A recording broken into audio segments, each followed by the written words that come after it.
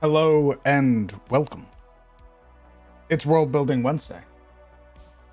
Hello, everybody. Lurker, Luna, Exelon, Zebus, Ruffian, Anubis, Slime. Hello. Hopefully, you guys have been having a fantastic Wednesday.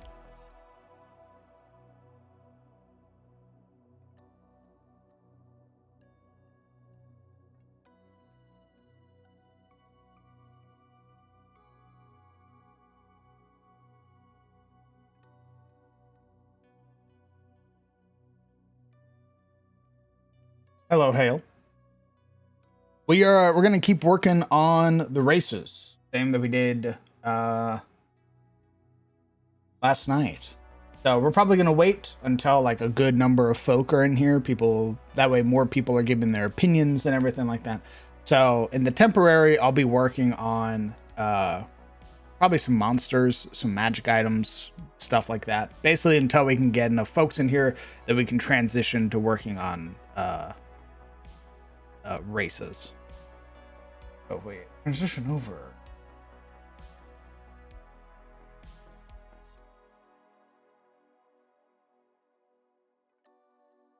My guy.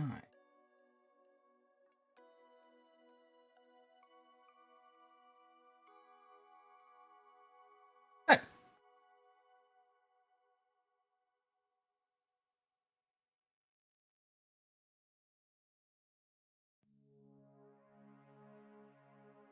I want to.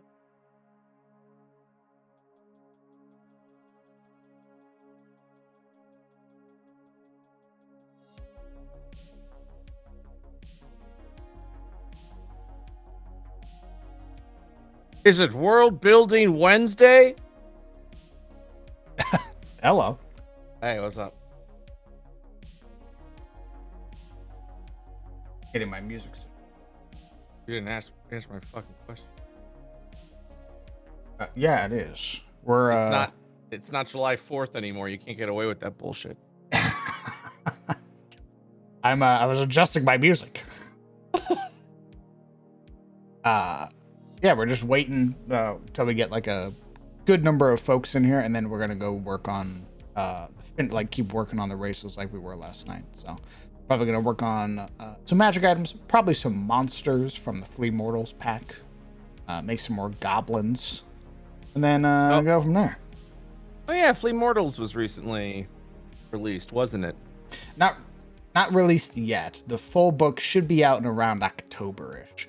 Like the PDF or the hardcover? Is the PDF out yet? No, PDF is not out. He's released packets of it, which is what I've been building some of my monsters off of. I'm actually probably gonna find the Hobgoblin pack because we only made a few Hobgoblins. How is Flea Mortals late to their ETA? No, they've been on time. Oh, cool. Okay. Yeah. I was like, that just feels like a long time. Well, they weren't expecting to get as much money as they were, and as a result, they basically are. Not only are they releasing the book, they're also releasing a ton of like this like other supplement on top of it, like layers and layer actions and everything. Oh, cool. I'm very excited. That's the way to do it. God damn. That's right. We did make one Hobgoblin. Made one. It was a Hobgoblin Death Captain. He's a CR6 little guy. Got 90 hit points. Wow. When you are a CR6, you're no longer a little guy. I mean, you never know. Come on. You're not a little guy anymore. He has a weapon called a Blight Blade, which fits amazingly with our lore, by the way. Oh, awesome. Hobgoblins, goblins, and bugbears are all the result of a very sort of disgustingly plague-ridden great worm that when it died, its blood corrupted the land and corrupted some humans, some dwarves, and some animals. And that's how we get goblins, goblins, hobgoblins, and bugbears. Is this something you made yourself, or was this part of Flea Mortals? Did Flea Mortals provide the like assets for Foundry? What are you talking about? As in, like, did Flea Mortals like, and here's the Foundry pack so that you have immediate access to Oh no, like I'm tokens. doing it all tokens. by hand. Oh, okay. All right, Yeah. good. Look. As someone who's also doing this shit, I like to know what everyone else is doing, and considering the fact that Colville seems to be currently one of the top tier third party individuals, I have to know. I just have to know, you know. I do actually believe that there is a Foundry support module that will be coming out. Right. But they want to finish, I believe, everything else first before that comes out. That's what we're doing with our book as well. I don't want to like keep adding shit. I just want, especially since this is our first book, I just want to make sure we get the book done first. Very good. I actually finished half of the magic items, non-craftable magic items in the book. Or formatting rather, designing. Because our process is our writers will just be like, here's a bunch of ideas, and I'll be like, that works, that doesn't, and then I kind of like put it all under one design umbrella, so that way it's not like, because D&D already is this weird balancing game, right, where everyone Absolutely. thinks something's different. So design wise, I kind of have to keep it under one mind, I suppose. So we've finished about 14 pages of magic items that have been just designed. Real casual, 14 pages. I got 14 more to do. Which that'll be my goal for tomorrow. I'll see if we can knock some shit out. Yeah. Like, we're doing good so far, but you know, can't help but feel a little nervous. It is with my hopes that by the end of July, everything should be in the design phase. Or at least everything like game mechanic wise should be in the design phase, so that we can start proofreading and getting the formatting correct, so that we can start moving on in August to magic item art that we need to get done. And then if we get all that done, which I'm hoping we'll knock out through August, in September is going to be spot illustrations. Just filling up all the spots, the empty spots there. And then September, October, we're just going to clean it up the best we can. End of October, fingers crossed, we will have officially released the first, because we'll be releasing playtest packets throughout this time. Like we're going through subclasses right now. We're going to be doing surveys for that in Friday. Very good. But I'm hoping in the next month or so, maybe even this month, fingers crossed, we can get fish and fishing techniques out there so people can actually start fishing in their games. And then the following month, we'll release all like the magic items and crafting items for folks to check out. And then end of October, I'm hoping we will effectively have a first draft of the entire book to release to our backers in playtest document format. So essentially, it's going to be the book, but just without any of the imagery for it.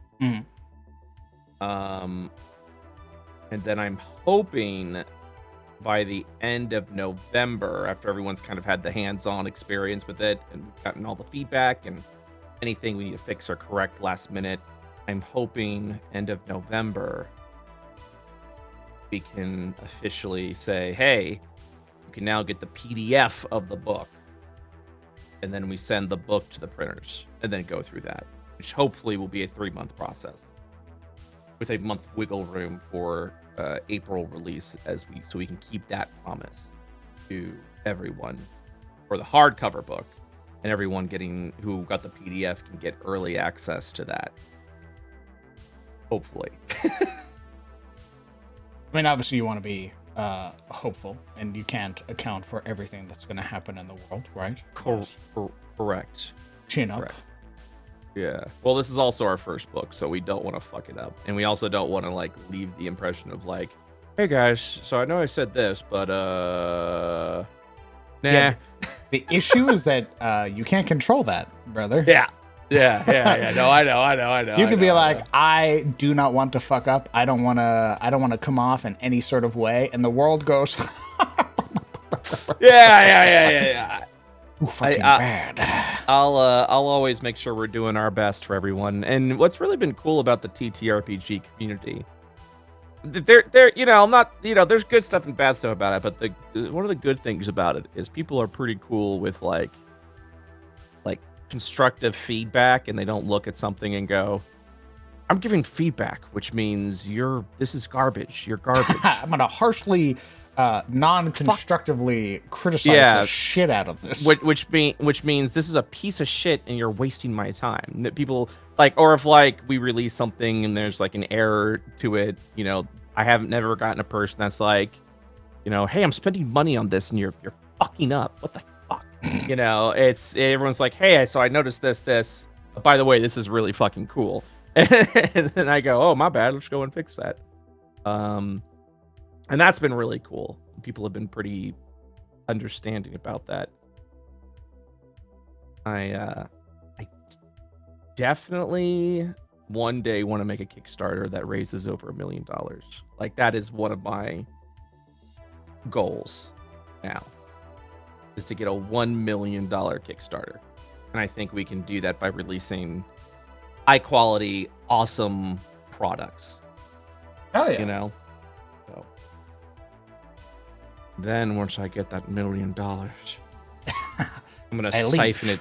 I'm gonna siphon it into my bank account and then never be seen. I go to my own island. With what? $1 million. That's it? Yeah. That's gonna last you, like, if you're lucky, 10 years, man. What are you doing? What? What? $1 million with inflation? God damn. God damn. Got one. There we go. So I definitely look at like books like Flea Mortals and stuff like that, see what they're doing, and be like, all right. Gotta make sure we're at that caliber. You know what I mean? Like Kobold Press and Flea Mortals and stuff like that. If you make your like monster book, if you're gonna make a monster book, make it with like 4th edition ideas. I'll buy it. That's all I had to see was that Matt Colville was making a monster book, and that it had 4th edition like ideas and like flavor to it. And I went, oh, absolutely, I want that. Give me that in my fucking hands right now. It really cracked me up how, as I continue to build the stuff and the things that I like for the stuff, how much I look at 4th edition and go, that's pretty cool. Yes. Like, that works for me. So, yes, absolutely. Because I definitely think our next book will be a monster book. And the monsters, I definitely want to theme off of, like, the fights that we do in IO. So, like, bloody mechanics, all that shit. Very good, very good. I guess technically it's going to be like a Flea Mortals Light, if that's the best way to describe it. Because it's not just going to be like monsters. So, you know what I mean? It's going to be magic items that you craft from the monsters that have fallen. So, but the monster fights are going to be pretty cool. I don't have any numbers exactly. I would like to do 100 monsters. Nice. I think that'll be good. But specifically, I want to do 100 monsters from the SRD. So they're all like familiar monsters. They're just cooler versions of it. Good. That's exactly what Flea Mortals is doing. Yep. Obviously, you'll have to change names. So like you can't have beholders. Oh yeah, we're not going to do beholders. That's not part of the SRD. So no beholders, no mind flayers. Sorry. Sorry. but plenty of the hot monsters like mimics. We're gonna have the Bulette matriarch, which is essentially we've made before, but we're gonna go back and restructure it. I love making like leader versions of regular monsters. It's some of my favorite shit to do. The Bulette matriarch, if I remember correctly, was a CR11, and I did not recognize the similarity until we were working on this, where I went, holy shit. The Bulette is like in part of like the evolutionary track of the Tarask. The what? The Tarask. You know the Tarask? The CR... I call it a Tarask. Or Tarask. Oh my god. Sorry, I was like, I have no idea what the fuck a Tarask is. Are you pushing your glasses up on me? Or like, No, I don't know what a Tarask is. I know what a Tarask is. When you said CR30, I knew instantly what you were talking about. I've just never heard it called that. The Tarask? And my brain goes to, like, when you say Tarask, I go to Turok. And I'm like, I'm fucking cutting dinosaurs now. Brother, hell yeah. Who the fuck? Who knows how to say this shit? True. Yeah, it's just barely knew how to say Bulette before. Everyone calls it a bullet. I don't like that it's pronounced that way. That's weird. Oh god, I don't call it bullet. That sounds weird. Yeah, that's right. So, but what I was saying is like, yeah. So the Bulette is like on the same evolutionary track as the what'd you call it? Tarask. A Tarask. Yeah, because they pretty much do the same thing. So the Bulette matriarch is a miniature Tarask, essentially. That's sick. Because the matriarch is essentially the one that has already fed through the area, and now it's just a desolate wasteland because she ate everything. I'm fucking hungry. Yeah. So she's constantly hungry. So she'll have Bulette pup offsprings, and sometimes eat those too because nice little tasty snack. I mean, that happens in the wild all the time. Yeah. Just like, damn, I'm fucking hungry. Looks over at own baby. I could always make more of you. So it yeah, we definitely would have that in the book. I love that. I had that with the Emperor Basilisk. When he got weak enough, if any of his mates were nearby, he would just eat them to regain hit points. Start gobbling them up. He had his own queen, right? Because he could talk and everything like that. But the moment he got low hit points, he was like, I'm gonna fucking eat you. I don't care if you're the mother of my children. You're dead. Yep. You're gonna get it. You understand, right? It doesn't matter. No. The other basilisk that could not talk, trying to get away. Yep. So yeah, I guess we kind of are gonna do like a Flea Mortals kind of deal, but along that we'll have themed magic items per creature. Very good. That you can build after you slay them. Oh, so you're like combining that like Haemon's crafting rules and shit like that too. What now? Haemon, there's a book called or a book series called like Haemon's crafting guides or whatever. It is I'll send you it. Okay. So that way you can take a look at it. I mean, it's fine. I mean, it's themed. This is kind of like a Monster Hunter themed book. Is the best way to describe it, like the video game. Mm-hmm. So it's okay if someone else has already done something. No. Absolutely, especially because there's a lot of parts where he doesn't really he makes it incredibly vague in some places how things are made, which is very annoying. Especially when you're trying to explain it to players how these things come to be. So here's the way that I want to do it, because I've been working with the crafting rules and I keep trying to simplify because that's 5e. 5e is all about simplification. So the way that I want to do it is the magic items that you can craft from the parts of the Uh-oh. Oh, my Discord crashed.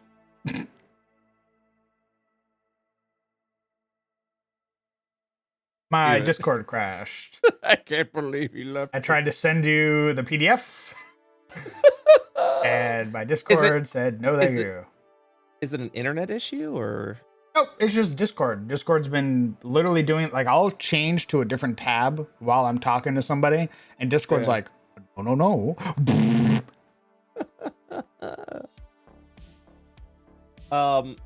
So the way we want to do it, or the way I want to do it rather, is because it's all about simplify with 5.8. So you tell me, you are on the crunchier side of D. You want like I can give you like a packet of like here's all the things that you can do and the rolls you make and the checks that you do and here's the numbers you get. You're like yes, give me that. Yeah, so you're on the crunchier side of 5e, which is very good. And I need to find the sweet balance between them. If you give me enough where I'm not scratching my fucking head trying to come up with an explanation, if you give me the bare minimum, if you say, hey, this is usually how this item is made, like an example, I'll fucking love your book. So let me tell you how it works. The idea would be after you slay the creature, you obviously have to do some sort of survival check to extract parts of that creature. So let's say let's do the Bullet Matriarch, for example, right? You slay it, you go in with your carving knife, start hacking paces here. Okay, so and stick with me on this. You make the check. You spend how amount of time? We don't have all that hammered out yet, and we make a couple of rolls, and I go, excellent. You just got 12 Bullet parts, and it's very vague. I just say 12 Bullet parts. But here's the thing. In the item description, Bullet parts will give you of what a Bullet part could be. And that's where the GM can come in and be like, oh, you go ahead and blah, blah, blah. So it'd be like, yes, it's Bullet parts could be anything from the Bulet's fangs, its claws, its fins, these various organs, the hide of the Bulet. So kind of like spellcraft, kind of like, how like in D&D people do spellcasting with material components, and if a material component doesn't have any value whatsoever, you're just like, yeah, I cast it. But it still has the material components that you need to cast a spell, just in case you want to get a little more specific with it. Yes. That's what we're gonna do with crafting materials. We're gonna have a vague sort of currency for the material. We're stating that it's a Bullet material, which means, hey, these items that you're crafting from Bulets require these materials, right? And then we're gonna have like a spell, like a material component section of what consists of Bullet materials. And you, as the GM, can then look at that and go, okay, you start carving the fin, you start, pulling out some of these teeth, and depending on the check, you can add a little flavor, like, yeah, some of these teeth, break, you kind of tear in a little too deep into the hive, you puncture the liver of the Bullet, and I can't use that anymore. And it'll also have, like, just general ideas of not only what can you craft with the specialized Bullet items, but a little bit of lore of like, well, what can like the common layman use with Bullet crafting parts? Maybe you add some lore where like, the heart of the Bullet is a very powerful antidote for quickly removing poisons from the systems. And you're just adding a little bit of lore. You're not necessarily adding rules to it, but you're giving the GM some options. And that's kind of how we want to do our systems, where it's 5e. Here's the simple version. And then we kind of add everything else is just flavor that you can just, if you want to, use.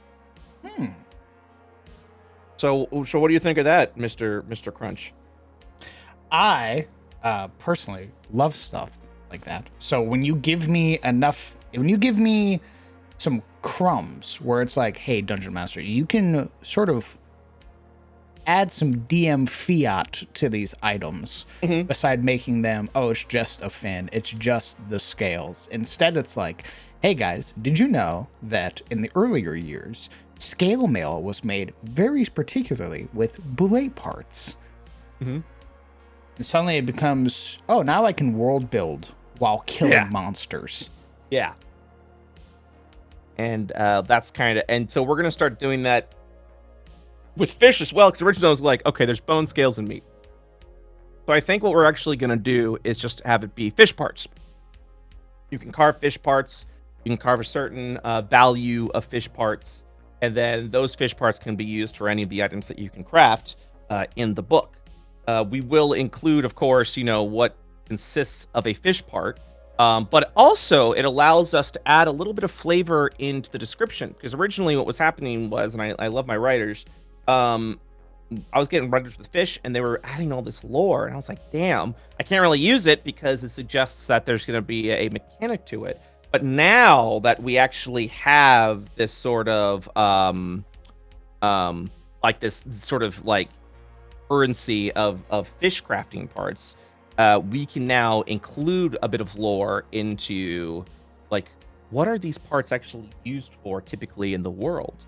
So game mechanic wise, we kind of keep it very subtle. We keep it straightforward with minimal crunch because people play 5e for not super crunchy stuff. We keep it very 5e friendly, but we add a lot of lore to it so that if you, as a DM, look at something and I mention like, oh, the heart of this fish, or oh, the organ of this fish is typically used for alchemical ingredients or for potions that help eyesight. You, as a DM, and with the rules that's there, can at that point be like, you know what? I'm gonna build something where you need this organ to make this potion, and you can do that.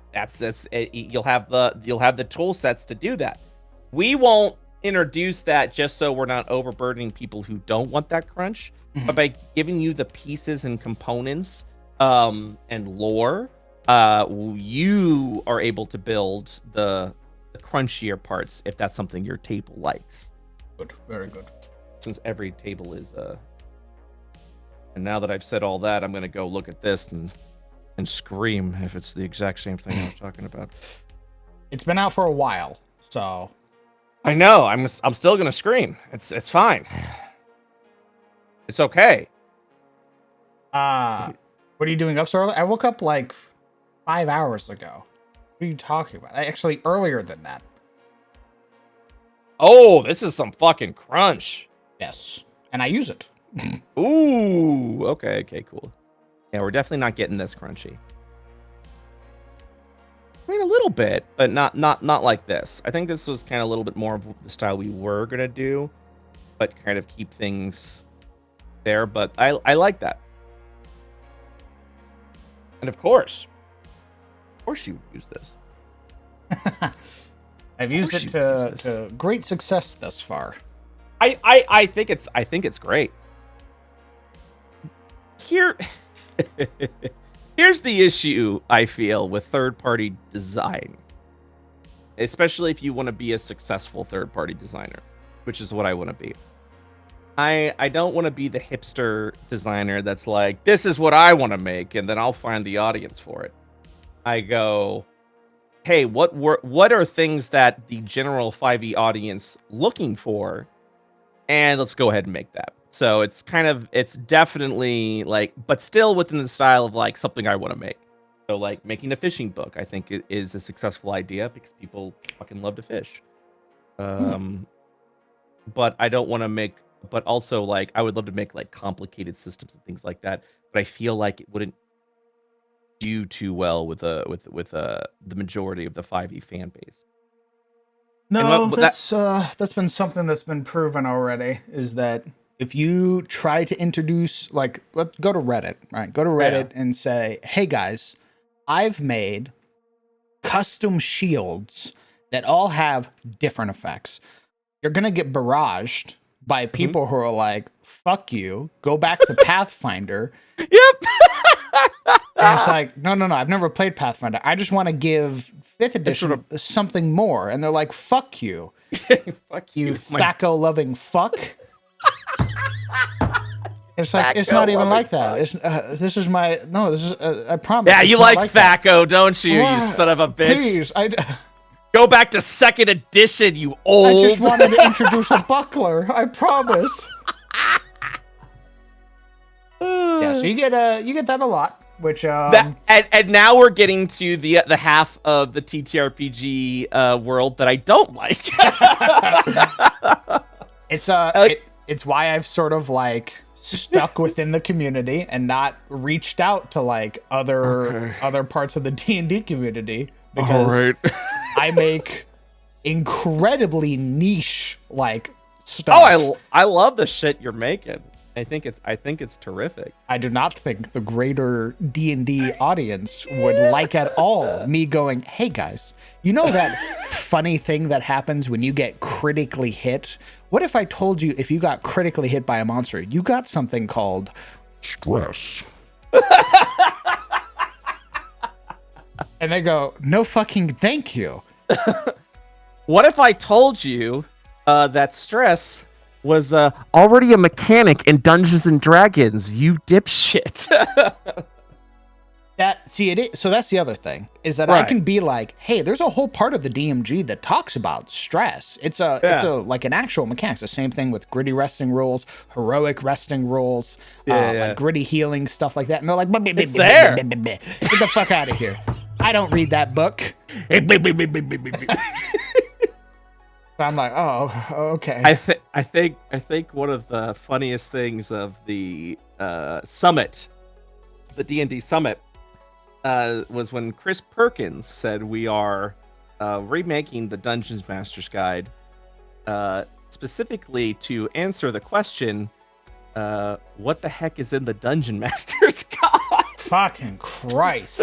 Because apparently nobody knows what's in the DM. Nobody reads it. It is insane so having conversations with people and they're being like, that's not a roll. And I go, what? Page 247. What the fuck are you talking about? And then they go to their book and they fucking dust it off. Flip to page 247, their crisp Dungeon Master's Guide that they've never opened before. Barely opened. You hear this crack of a book opening for the first time. And they go, huh. Well, we don't roll that at my table. And I'm like, it's right there. It's right fucking there. You know what? It's stress mechanics. Go back to Pathfinder, you weeb. It's right fucking there. It hurts. It hurts a lot. One of the cool things about the DM's Guide is because nobody fucking knows what's in it, myself included, by the way. I am fully guilty of this, and I'm never going to play it any other way. As I've been working on the book and looking things up in D&D Beyond, because I have a lifetime... Before it switched over, I have like a lifetime access to D. So any new shit that comes out, I instantly get. I have everything. I am D&D Beyond, so I go, ooh, that's my resource. That's what I'm gonna keep using. I have discovered like pretty cool things in the Dungeon Master's Guide that's neat, and also how to say doesn't work or compatible with anything in D&D. Yeah, there's a lot of stuff that you look at and you go, "Who the fuck is this for?" Yeah. Oh, motherfucker! They literally. I was like, oh, they have a section for spell design. Oh, that's really fucking cool. Oh, so we can like make our own spells and stuff. Oh, that's awesome. Have you ever read that section, by the way? Nope. Well, friend, strap yourself in. Because it's time to join the what the fuck trade. So, it's called Creating a Spell. It's near the back of the DM's Guide. When creating a spell using existing spells as guidelines, here's some things to consider. If a spell is so good that a caster would want to use it all the time, it might be too powerful for its level. Long duration or large area can make it for a lesser effect depending on the spell. Avoid spells that have very limited uses, such as ones that work good against dragons. Though such a spell could exist in the world, few characters will bother to learn or prepare it unless you know in advance. So blah, blah, blah. I'm just going to keep going through this. Okay. So, for any spell that deals damage, use the spell damage table to determine approximately how much damage is appropriate given the spell's level. The table assumes that the spell deals half damage on a successful saving throw or a missed attack. If your spell doesn't deal damage on a successful save, you can increase the damage by 25%. Okay, that sounds pretty cool. So the first thing I would do is go, all right. Let's make sure Wizards knows exactly what they're doing. So I'm going down the list. I'm checking it twice. I go to 3rd level, specifically for multiple targets. These motherfuckers are like, hey, do you want to make a 3rd level spell with multiple targets for save for half? Well, that's 6d6, my friend. And I go, that's interesting. Let me just go ahead and look at Fireball, the most popular spell in D&D, and see, oh, that's an 8d6 3rd level spell. What the fuck are you doing? Yeah. This is my what's the word I'm looking for? Like like fringe theories. God, what am I looking for? Begins with the C. Not controversy. It's kind of like where you're like, you know, it's like Bush did 9/11. Like, what are those called? Conspiracy theorists? Yes. This is my conspiracy theory. Okay. Thank you. We got there. My conspiracy theory is Wizards of the Coast purposely put misleading information in their DM's guide, specifically so that third-party content would not be balanced with 5e. Bro, I cannot tell you the amount of times I have thought that shit, where I'm like, I'm looking at their rules and I go, why is this so fucking vague? This is so wrong. Why Not is even it vague. Just wrong. Just completely wrong. What am I supposed to do with this? And then I realize that when you go look at other people's supplements, and they're trying to, like, it's like, yeah, we've just reskinned a lot of the spells because we tried making them on our own and using the rules provided, and they don't fucking work. Yeah. Yes. So, imagine my surprise when at the summit, Jeremy Crawford and Chris Perkins are telling me that the calculation for CR is incorrect in the DM's guide. Like, actually, like, it wasn't even like, hey, we're updating the terms. They said it was wrong. They said it was incorrect. They said it doesn't work. Didn't they say that they use some, like, their own, like, They use an internal system. Yep. They use an internal system to calculate their CR. What the fuck? What are you supposed to do with that? Like, what? It makes... Oh, don't worry. In the 2024 Dungeon Master's Guide, they'll give you the real table. It blows my mind because I've had this conversation so many times, having ran these monsters before, where you look at something like a Shade. Yeah. Like a CR, like, half creature that murdering is everyone, capable of killing level 20 character, let alone level 1. If it's a CR half, it's supposed to be that you can run 2 of those monsters against 4 level 1 characters, and it should be an even fight. That fucking Shade is going to body those level 1 characters. Bro, I had a level 7 party in Curious Curios face off against Shadows. I think I upped them to like a CR2, maybe? And I was like, holy fuck, these things are about to murder people. Like, I had to, like... I almost killed the Bard because they got jumped by Shadows. Because of the strength drain. Yep, You're like, oh my god. It rolled max every time. It did 1d4, 4. Now he's down to, like, 8 strength. 1d4, 4. Now he's down to 4 strength. Yep. Some fucking how this last one goes 3. And now he's down to 1 strength. You reach a 0 in a stat, you fucking die. You're dead. And the whole party is losing their mind. These things have like 15 hit points, but they fucking bodied the Bard. And I'm like, these guys are level 5. This should be like like they should sneeze in the direction of a shade. This should have just been a normal ass encounter. Now we're looking like, what the fuck is happening The here? bard couldn't even go into the last fight. He had to sit outside the room because he was so weak. He barely lifted like a spoon. He sat next to the wall while the rest of the party fought to the fucking death in the next room. And he was like, God, I would love to be helping my friends, but I fucking can't. Withered. Yeah, I think Arix's strength as a barbarian dropped to like 7 or some shit. Like, it was Horrifying. bad. Because he was like, on the take. Yari, yari, yari, just runs in and gets surrounded by 4, and they're all touching him and hitting him, and he's just straight away. I'm like, hey, he's gonna, Kopi might die. What the fuck? Hey guys, I don't want to alarm you. I'm getting my fucking ass rocked right now. It was so bad. I had to make it so that, like, you know, if you lit a torch, it like weakened them severely because it was like, holy Gotta shit. give him something. Something to fight back this. God damn. It's like, I light a torch, I toss it there. I'm like, oh, that works. Yeah, that's, and then no, I'm not going to be mean. Some kind individual in chat was like, that doesn't count as sunlight sensitivity. I'm like, you shut the fuck Shut up, the okay? fuck.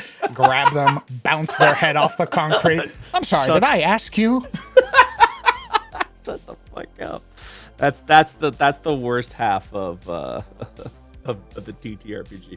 Because I like 5th edition. I like trying to add some more customization with the simplicity of 5th edition, because I do genuinely believe 5th edition has done wonders, absolute wonders, the tabletop role-playing community. And it is because of 5th edition. And yes, before someone goes, no, Critical Role was the one that did that for 5th edition. Yeah, Critical Role did, but that's because Critical Role, originally a Pathfinder game, moved over to 5th edition for whatever reason they did. And because 5th edition was such an inviting system that you just need to spend 10 minutes and you're already in the game. That is, mwah. You're in the game, you're playing, you're not overloading people with information.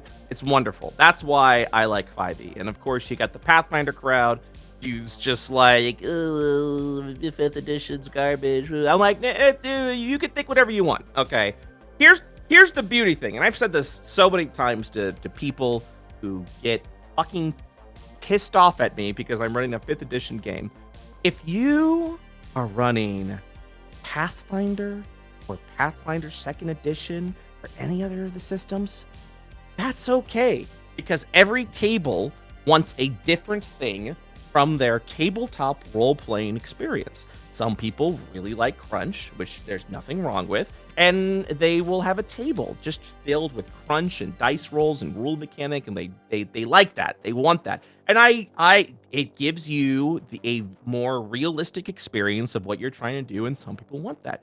Others want to role play with minimal system involvement, but still kind of wants the system in the background, and that's okay too. There's no better system. It just flat out, just period. There's no better system. It's just the system that's good is the system that works for your table. And the moment you start making it about a battle against the systems, then the commies win. You know what I'm saying? They win. God damn it. Oh my god. And then this is like this cheering for other systems to fail is just I hate it. Oh my god, I hate it, because it's just like, what, anyone that cheers for anyone else's failure, it's so hollow and it's so empty, and there's so many things you could be doing better with your life and your energy. Okay, so if your group of friends likes Pathfinder, go play some Pathfinder. If your group of friends likes 5e, go play some 5e. I get the argument because I homebrew so frequently. They're like, why do you play 5e then? Just choose a better system. That's their words. Choose a better system. I hate that when they're like, yeah, dude, why are you doing that? Just play a different system. It's like, I don't want to fucking play a different system. I like the shit that 5th edition gives me. It's a nice, simple thing. I don't have to explain. I don't need a fucking Excel spreadsheet to plan out a level 20 character because I deviated on the wrong feat, and now my character's fucked. Yep. I just go, I'm going to play a human. My dungeon master is giving me a feat at level 1. I'm going to pick observant, and I'm going to start with a longsword, and here's my armor, and here's my shit. Now I'm done. There's my character. Now I'm done. Now let's play the game. Yeah, I like it. Then they roll in, and then I go, hey, motherfucker. Here's your crunch, by the way. Yeah, you just added a little granola to the the simple yogurt that is 5th edition. Don't worry about it. I wave the mechanics at them. You'll learn. You'll fucking learn. Just play World of Adis. Smile. That's what Second Tail's gonna be. It's just more 5e, some stuff that I genuinely believe could still be introduced. And that's the funny thing, right? A lot of this shit is like Bloodied. Bloodied is awesome. It's so cool. And I don't know why they were like, we don't want to do that. I'm like, why the fuck? What do you want to do? Mythic actions? That's confusing as hell. First off, nobody gets, aside from like a few games, nobody gets to the point where you're facing creatures that get mythic actions. Yeah. That is so fucking rare to fight like the aspect of Bahamut or the aspect of Tiamat that gets mythic actions. Oh, you killed it. Good job. And now it goes back up to 500 hit points and it gets mythic actions now. Nobody's fucking fighting that Do it again. Do it again. Yeah, exactly. But when you give Bloodied as a mechanic to everything, it doesn't. Maybe some creatures don't benefit. Not every creature got something in 4th edition for being bloodied. In fact, sometimes they lost shit for getting bloodied. Yep. The best example are gnolls. Gnolls, basic fucking hyena monsters. They're low CR. There are fucking dozens of them, right? When they got bloodied, or when actually they didn't get to benefit from bloodied. They benefited if you were bloodied. So if you got to have hit points, they got to just bite you. They weren't afraid of you anymore, like actual hyenas. That's just great. Cut you, and then they went, oh, you're bleeding? Bite. Yeah. I'm going to finish you off. Oh, my God. And now the cleric's like, oh, fuck, oh, fuck, oh, fuck, oh, fuck, oh, fuck. I'm going to eat good tonight. Let's do this. So now I use it to sort of signify to my players, hey, this guy's pretty fucked up. You guys have been fucking him up for a while. And sometimes a monster will get a benefit for being bloodied. Oh, it gets an instant action for being bloodied. You hit it, you got it to half hit points. Okay, it automatically activates its aura effect now. An aura out to 20 feet. Now it's dealing 5 necrotic damage every turn. And the players go, oh shit. Guys, we gotta take this guy down because if our melee people stick in there too long, they're gonna get fucked. If you are playing Dungeons and Dragons at home, talk to your dungeon master. Ask him to bring back Bloodied. Bring back Bloodied.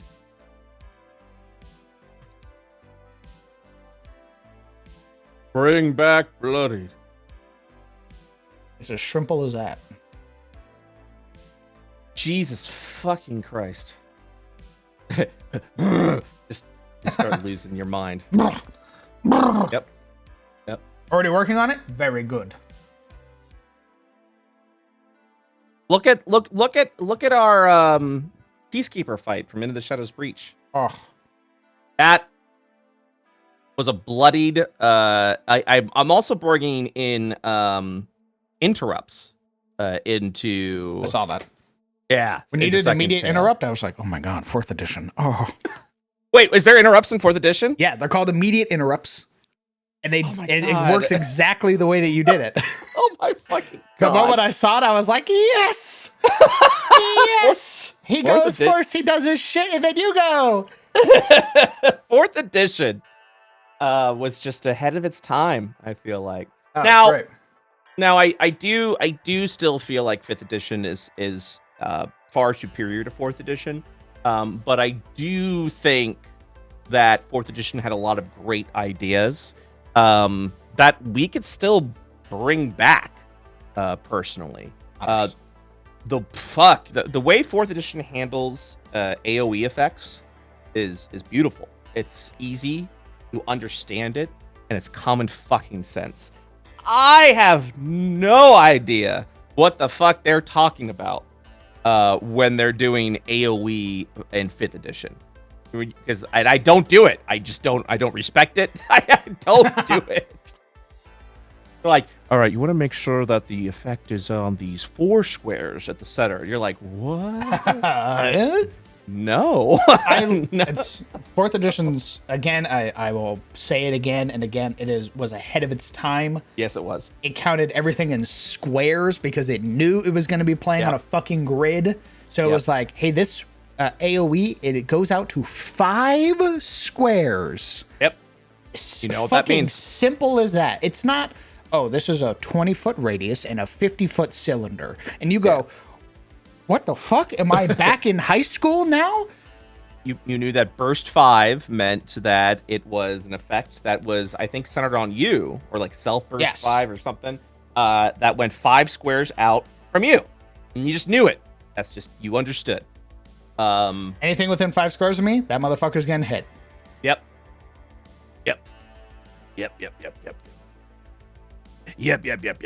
Warlord class win. I would love to bring Warlord over because I think that's what fighters. I actually think Battlemaster fighters should be the base fighter. Mm-hmm.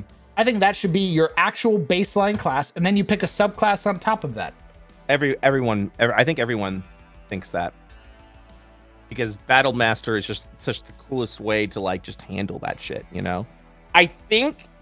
And I've been thinking about this. I think the reason why it's not the baseline is because I think you do need that simple option for people. And Fighter checks that off, where it's just you get in, you just roll some dice, you're done. And they did that in 4th edition too, where like too many people are like, I just want to hit something. I don't want to do my at-will power. I don't want to do my encounter power. I don't want this huge thing. I just want to hit a thing. I don't want any special ability. I'll take the action surge because that's kind of pog, but that's all I want, you know. And Fighter just checks that box off because I thought about that too. I thought, man, Fighter would benefit really heavily with Battlemaster abilities, but the problem is you then take away that simple class by adding that. And yeah, it's not doesn't make it too complicated. It doesn't make it complicated at all, but that's also because we've been playing D&D forever now. So you look at that and you're like, yeah, it's a simple addition. But when you're thinking about a person who is playing 5th edition for the first time, you kind of don't want to overload that. You want that option where someone's like, I just want to see what this game's about. What's a good thing? You're like, Fighter. Here you go. Here you go. Yeah, what weapon do you want to use? Do you want to use a ranged weapon, a 2-handed weapon, a sword and board? It's like, oh, I like sword and shield. I'm like, all right, then this is the weapon style or whatever you get at first level that you're gonna take, and you're it. You're off to the races. Bye bye. Hey, there you go. You do unfortunately need that class, or if you're like, I want to play spellcaster, but I don't want to get too weird. You're like Warlock. There it is, done. Eldritch Blast. You have a good day. You know, enjoy. And Warlock is just complicated enough where you can start getting the feel of what spellcasting is in 5th edition. So these are really good novice classes. In fact, god damn it, sorry, I just had a revelation. I think I would like to do in Project Second Tail a difficulty scale per class of how easy or difficult it is to pick a class. So when someone who has never played before is looking at this, you can see Fighter, Warlock. You can see like, oh, this is a beginner class. This is a novice class. This is a great starter class to begin your first campaign with. I'm all for gamifying, and I know video games do that where they're like, hey, this is the easy class. Pick the barbarian. The barbarian's a difficulty tier 1. Yeah. You don't have to worry about shit. You hit, you build up rage, you spend rage. That's it. I think I would do like a 5-star system of difficulty where Fighter and Warlock would probably be like 1. Barbarian, I think, would be like 2 because you have to like activate an effect and you have to keep track of different things. I think Cleric is a solid 3. I think Cleric's pretty simple in the sense that you don't have to worry about what spells you know. You just kind of prepare a list of spells. Druid is up there. I think Druid does a bit of everything, and their wild shape is so they're 4 they might be 5. I would definitely because- not put druid like low No, because they're up there. Yeah, it there's looks- a lot. it looks simple on the surface where you're like, Yeah. oh, I just transform into stuff, and it's like, yeah, I hope you enjoy managing several health pools now on top of all of your weird fucky abilities that you get, because I'm going to take your character sheet and now you have new abilities. Yep. Oh, did you see what they're proposing to change for druid as of the last UA? No, I've heard some murmurings, but I didn't know what it was. Love it. I think it's a great change, personally. I think I think it they got rid of that stupid stat block, first of all.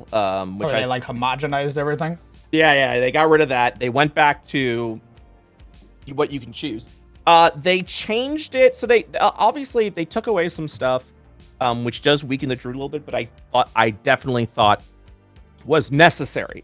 So first off, instead of just being like, yeah, you could just wild shape into everything and anything, you pick like spell slots. You pick 3 beasts that you can wild shape into.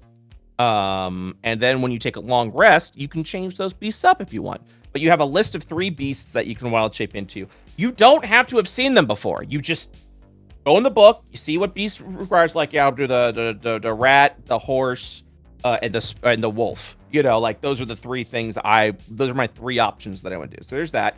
And I kind of like that. I think that's a good way to go about it, and kind of makes the druid think, okay, what do I want to do? Instead of like looking through the monster manual in the middle of combat, being like, what's a really good CR, you know, or having a go-to, you know, you can have your utility, you can have your damage, you can do whatever. 2, druids no longer have the extra hit point pool. Instead, druids, when they wild shape, gain a temporary hit points. I don't know what it's based off of. I'm going to assume it's based off of the creature's hit points. But if it's not, that's fine. They gain temporary hit points, and once those temporary hit points are gone, you're still wild shaped. So you're still in wild shape form. You still get to do all that stuff. And then once you hit 0 hit points, those are your hit points, by the way. Oh. So you're unconscious at that point. So you get a little buff, and then you get to, once you lose that temp hit, you can stay in wild shape form with your normal hit point pool. Much like World of Warcraft, much like Diablo 4, you just stay in that form. And I think that's way better than this weird hit point pool switching back and forth, things like that. I don't know if that's a popular opinion, but I like that. I like that. That sounds. Yeah.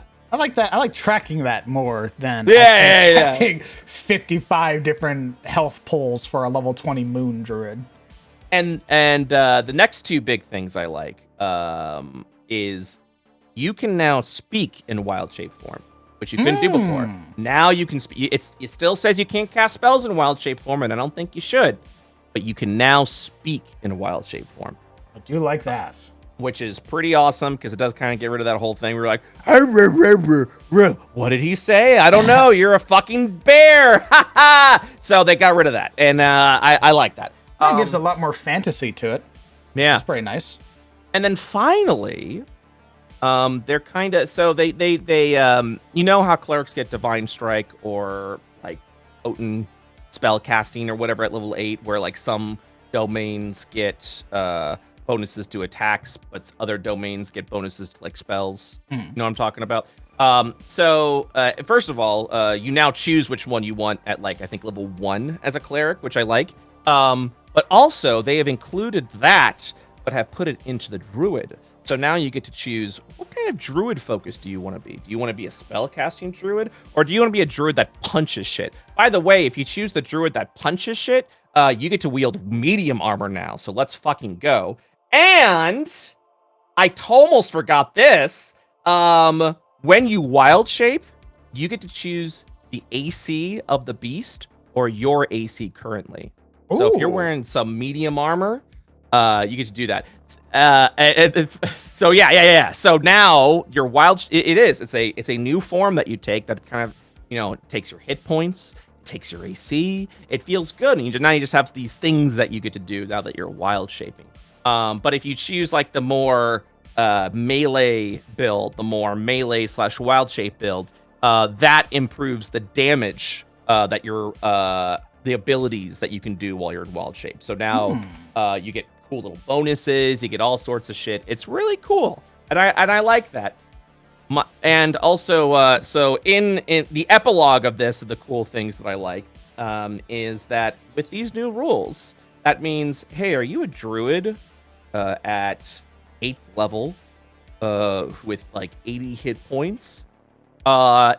When you wild shape into a rat, you get the temporary hit points. You get whatever your AC was, and if you're wearing medium armor, let's say 18, and you keep your hit points, which means you are now a rat with 80 fucking hit points and an AC of 18. And I fucking invincible. There's something funny about that. There's something really funny about that. Yeah, imagine swinging and your fucking sword gets parried by the rat. And you go, what the fuck just happened? What the fuck is this? Oh my god, you could absolutely just have like you enter a room of like at level 8, you're doing like the you're a please, I've got a rat infestation in my basement. You go down, it's just 3 wild shaped druids at level 8 just kicking your ass as a rat. What the fuck is happening? So why does it have a +8 to hit? What the fuck? Just getting your ass fucking beat in the cellar. It bites you, you're taking like bonus fire damage. You're like, what the fuck? The old lady up there. Oh, watch out, dearie. That bite's pretty strong. Ooh, bit my broom right in half. And you're you're going down like she's explaining all this to you before you even go down. You're like, man, we've got this. Man, we've been at this for a while. Yeah. Oh my god. They don't call us rat catchers for nothing.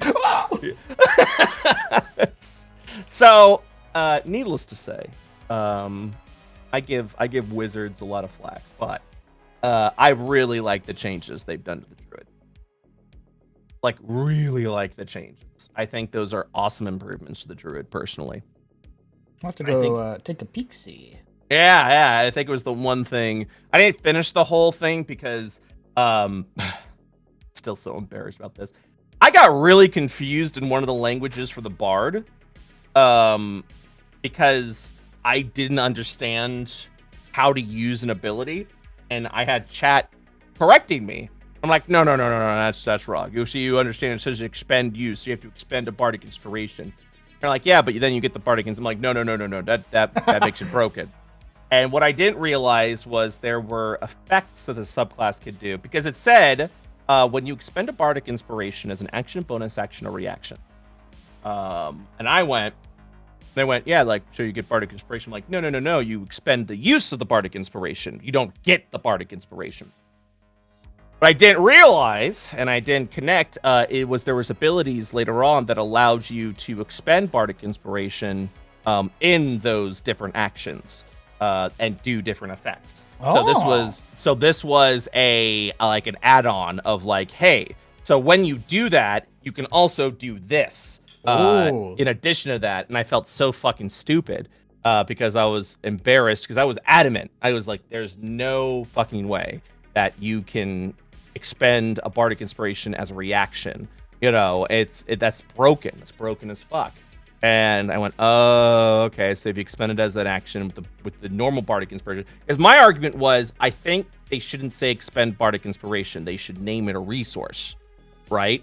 Like a bardic inspiration die, so you know what is being expended, how it's being expended, because naming a feature and then naming the resource after that feature just feels fucking confusing to me when you're trying to write rule sets.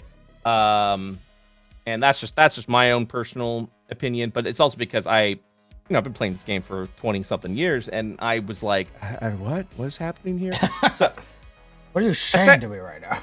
Well, so one of the subclasses is a dancer bard. So it's a dancer from Final Fantasy 14. Yeah. Fucking and it's finally. And it's a monk bard. That's what it is. So when you whenever you expend a bardic inspiration for whatever reason, as part of that, you could just slap someone. you make it an attack roll and you deal damage equal to your Bardic Inspiration. So it made it sound like you had to spend a Bardic Inspiration to deal Bardic Inspiration damage. But no, it's just like, yeah, is your Bardic Inspiration 1d6? Well, this attack is a 1d6 damage, and so, but you don't actually have to spend additional. And I was like, oh, that makes way more sense than it was there. But yeah, it was an interesting subclass. That sounds cool as fuck. Yeah, it was great. Oh, and it's things like they have a thing where like if you're like 5 feet away from someone and they target you with like a fireball, for example, and since you have like evasion, you can extend that evasion to someone else, and it's like you two are dancing around the fireball. It was very neat. It had some good ideas. I like the ideas that are being presented. The problem is I still don't I'm not going to go into it again about their confusion with what 2024 D&D is supposed to be. But they're like, yeah, and now we're going to have another Unearthed Arcana that's like 6 and I'm like, homie, it's July. Don't you got to get this shit to the printer soon? What are you doing? No. We got it. We got enough time. Don't worry about it. We got plenty of time. Don't worry about it. You have nothing to worry, guys. I promise. Nothing to worry. Nothing to worry about. Nothing to worry. Don't worry about it. I swear to God, this is how I'm telling you. I am telling you. Once the 2024 Dungeon Masters Guide or Dungeon Masters books comes out, we will completely understand why they released this. And I think part of it is so they can make a new OGL. That's why I think they're releasing this. And because they revealed their hand. Well, someone else revealed their hand before when they were trying to get rid of the OGL. And then, after a couple of pushbacks, once they finally were ready to have a conversation, I felt like they were like, fuck it, it doesn't matter. Okay, it's Creative Commons now. It's Creative Commons. You're good to go. Here you go. Have fun. Oh. And I think it's because once this newer, refined version of D&D comes out, they're going to bring a new OGL along with it, with the updated SRD being for the 2024 Dungeons & Dragons books. And they can have a new OGL paired with that. So yeah, you can make all the content you want with the 2014 stuff, but look at all this cool shit we got in the 2024 stuff. If you want to build shit with this, you are going to need to give us some money. Be part of the new OGL. That is correct. So that's what I think is going to happen, and they could totally do that. From a legal standpoint, like there's no argument. They can absolutely. Before it was bullshit because they were trying to say because it wasn't irrevocable that they can do whatever they want with the old OGL, and that got pushed. That's been getting pushed back for decades now, and they tried again, as we've talked before, because history repeats itself in Wizards of the Coast. It did not go well, as we knew it wouldn't, and they gave up. They had to. There was no other way they can go about it. They wanted to try to make it work, and they wanted to try and explain it away, but everyone was like, no, fuck you. They went, okay, fine. And so eventually they just said, look, I think it was like 80 or 90% of the people in the survey did not want the OGL being touched. So they were like, okay, here you go. And we moved to the Creative Commons. Aren't we great? And I think they did that because in the end, they knew the newer version of D&D was coming out. And at bottom line, they'll take the hit this year.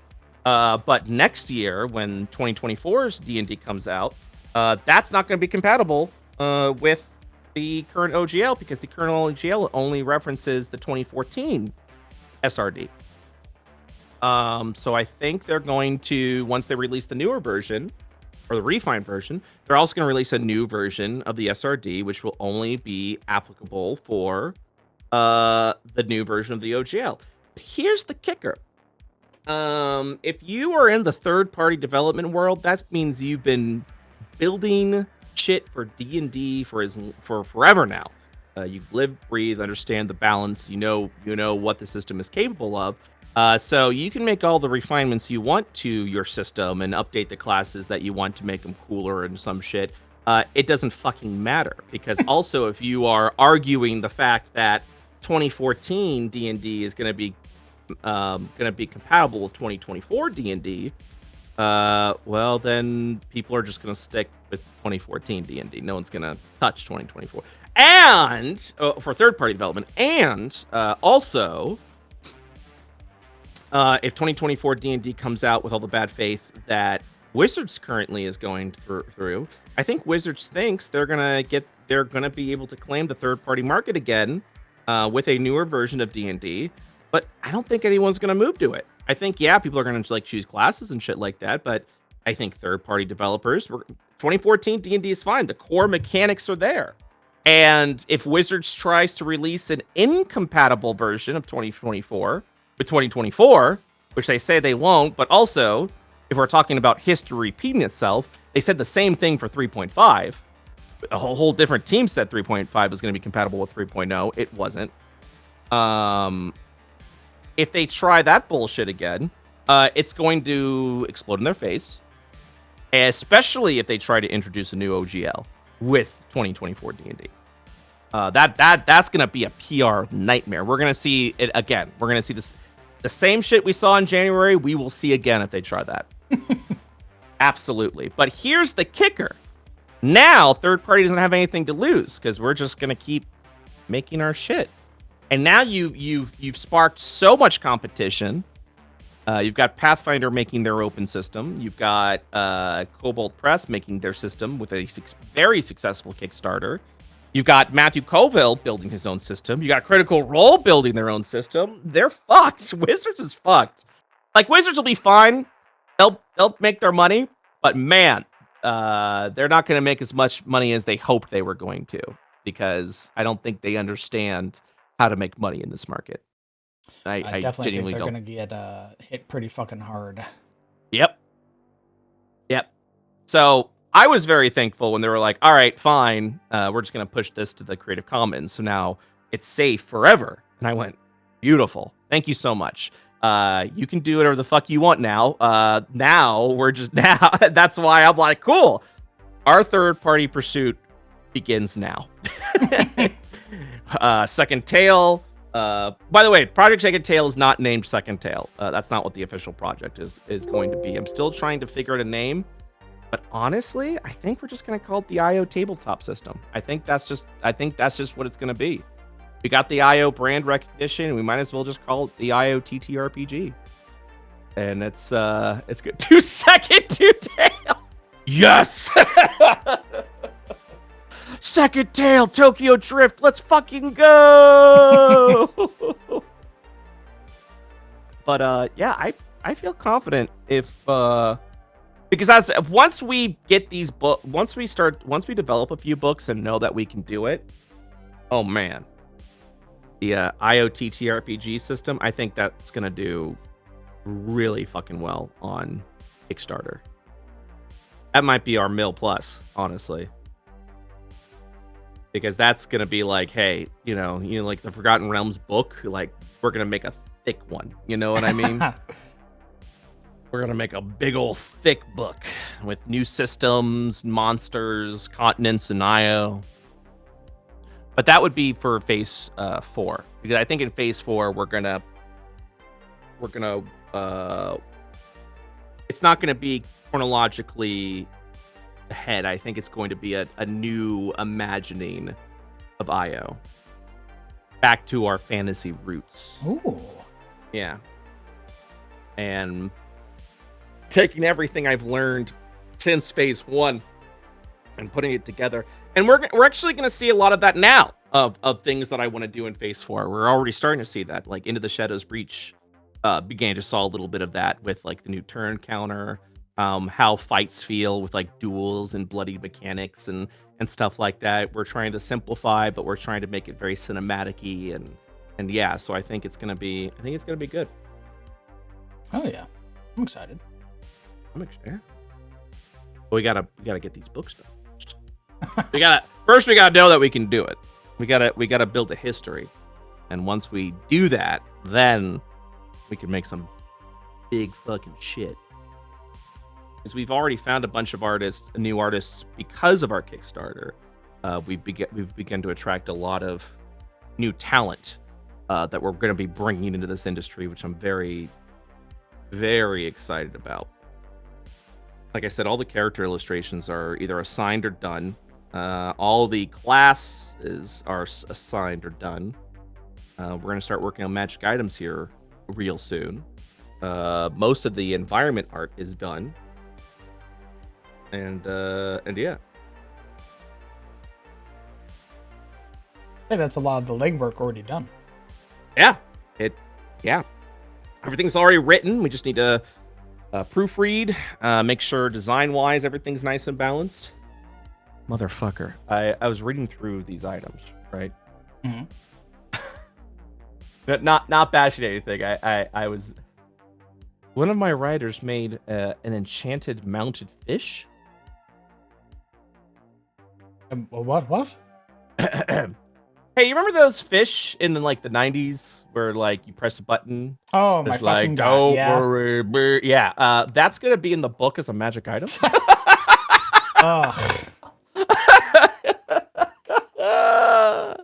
The trait's called Arcane Amusement. By pressing the metal label on the plaque, the fish will animate, and a popular tavern song will play from it. The fish will move its head and mouth along with the music to sing.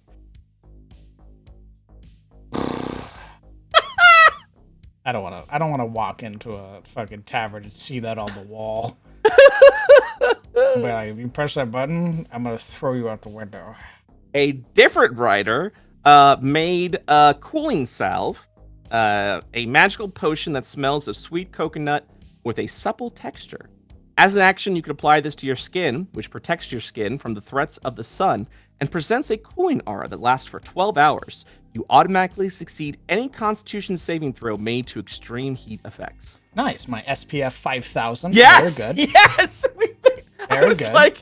I was like, because this was Zachary who wrote our coastal section. I was like, motherfucker, did you make sunscreen? Yes, I did. I was like, that's not a D&D. I'll allow it. Yeah, fucking go for it, I guess. Whatever. There is some stuff like that where you just look at it, you're like, what the? I'm like, that is goofy as hell. I love it. We're gonna put it in the book, but goddamn. Because it is. I shake my head and then I go, yeah, we gotta put that in the book. It's not anything else. We gotta put it in there, guys. Look, I can't wait for our anglers to go to the desert and they'll be like, oh, it's hot. Hold up 1 second. Pulls out the sunscreen, start flying. All right, guys, I'm good to go. Brynjar just fucking hair slicked back, covered in SPF 5000. Yep. Yeah, guys, I'm good. Oh, here's a cool thing we're doing. It's a little minor note, but there is no longer a magical item classification called potions. And that's because we have created a new magical item called consumable. And all it is, hey, does this item have a limited amount of uses before it just doesn't work anymore? That's a consumable. You know, I had been sitting on an idea very similar to that because I sort of hated the clutter of like various types of potions and certain types of consumables having multiple uses and shit like that. Yeah. And 4th edition bogged everything down into consumable, and I was like, actually, that's pretty handy. Are you 4th edition's doing that, baby? Potions were all classified as consumables. Yeah, because we have wondrous items that also have limited uses before they expire. Those are also called consumables. And I was like, oh, we'll just call this consumable. That makes way more sense. Of course 4E did it. Of course 4E did it. God, yeah. 4E was ahead of its time, motherfucker. So like any of the potions, all consumables. Yeah. And they all there was all different shit. It's like elixirs, potions, tinctures, Consumable. different shit. It was all great, and they all had different types of explanations. Some were like, "Hey, this is bonus action. Drink this shit. Hey, this is an action. Spend a hit dice. You don't regain hit points, but you gain a special benefit for spending your hit dice and drinking this particular." Bro, potion. what do you think the Sentinel flasks are based off of? Brother, trust me, I love it. I already have those items in my setting. Which is like, you want to drink this potion? If you spend a hit dice, you'll get more from it. Yeah. Yeah, the Sentinel the Sentinel flask is just how healing works in 4E. Where it's like all healing did was it provides a small bonus, but you spent a hit die. Yep. Which I liked. I liked the idea in practice. I didn't like that was how everything worked. But there was something neat about healing spells kind of having a limit per person instead of per caster. Where it's like you can only heal so much before you just gotta take a fucking break, dude. Like you can't just keep pushing and chugging all these potions. That's why I loved healing surges in 4th edition, which was like you have a set number of healing surges that you can spend. You have a set amount that you can spend a day. You got them back when you long rested and everything like that. But it sort of incentivized you in combat to be like, yeah, spend, an X amount of healing surges. You get like a decent amount of hit points back. But it's a way of so you're not overly relying on somebody's power. Right. It's just like, yeah, I have my own little pool. Everybody has a second wind ability. Yeah. And clerics would spend your healing surges, but like at a bonus. Yes. Because of their healing power. Very neat. But even then, they couldn't help you if you didn't have any healing surges left, because your body is so beaten at this point that there's nothing more that can be done except except rest and recover the natural way. Nerfing already nerfed healing? What? The fuck you talking about? This is one of my players. What are you talking about? Is that one of your players? Yes. Oh, okay. I was like, God, you're so aggressive with your chat. Oh, it's your player? Yeah, tell him what's up. What do you mean?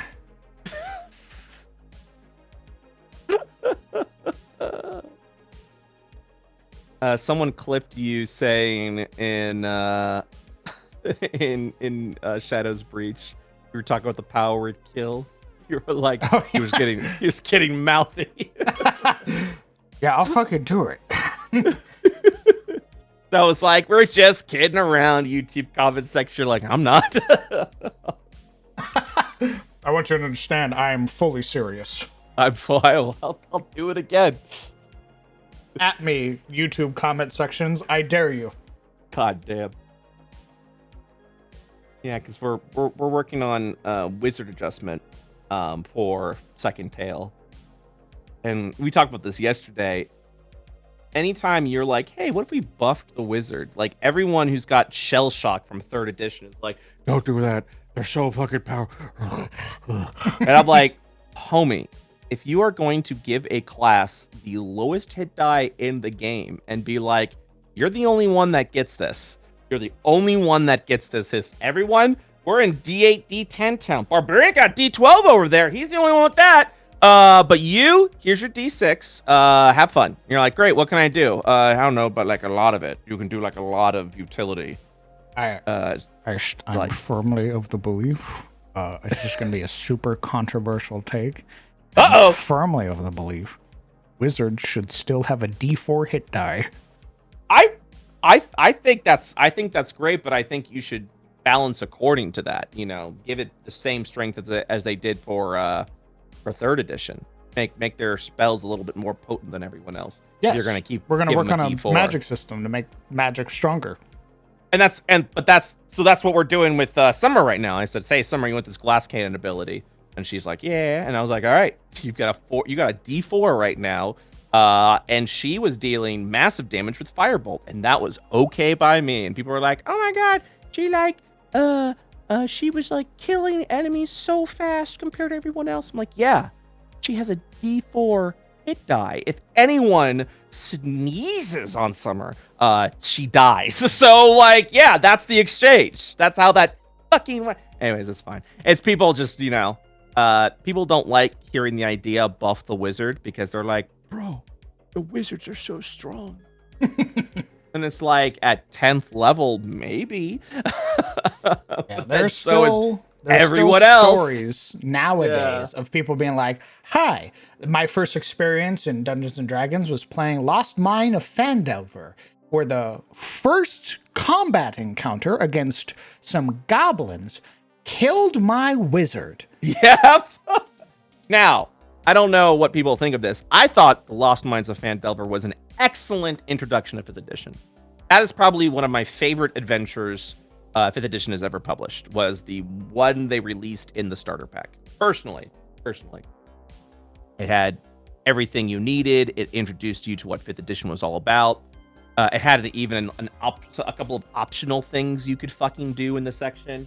I was particularly a fan of once you got to Phandelver, the mines, there was a fucking magical fountain where you would submerge your weapon into it, and then it would come up as a permanent +1 weapon. I thought that was fucking awesome. I thought it was really cool. And I was like, this feels great. This feels like very rewarding.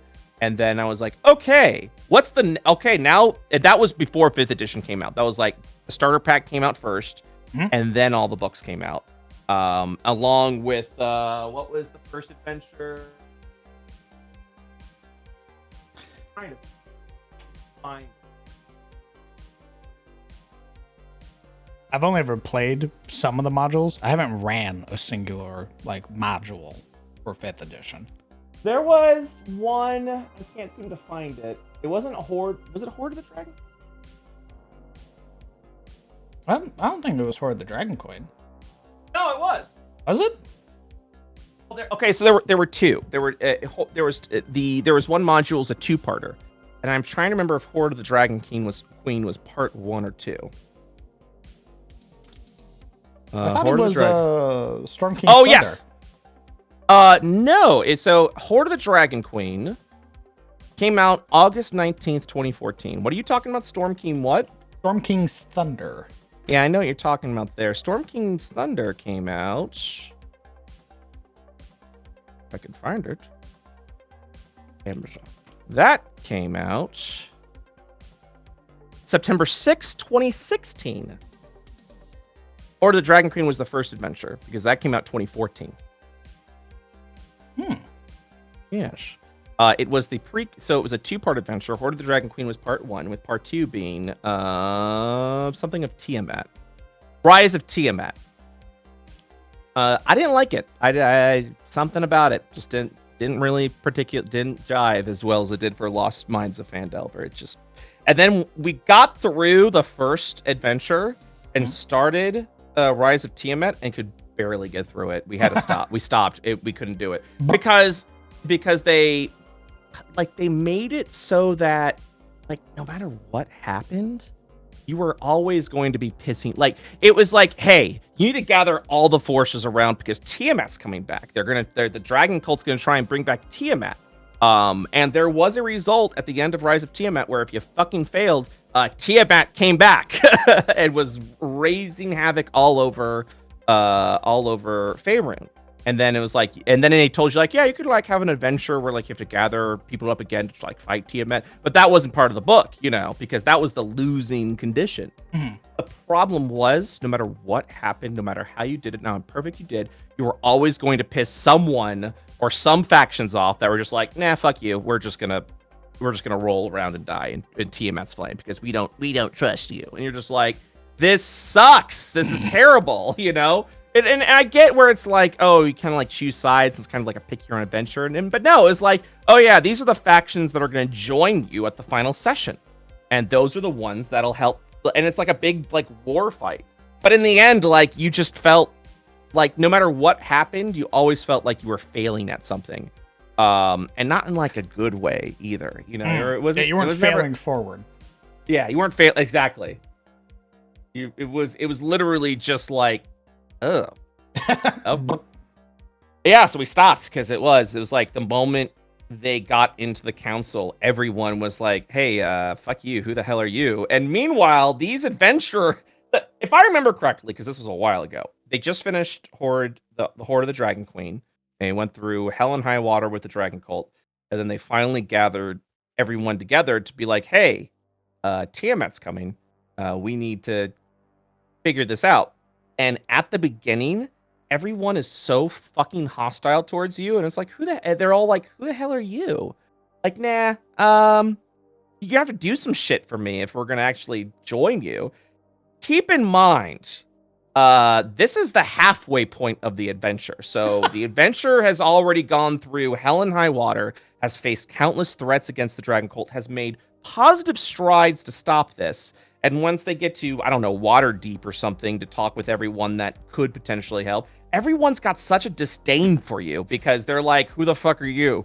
Now we're busy doing our own shit." And you're like, "Motherfucker." Like, I have just.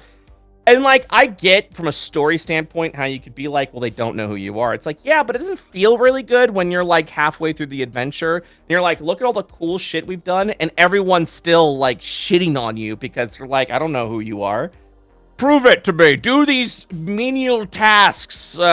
You're supposed to, like, choose which faction you want to help first and do menial tasks for them, and meanwhile, while you're doing that, it's always pissing someone else off, and then finally, at the end, like, all the book felt like was just a bunch of side quests before you finally got to the final session. And even then, like, if you didn't prepare enough, Tiamat comes back and it's like, "I don't know, like, good luck." And it was so bad.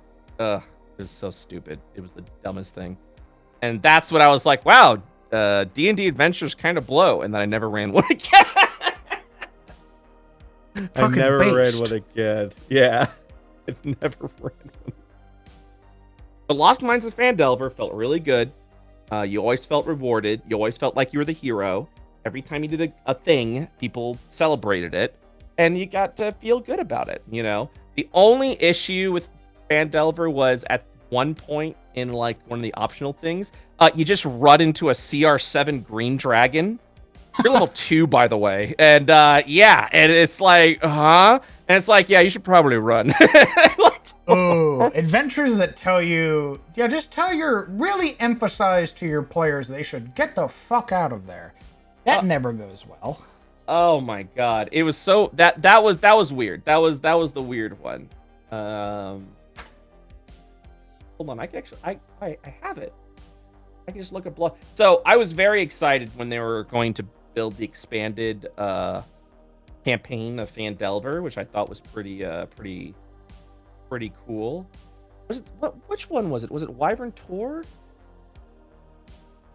Yeah, because I think at that one point in time, like, you literally arrive at the city, it's already burned down because of a dragon. And you're like, "Oh no." And that dragon's still there, by the way. You're just like, what are we, hey, what the fuck are we doing here? I have to figure out. I think that'd be cool as fuck, Sizzle. Maybe that's something I'll work on. Is like a Diablo 4 necromancer. Oh yeah. Super like weak, but you can wear like heavy armor and you get cooler minions and shit like that instead of that lame ass fucking 5th edition necromancer. Oh, sorry, CR8. Yeah, so you go over to this area, Thunder Tree, and one of them is a dragon tower. Where is the map?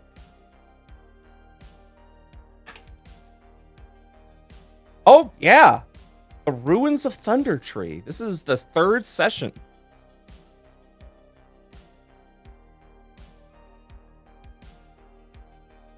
I don't remember why you're here. I feel like this was an optional thing. There's like dragon cultists and things like that around here, but there's like, yeah, there's a CR8 dragon named Venom Fang who's just there. Dope. Just vibing. Hey. Yeah. So I guess for an adventuring party, that would be a learning experience. Not in that it's going to kill you. Green dragons, they're super fucking smart. Yeah. So they'll probably want to like strike a deal And if you're relatively new to adventuring, maybe you don't know what distinct colors of dragons mean. So you roll up and you just see a dragon and you're like, holy shit. And that dragon's like, hey man, you want to go make some money? And it's like, yeah. Cool, I just want you to spy on some shit for me. Mm-hmm. This is the only warning you get. At the top of the hill stands a round tower with a cottage attached. Both are in good condition, although half the tower's roof is gone. A door leads in the cottage, and several arrows slit windows are visible in the tower. You can't help but notice the eerie quiet in the area and a strange acrid smell in the air. And there's corpses of 2 hideous giant spiders that are near the pathway that was dragged there. And yeah, a young green dragon named Venomfang has recently claimed the tower, having passed over a thunder tree while searching Neverwinter Wood for a suitable lair. The giant spider corpses are the former residents of the tower, killed by the dragon after it tore its way through the roof. Since then, Venomfang has been lying low. The dragon lives in the tower, a single room with a 40-foot high ceiling. A 5-foot wide staircase circles the interior, rising to the now opened rooftop, and allows the dragon easy access to its new home. Heavy wooden beams and stairs support and crisscross the tower. Venomfang doesn't want to give us a promising lair, but if the characters reduce the dragon to half its hit points, it climbs onto the top of the tower and flies away. It just leaves. It's like, nah, I'm good. You know, I just barely moved in. This isn't really a home. Yeah. It's, I guess that makes sense that it sort of assumes that the players are going to attack it, but also, is there anything in there about it talking to them at all, or is it just like you show up in combat? Let's see here. We saw the dragon. The cottage contains dusty furniture. If the character makes noise in the cottage, the dragon hears them and steels itself for a fight. It's just like, hey, what the hey. An old wooden chest broken. The dragon has barely noticed the most interesting item in the hoard. Yes. So it has like a hoard of stuff because this was like a wizard's tower. Yeah. That's it pretty much is like, hey, if it hears you, it's gonna fight you. That's it. That's all it says. That is the Venomfang does not want to give up a promising lair, so if it hears anything, it steels itself for a fight. Yeah. So if you're in the cottage and you're making a bunch of noise, as adventurers tend to do, this dragon's just gonna come up and be like, hey, what the fuck are you doing? Hey, you're in my house. Yep. The experience points divide 2,000 experience equally among the characters, so they drive Venomfang away. Given their level, the characters aren't likely to slay the dragon. It even says that. Some shit needs to... So, that is... They usually say that, however, having played in Storm King's Thunder, where we, as a bunch of low-level adventurers, killed a retreating fire giant that should have fucking obliterated us, but couldn't roll over like a 3. And we gained like 2 levels. The book has not so much faith in adventurers for some reason. Yeah. It does say it's worth 3,900 experience if you do kill it. If you do somehow manage to kill it. This is a CR8 dragon. I think you're at level 3 at this point. Let me check my calculator real quick. Let's see. Is this a... What... Does it classify the dragon as like a young dragon? Young green dragon? Yep. Young green dragon. Okay. 136 hit points. Right. AC 18. Should absolutely clap their cheeks. However, let's see. Fly with a fly of 80 feet. Also, keep in mind, it's got that breath weapon that deals 12d6 points of damage on a failed save or half on a successful one. So even if the calculator classifies it as a deadly encounter. Yep. It's just between... It's just underneath your daily budget of EXP. So what you're supposed to be handing out in a day. Yep. Yep, all in one dragon. I could see them getting it to half pretty quick, depending on the classes present. Does it have... I don't think it has... non-magical physical. Damage reduction? No. You can deal normal damage to it. Just the 18 AC is really high for a level 3. Also, the fly 80 feet's kind of a challenge. I assumed he was fighting them in the tower, but I could definitely see a dungeon master being like, yeah, no, he's gonna immediately leave the tower. Oh, the tower doesn't have a poison into roof. it. The tower doesn't have a roof because he ripped it off to make it his lair. So he's just gonna jump out and he's gonna spew poison on you. Yep. And you retreat deeper into the lair, and he wins. Yep. Oh, by the way, the cottage that's outside the tower, if you're making too much noise, he just fucking flies out and is like, what's going on? And now he's in open air. Let's say you're a fighter and you have, let's say we're doing standard array. Let's say you have a 14 constitution, you have a +2, right? So you're level 3, your dungeon master's being very generous. He's giving you max hit points. You have, what's that, 36 hit points? Mm-hmm. Its breath weapon knocks your ass unconscious. Yep. Dealing 42 on average. Yep, that's correct. Or 21 on fails, which means no matter what happens, this dragon's going to do on average at minimum 21 points of damage. You are bloodied already. You are near mortal. Uh-huh. And it's not even your turn. Yep. And let's just assume like it rolled 1 on everything. That's a minimum of 6 damage and a actual damage of 12. Let's assume it does way more than that at a maximum of 72 points of damage. Let's say it crits you once. Yeah. It lands a natural 20 against you once with its bite attack. Now you're taking 4d10. Yep. And 4d6. Your character fucking dies. Yeah, the bite on average deals 22 points of damage, and that is one of its 3 attacks it does with multi-attack. It bites the wizard. The wizard ceases to exist. You just like literally pops like an Orby. Like it starts ripping its claws over into the rogue that tried to pull a fast one, and then it flies up in the air and breathes acid on everybody. Bad time. Yeah, bad time indeed.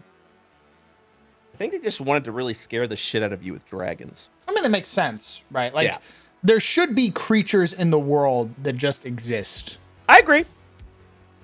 Doesn't mean you should. They should exist, however, you should definitely give your players a little bit more warning. The heads up that, hey, so like, I don't fucking know. I think it'd be pretty fucking sick if, like, as you arrive into this town, you look up overhead to see this green dragon coming for a landing at the tower, so you at least know where let's not go there. Is. Yeah. Ooh, no thank you. What's that, Dungeon Master? All in areas around this town that we're approaching, there are these sort of deep scorch marks of like this sort of like acidic like material that's like melted the ground, and sort of like you see there's wildlife that's been affected by this. That's pretty fucking crazy. What could do that, we wonder, at level 3? Yeah. Maybe it's some, you know, maybe it's some weird like shaman thing. Maybe it's a wizard thing. And then you hear the beating of wings and you go, that's a dragon.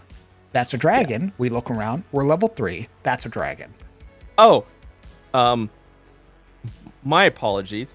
So if you go to Druid's Watch, which is like right before this area, there is someone out there. There's someone that's like, yeah, there's a fucking dragon there. And that's so there's a little heads up. But here's the thing. He's also like, yeah, can you chase that thing off? And I'll help you in the Wave-Echo Cave. And you're just like, what? Holy shit. Hey, adventurers. Rubs up next to them. I have a proposition for you. Yep. What level are you guys? Level 3? Yeah, you'll be fine. Yeah, you'll be fine, I think. Anyway, so there's a green dragon. No, hey, come back. Hold on. Hold on. Hold on. It's a young green dragon. No, where are you going? No, I wasn't done yet. Young.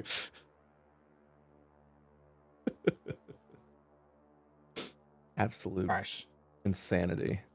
Laughable detail of seeing an Eye of Sauron peeking through the ruined farmer wizard's tower as you like you roll up and you see this big glowing green eye peering at you from the darkness of the tower, and you go, guys, we should go. You know what I would love? I would love to just, because this was the first game I ran in 5th edition, because I didn't do anything custom yet, because the starter pack came out before any of the books came out. So this was it was like $15. It was a really awesome starter pack, because it was like, here's a bunch of character sheets, here's some basic rules for these characters, and here's a 4-session adventure. I thought that was neat.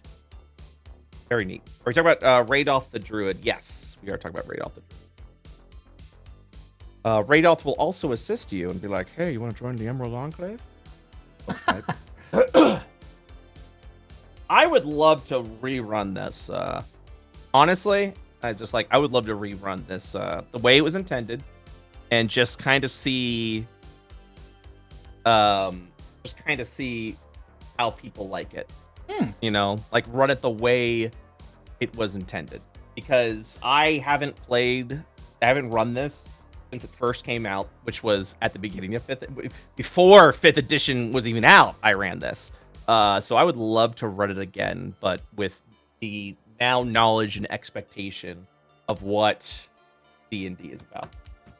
Like, I would like that. I would like to do that.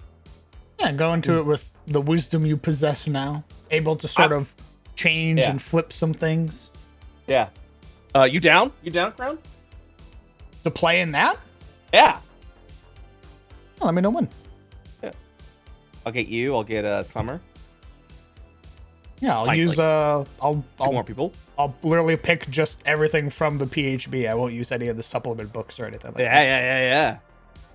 Oh yeah, you can't use any of the supplement books in Lost Mines. It apparently breaks everything. That makes sense. That makes sense. Apparently. Oh, you have what? Oh, you're a kobold from Mordenkainen Presents Monsters of the Multiverse? Yeah. Okay. If you pick anything from Multiverse or Tasha's, it apparently just blows the thing up, and it's like a cakewalk. Makes sense. Yeah. I'd probably make a dwarf. Dude, probably like a dwarf cleric. I would want to make it a little spicier, though. I would want to try the hardcore rules. Ooh.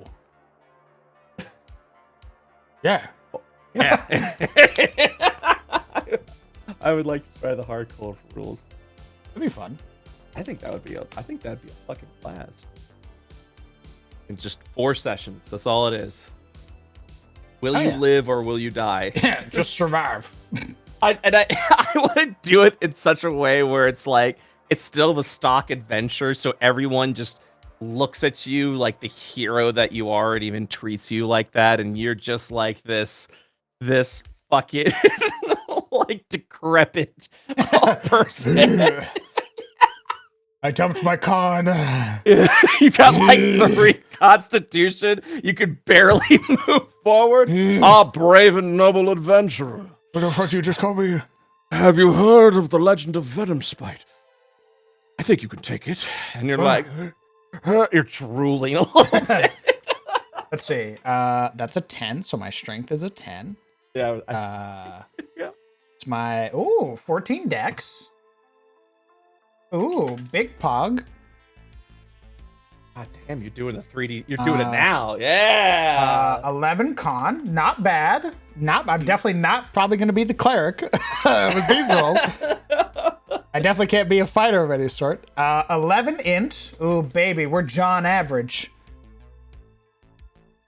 Wisdom. Dude, these rolls are impressive. I'm gonna be real with you. These are pretty good rolls. You haven't gotten a single roll under 10. I have a 10 strength, 14 dex, 11 con, 11 int, 13 wisdom, 11 charisma. That's pretty good. Honestly.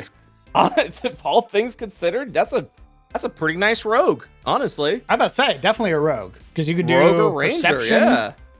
Is what's int or what's investigation? That's int based. That's fine. We'll rely on perception. We'll be rogue. Would be a good rogue from the Peach Holy shit. with these stats. Kind of want to. I'll call it's good SEO. Lost Minds of Phandelver. Hardcore. Honestly, Wood Elf rogue. +2 to Yep. Dex, make my Dex 16. Pretty fucking huge. With a +1 to Wisdom, make that a 14 Wisdom. Boom. That's all I need, baby. That's pretty good. Holy shit. Holy. I am your rogue. I have the highest Dex in the whole party. Hey, Crowd, if we do when we do phase 4 and however long that's gonna be, not this year, you wanna be a part of it? Absolutely. I hope to make a lasting impression in some way, shape, or form. So that way I can come back and be like, my character did that.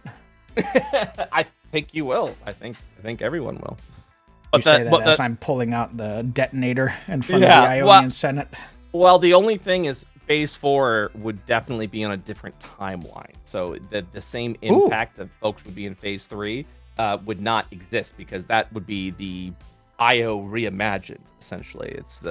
That's where phase 4 is where we actually get the meat potatoes of what I want the IO system to be. Oh yeah. So, but I think that'd be good. Yeah, maybe I'll I got some people I can poke. So we especially can do, if I get to fish and like actually have fun. Where I'm like, hey guys, I know that fucking Auronok the Terrible is currently ravaging the deep woods right now, but we need a little money. I pull out my fish and tackle. We gotta get some money before we go fight this guy. So what do you guys say? 4 hours. We just go fish. We just do a little get fishing. Some money. And come on back. Surely he won't have done anything crazy in the 4 hours that we're out fishing. Come on, guys, come on. And then we come back to town, and they've ravaged the northern farms, and we go, fuck. Hey, can you buy our fish? I need to buy that scimitar that you have on sale. It's rotting in my bag, please. I really need a weapon. And I'd like to buy your scimitar for 15 silver pieces, please. Please buy my fish. I'm begging you. Please.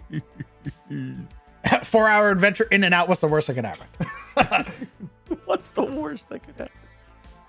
Let me running the adventure. Let me check this real quick. It's an adventure for 4 to 5 characters at first level. So I think I got the 4 people I would run it with, honestly. During the course of the adventure, the characters will advance to 5th level. The adventure is set in a short distance. It's a 4-session adventure. It's gonna be awesome. Hell yeah! And that's what I'm saying. Like, Lost Minds of Phandelver was a beautiful introduction to 5th edition. It was inexpensive. It was only like $15 at the time, and it gave everything. Dice, everything you needed was in one box. You didn't need to get anything else. You were just ready to run. I thought that was beautiful. I thought that was I thought that was the perfect introduction to 5th edition. I was so impressed by that. And then they started fucking it all up. I kind of want to do that. What do you think? Oh, I haven't told them we've just been talking about other stuff, maybe. So I haven't been talking about the races or anything like that. Oh, sorry about that. That's okay. I just came to say hello and then no complaints for me, trust me. I made a bunch of hobgoblin monsters that I've been meaning to work on, and now I'm gonna see what this feels like. This goblin this goblin race that I made. I'm gonna see what it feels like making a character with it. Ooh. I think we're gonna try and make a goblin boss, which is a sort of fightery goblin. So we'd probably dump Dex.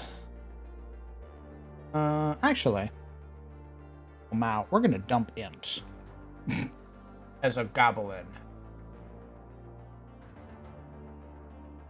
Oh, here we are. Yep. God boss, Yeah, the and goblin boss. There we go. yeah, and the pre-made characters were cleric, wizard, rogue, and fighter. Oh, perfect. Yep, and 2 fighters. So honestly, if I were to run this game, would I limit it to those 4, or is that too hardcore? Nah, we don't have to. Nah. All right, I gotta go. But thanks for letting me hang, brother. Thanks for hanging out. Yeah, It was and a lot of fun. I'll definitely let you know about that. 'Cause I kind of want to do that. I kind of want to revisit this adventure. Let's see, and just kind of see if it was everything I want it to be. And also at the same time, like it's a pre-made adventure, so I don't have to do shit. I could literally just probably purchase this on Foundry, and it's all there, right? I have to. I would imagine. I'd say so, yeah. Yeah, hold on. Let me check real quick. Dude, that would be the easiest thing. What a lovely break that would be. Yeah, not something you have to like stress over. You just read the book. It tells you what to do. We Yep. die horribly because Yep. It's hardcore. We didn't listen to the warning where it was like, hey, there's a thingy up there. Don't do it. And we go, Oh, I would run it exactly the way the book tells me to run it. Perfect. Exactly.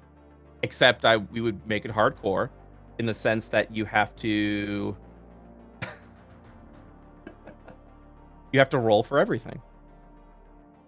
Everything. Love that. Oh, I love it too. Ooh. Okay. I'll see you around, man. Oh yeah, homie. Catch you around.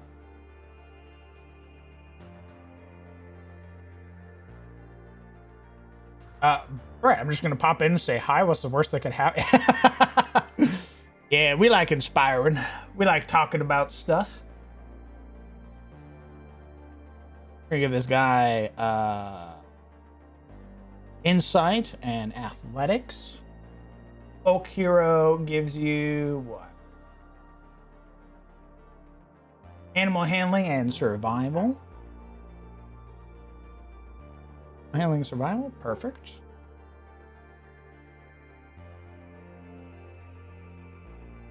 How's everybody doing today?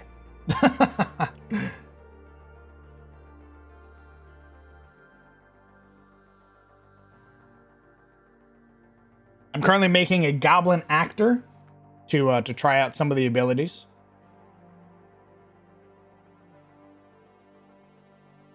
Gonna get chainmail or leather armor, and we're gonna give him chainmail. Chainmail. Alright, he's got 16 armor class now. He has the strength to wear it. Goblin Warlock now. I'm definitely gonna add making the Necromancer as like a potential class to my to-do list.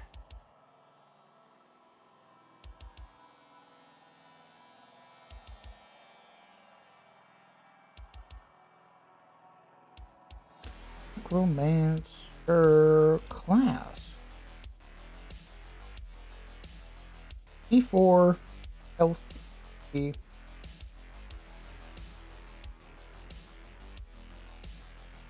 Heavy. There we go. Time to prep another goth woman PC. He gets a martial weapon and a shield. Okay, we're gonna give him we're gonna give him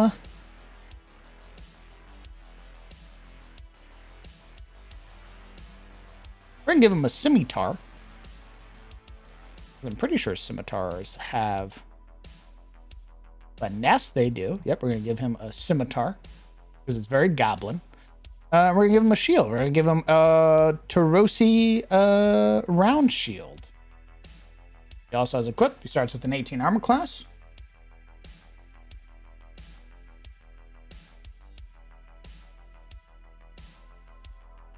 He's gonna get 2 hand axes. His throwing hand axes. Bop. Bop. He's gonna get a explorer's pack. We'll worry about that in a bit. He gets all of his proficiencies that you'd expect. So he speaks Common and Goblin. He does not have an int of 14, which means he does not get another language. He gets all of his armor proficiencies, which is all armors, light, heavy, shields. He gets weapon proficiencies in martial and simple. He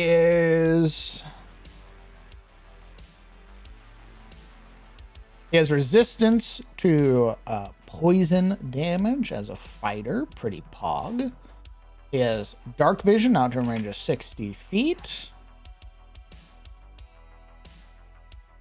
We're going to equip his scimitar and favorite it. Favorite is shield. So right now he has 2 forms of damage available to him. He has a scimitar, which he can attack with. Does 13. Dealing 7 points of slashing. And then if he wanted, on a different turn, he could slam with his round shield and do bludgeoning damage. Yeah.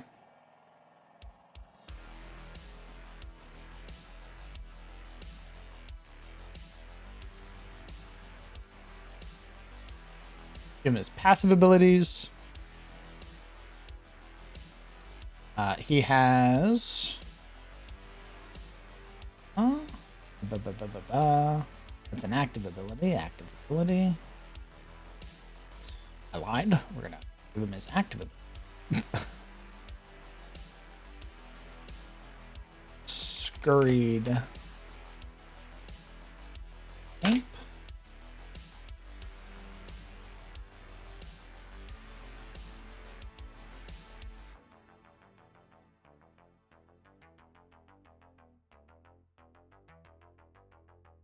That is a bonus action.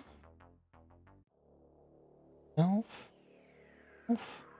Instantaneous. You can do it a number of times. He gets Fury of the Scorned. Fury of the Scorned. Which currently does 2 damage, I believe. When you damage a creature, the attack or spell, and the creature size is larger than yours, you can cause the attack or spell to deal extra damage to that creature. Extra damage equals your proficiency bonus. You can use the straight number of times equal to your proficiency bonus. All right, so he can do 2 damage right now with Fury of the Scorned. It is a special ability. And then he gets Blight Maker. Light.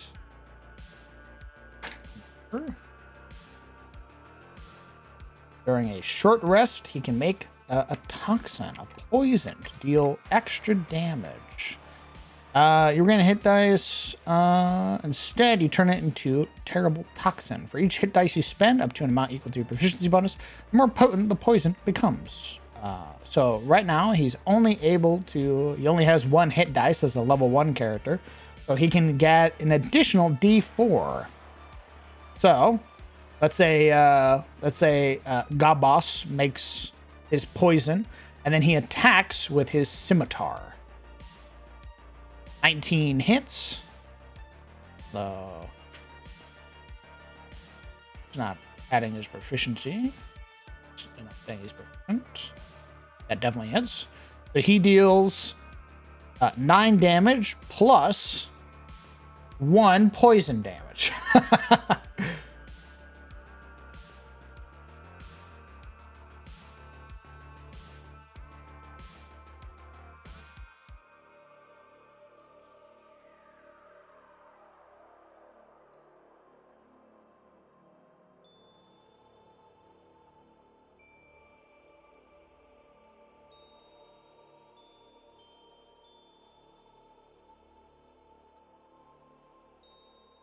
How crazy would it be? It'd be a lot.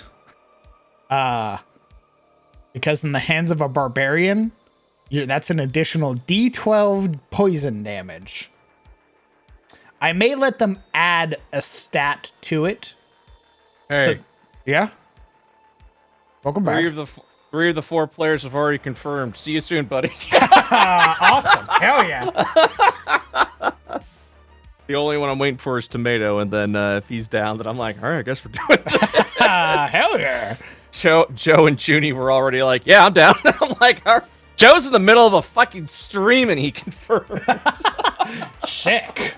Yeah, so, all right, I'll see you around. Bye. All right. Delightful. I think I might let them add their con modifier to the damage, so that way it's like a guaranteed, like, damage die.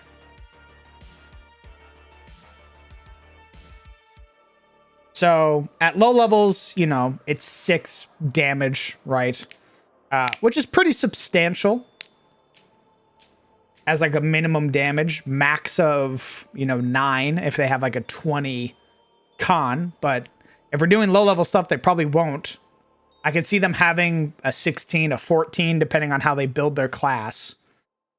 So I'm almost tempted to let them do a 1d4 plus your con modifier.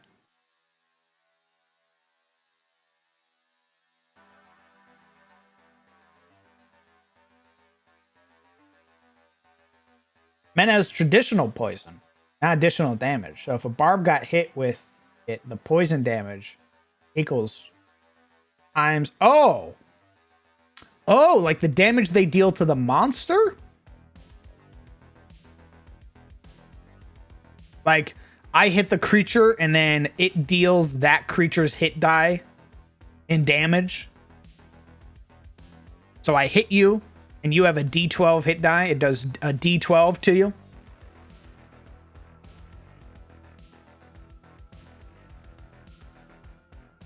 Huh.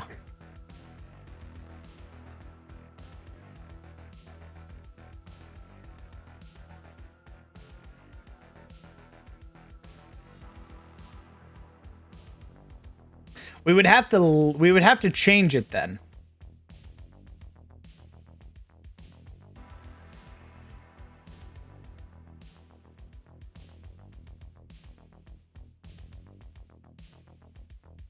Is that Uldrail 006? Welcome, first time chatter.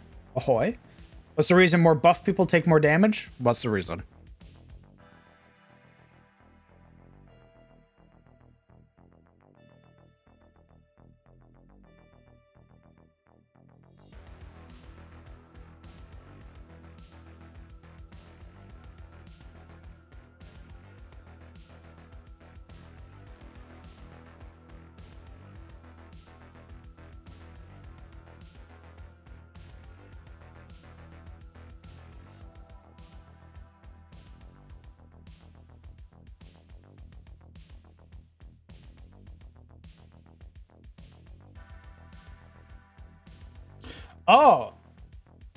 Oh, I thought you were setting up for like a pun, brother.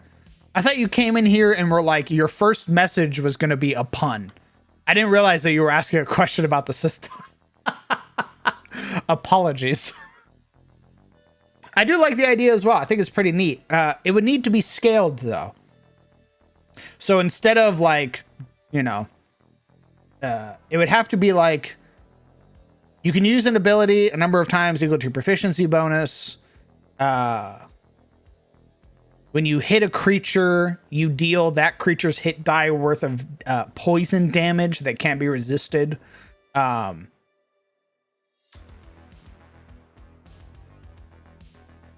like level 5, it becomes this. At level 10, it becomes this much.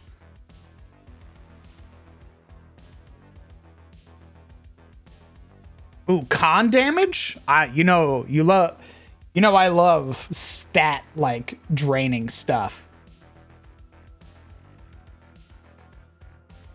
Yes, Anubis, it does bypass resistance.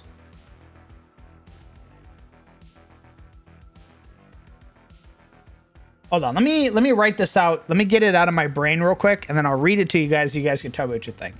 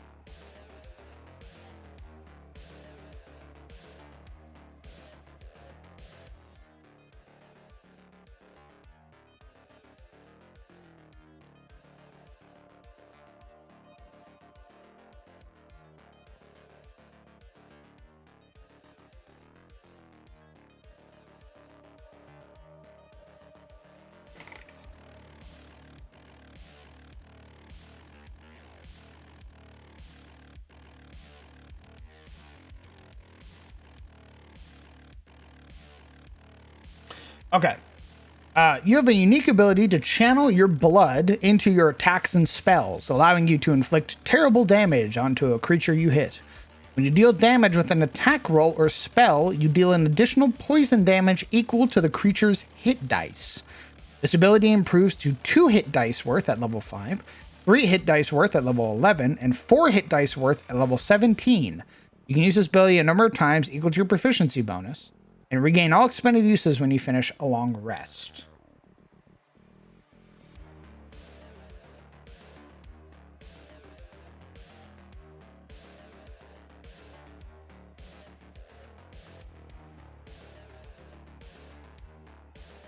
So if if you use it on like a hobgoblin, incendiarist, they use a D8 die, and you're level 5, so you do an additional 2d8 poison damage on your hit.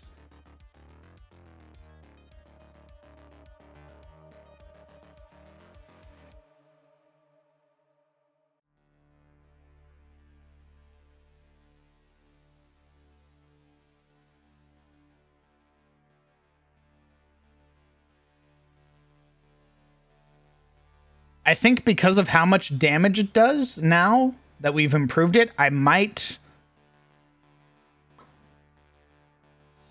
don't know about poison resistance anymore.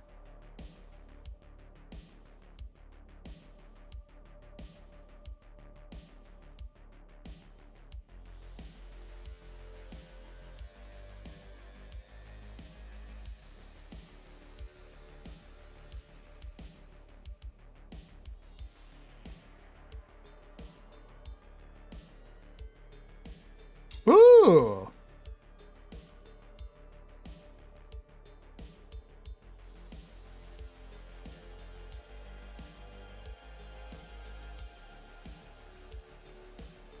Let me check Yuan-Ti real quick. I think they have a poison ability. I wonder how they changed it.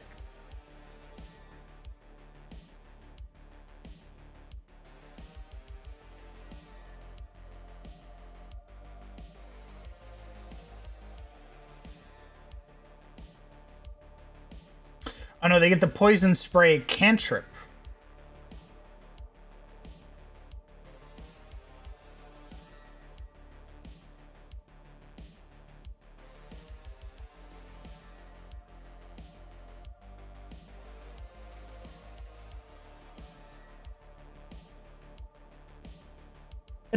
It's like a smite. We're giving them a smite right now.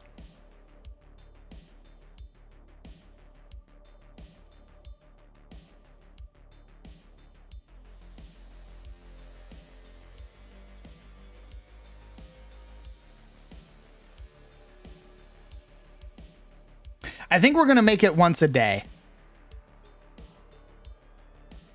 So that way it's not like Fury of the Scorned.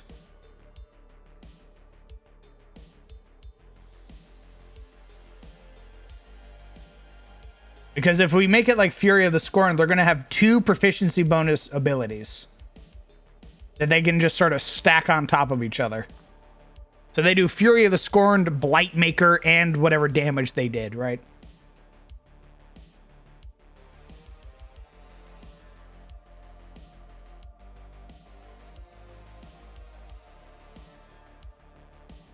Yes, this is a playable race. This is for goblins.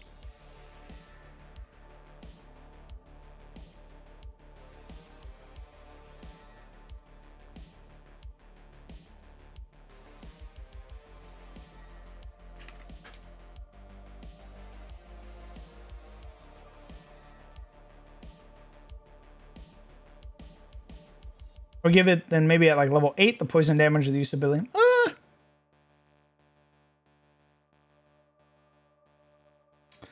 Low, I'm gonna say 8. High, I'm gonna say 10. Okay, level 10. You can bypass resistances.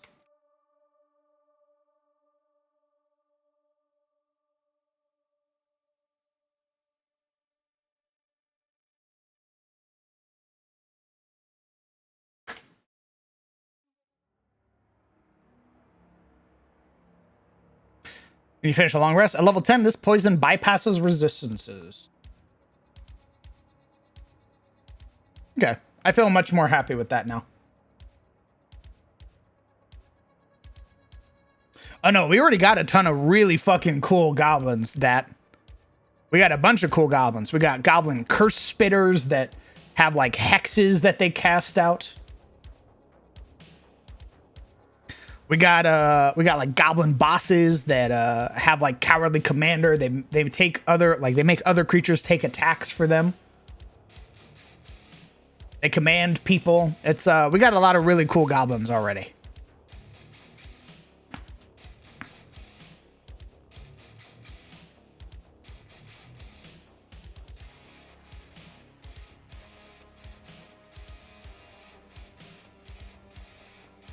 Why does Twitch keep asking me to... Oh, Varus, thank you very much for the 11 months, brother. Incredibly kind of you.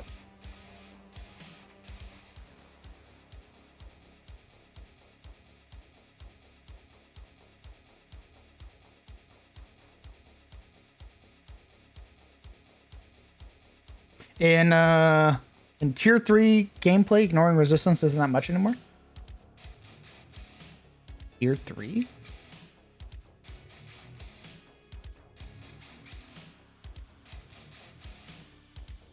Oh yeah, we were working on the fucking bugbears. I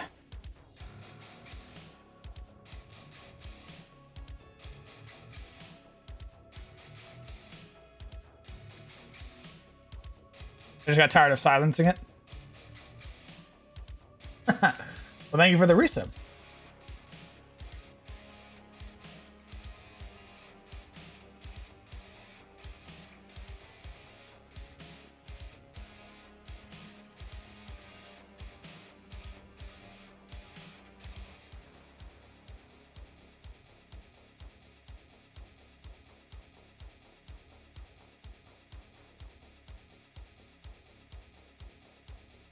Any other DMs in chat? Level cap at around 10? Really? You do that, Hale?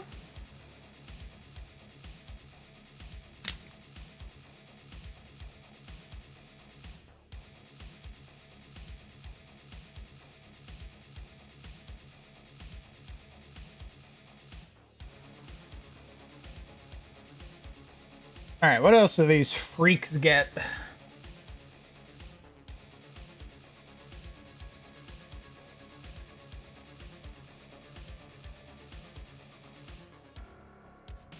Ah, your 2 Heroes of the Realm.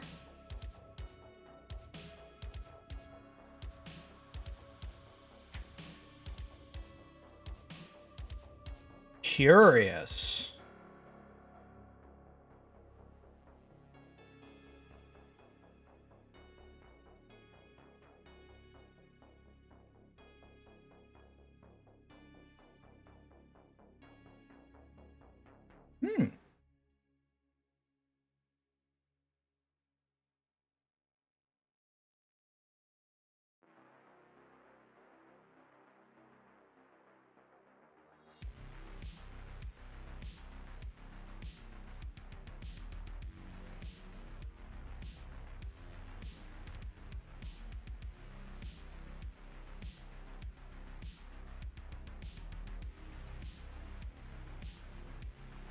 They get dark vision? They do. They do get dark vision.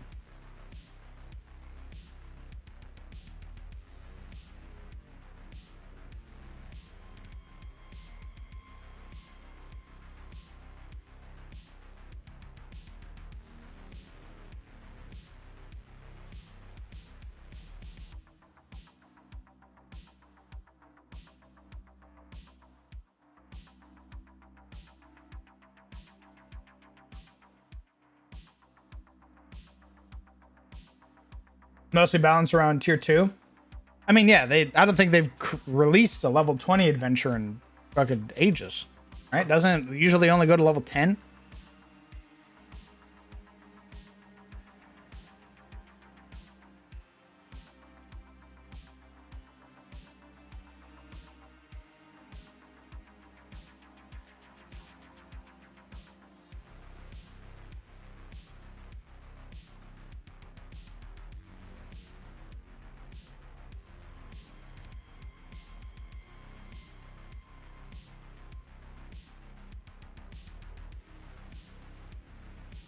Guys, what the hell are we giving bugbears? Bunch of weirdos.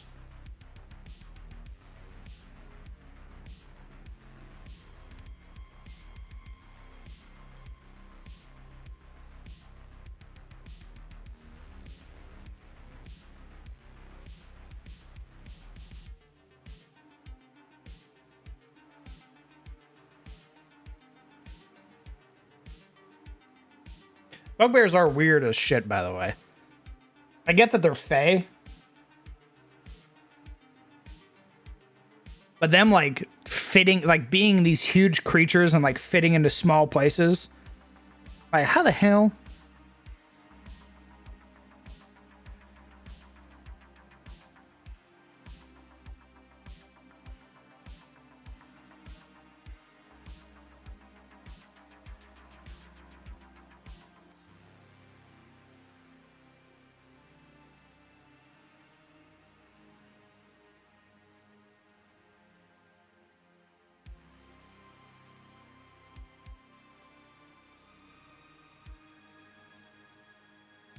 Double lariat? There's nothing to save, you little freak. They also get sneak attack. These guys are so weird.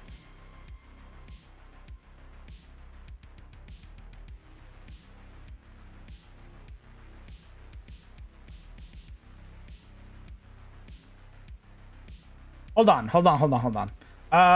Fleet Mortals actually released some bugbears. Let me see if they have anything cool that we can steal from them.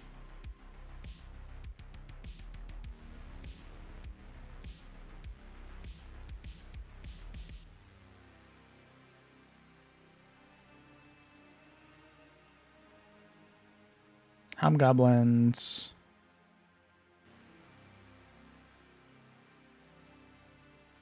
Bugbears. There we go.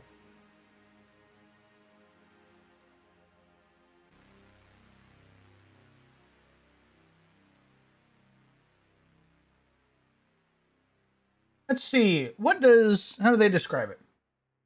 As the oldest and largest of the goblinoids, bugbears combine remarkable silence with unusual strength. Most adventurers don't sense any approaching bugbear until its heavy weapon connects with an adventurer's skull. These fur-covered goblinoids thrive in almost any environment, inhabiting frigid tundras and sun-soaked plains alike. But good luck finding a bugbear tribe that doesn't want to be found. Bugbears can trace their lineage back to the earliest days of civilization, and surviving in a harsh world teeming with monsters was no easy task. The bugbears of the ancient era passed down hard-learned lessons to their descendants. Every generation evolved and innovated these traditions, forging a people of fierce warriors, silent hunters, and powerful mages. Though many bugbears live peaceable lives or fight in defense of the innocent, those who turn to evil wield these lessons to form armies of marauders and assassins. Inspiring goblinoids. So great is a bugbear's might and grace that they inspire others to fight on against overwhelming odds. Bugbears often recruit other goblinoids before a battle, but their inspiration doesn't end with other goblinoids. Clever commanders who lead humanoids know the benefit of keeping a bugbear in their ranks beyond the mere skill as a warrior. Prepared for battle. Bugbear training emphasizes that preparation is key to winning battle. They prefer to pick their battlefields, preparing an ambush area with traps, reinforcements, and escape routes. At home, they leave no gaps in their defenses, often maintaining secret paths or havens where they can regroup, resupply, and continue the fight if caught unaware by invaders. Interesting.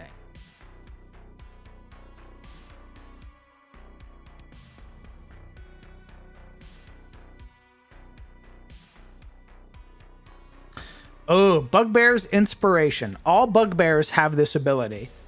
Allied humanoids within 15 feet of the bugbear who can see or hear them have advantage on wisdom and charisma saving throws.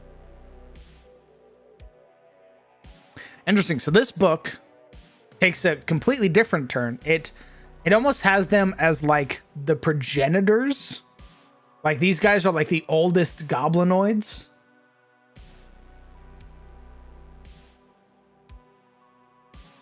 And they're all about like tactics.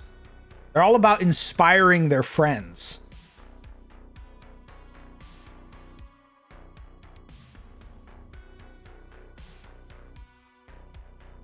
Huh.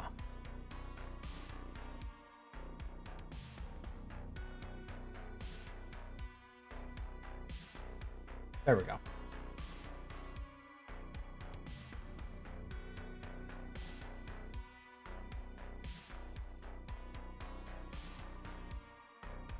I really like how much all the yeah, I like that too. I like that they're very like they're very much like in it together.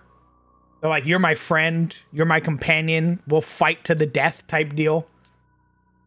I like that. I like that they're homies.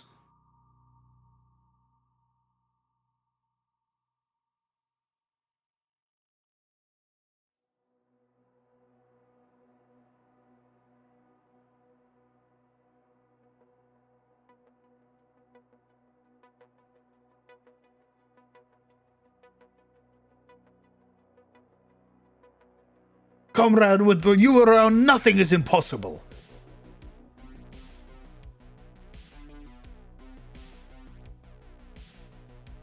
I like the idea, you know what?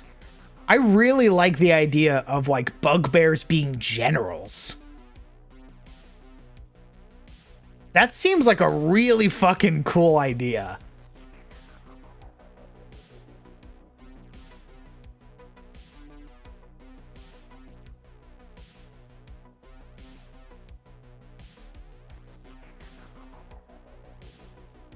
Yeah, you did. You did make him a bugbear. I do like that.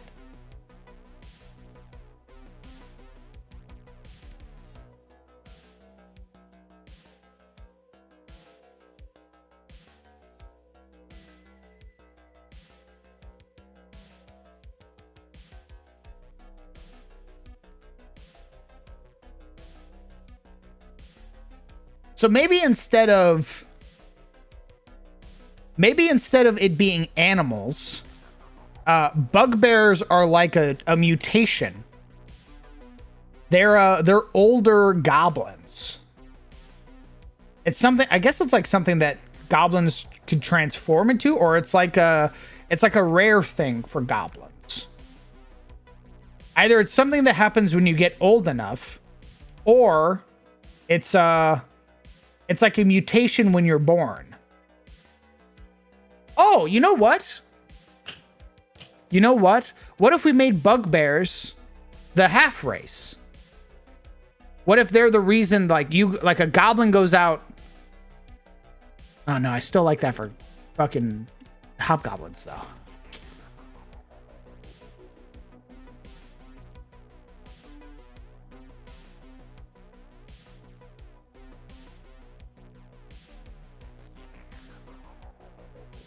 There's a hobgoblin in Tyros that's like a genius tactician, like the Napoleon of Tyros. We already have our Alexander the Great analog, and it's a hobgoblin.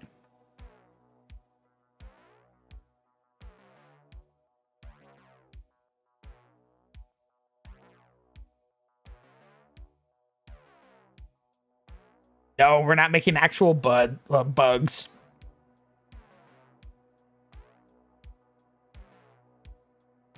Yeah, I was talking to Cyric about it last night, and I was sort of explaining how the Jazaran Empire did as much as it did.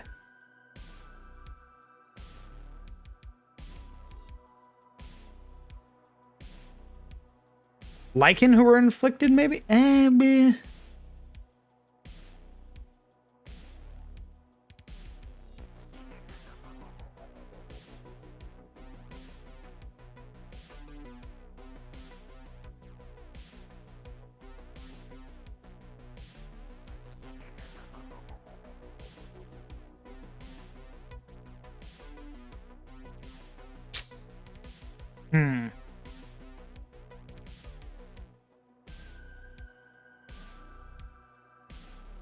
Lanes touched?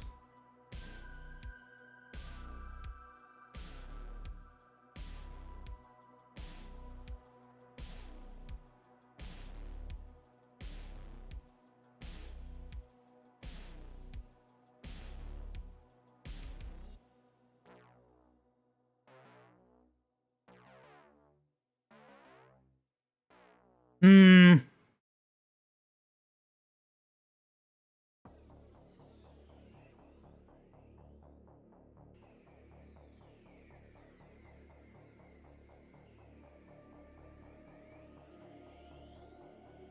Maybe bugbears or hobgoblins or goblins that got bit by werewolves, and their morphed physiology just shook off most of the lichen curse.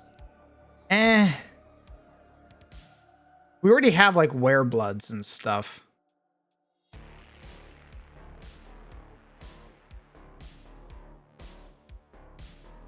I either want it to be a mutation, like when a goblin's born, it's a coin toss.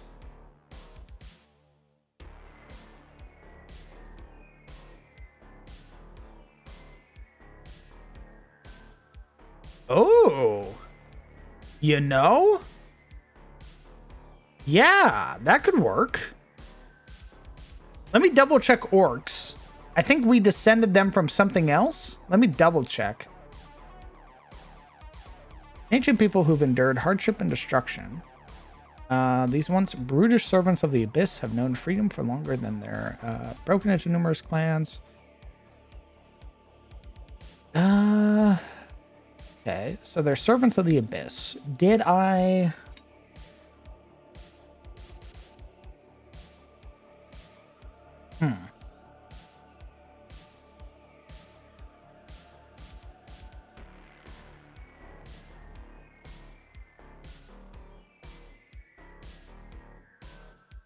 You know, it would... Holy shit. Actually, Legion, that's pretty good. It would explain why they're so graceful if they were elves. And it would also explain why they're so rare.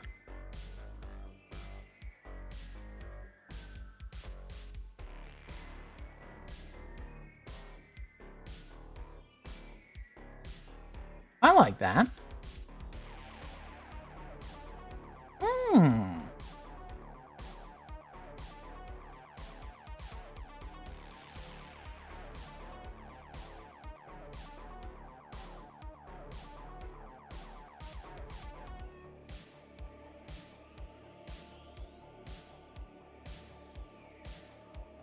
What's the Ichor? Were you not here when we made the lore, Sizzle?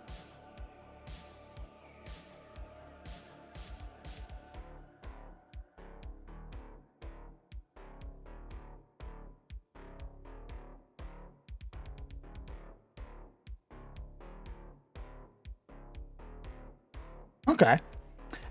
In the mountain hold of Goblinock, the dwarves rallied against the invading Great Worm, Auronok the Evergaunt.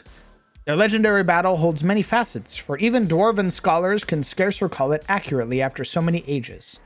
It is said that when Auronok was felled, his bloated corpse spewed forth with a terrible black pus, which flooded the halls of the mountain hold, drowning all who called it home. Other stories tell of Auronok destroying the dwarven defenders, but ultimately succumbing to their wounds, dying atop the mountain hold. Never to be reclaimed, the mountain hold of Goblinock would fall into ruin, for not a single soul stirred within its ancient halls, or so the dwarves thought. Unknown to the greater world, something festered unseen. Those who traveled the world below would come to discover creatures of twisted appearance, who attacked them with crude dwarven weapons and armors bearing the ancient symbols of Goblinock. They were frail and trifling, with pointed ears, pocked faces, and wide, bulging eyes, screaming in a distorted tongue that to some sounded vaguely dwarven. These creatures would go on to become more notorious as the years passed, growing in number. Dwarves would come to name these creatures Groby, or Goblin, in the common tongue.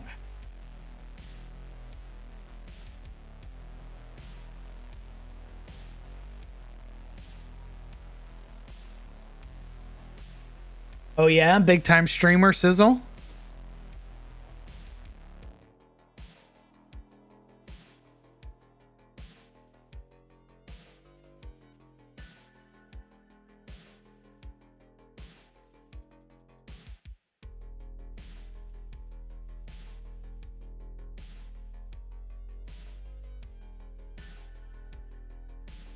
I like them being corrupted elves.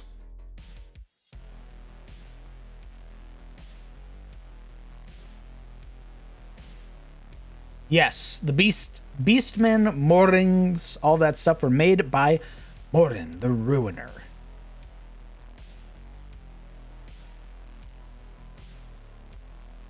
Basically, took a bunch of the creatures of the realm and just started fucking corrupting them.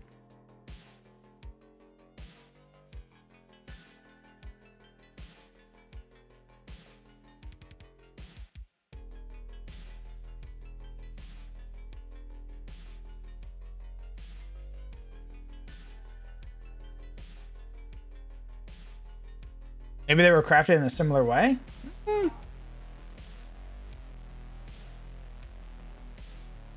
I mean, that's sort of what we're doing. Bugbears revolted against their creator and now... but they're still goblinoids is the issue, Sizzle. Bugbears are goblinoids.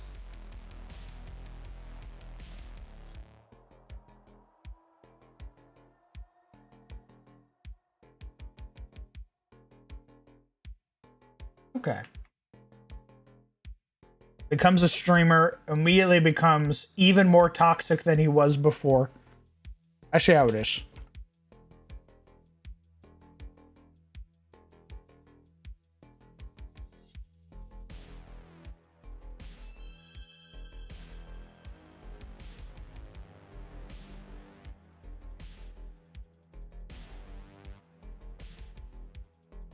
Commissioner because I was already toxic.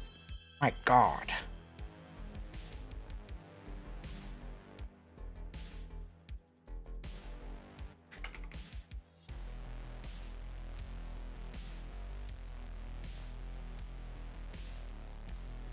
Ooh, you know what? I'm gonna look at 4th edition. What does 4th edition say about bugbears?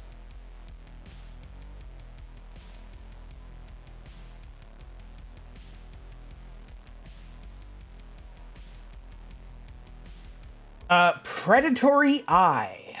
You maneuver into an advantageous position to strike your foe with ruthless determination. If you have combat advantage against a target, you deal 1d6 damage on your next attack. Ah, okay, so that's what surprise attack is.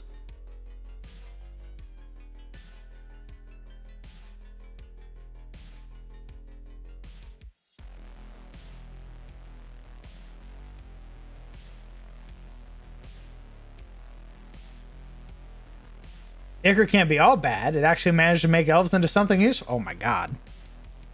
Let me check my New Testament. Not New Testament, baby. It's Old Testament.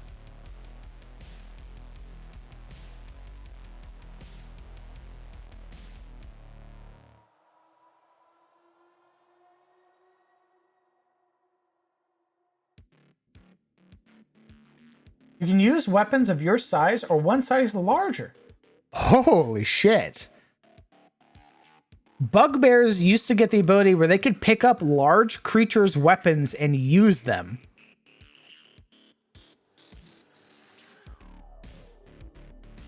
So if they killed an Oni, they could take an Oni's glaive.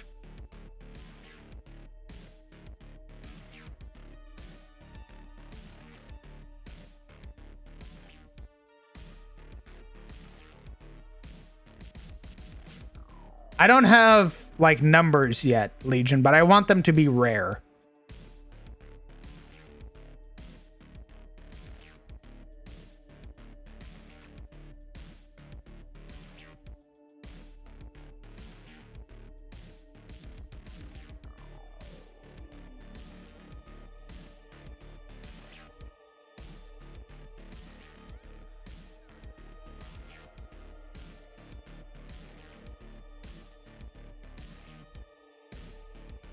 What else they got?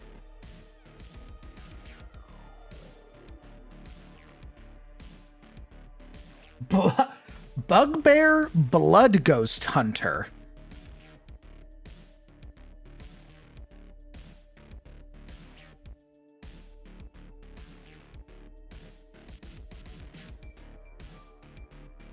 What the fuck?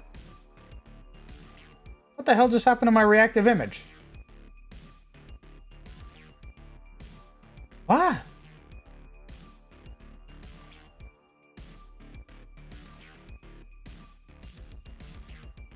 Oh, okay. We're just not going to work anymore. That's so cool. Hee hee.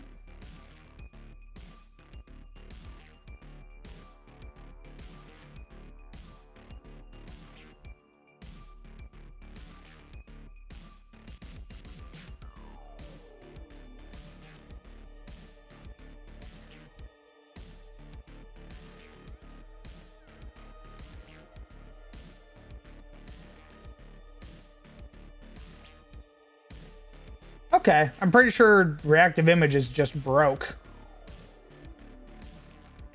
Yeah, it's looking like it broke.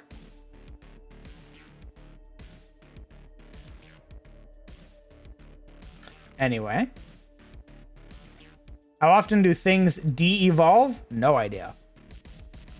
Unexpected token doc type is not valid JSON. What the fuck? Okay, we're gonna log out. Oh yeah. Their website just crashed. I got things to do. I'll catch you around, homie. Catch you around. Take care, Varus.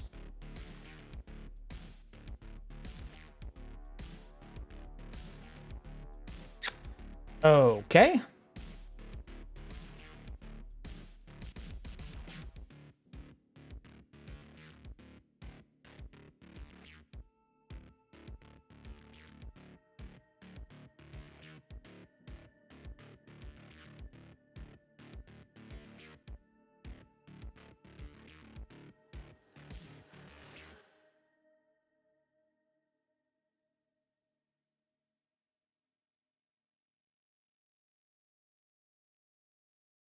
What else these guys got? We gotta give them something cool.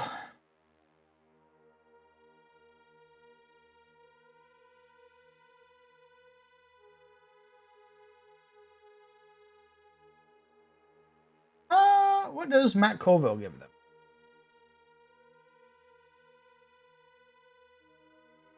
All humanoids within 15 feet of the bugbear who can see or hear them have advantage on wisdom or charisma save.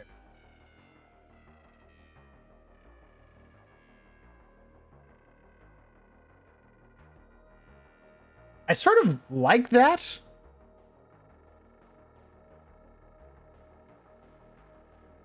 Innate dueling. They all wield two-handed weapons, one hand.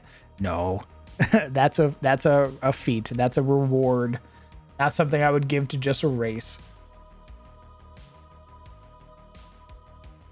I think we're gonna give them this inspire ability.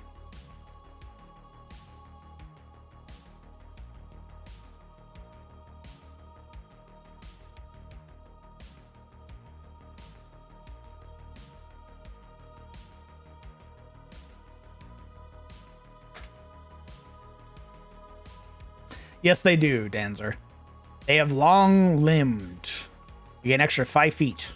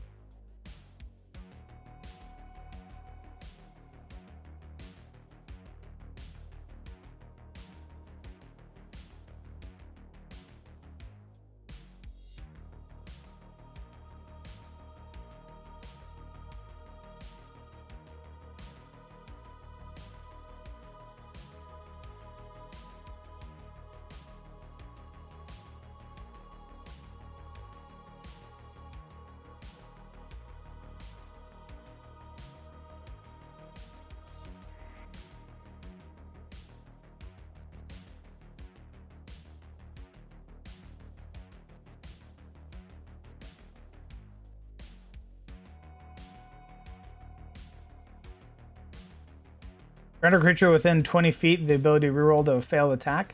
I sort of liked them. I sort of like this. Your presence is inspiring to allies who call you such. Allies within 50 feet of you gain a bonus to their charisma and wisdom saving throws equal to your proficiency bonus. So it's a perpetual buff, like an aura, right? Anything out to 15 feet. If they fail a wisdom or charisma saving throw, you get to add your proficiency bonus to it for free.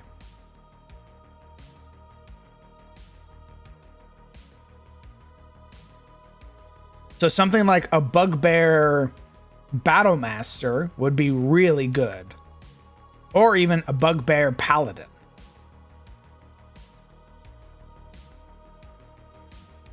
A party of bugbears and hobgoblins. Yeah, all inspiring each other.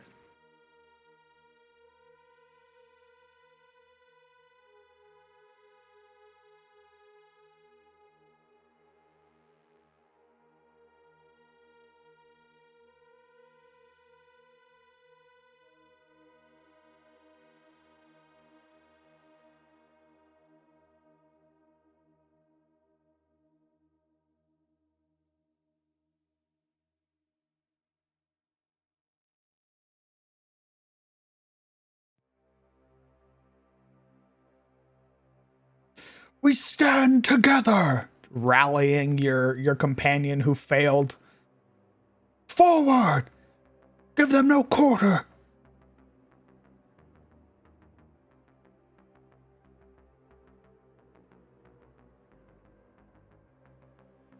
That's pretty cool. I like this. I like them being sort of inspiring folk.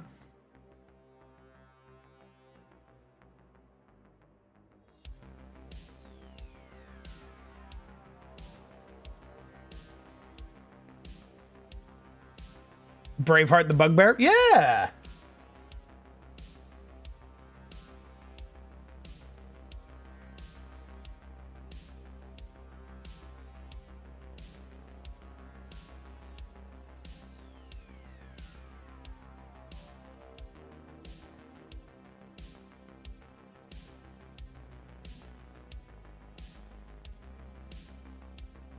What else could we give him?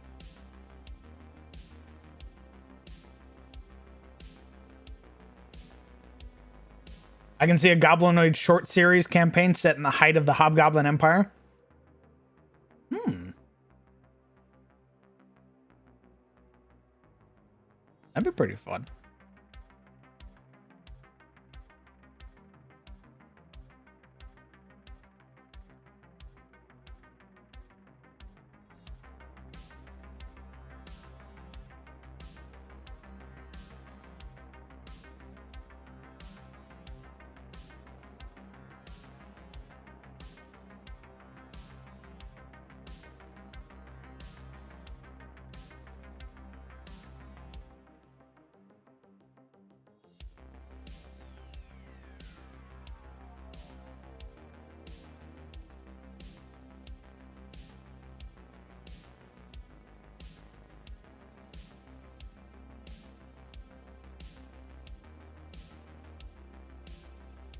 Do bugbears? They not anymore. Early bugbears would have. But after so long, nah.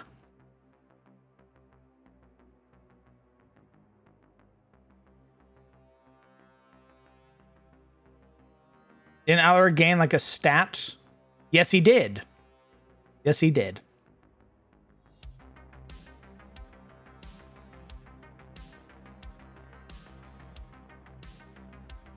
Yeah, I'd say because it's been so long, Legion, they don't retain that language anymore. They just speak Common and Goblin.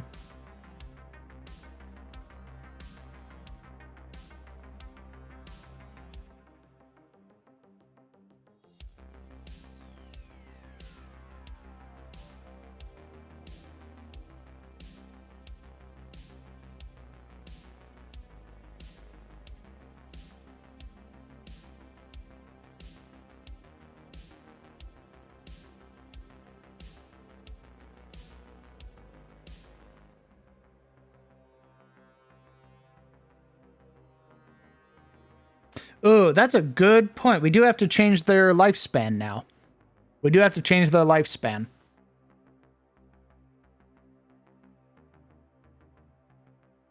Maybe instead of proficiencies with armor and weapons, due to their martial nature, they get mastery. Can train party members how to use their martial weapons or heavy armor.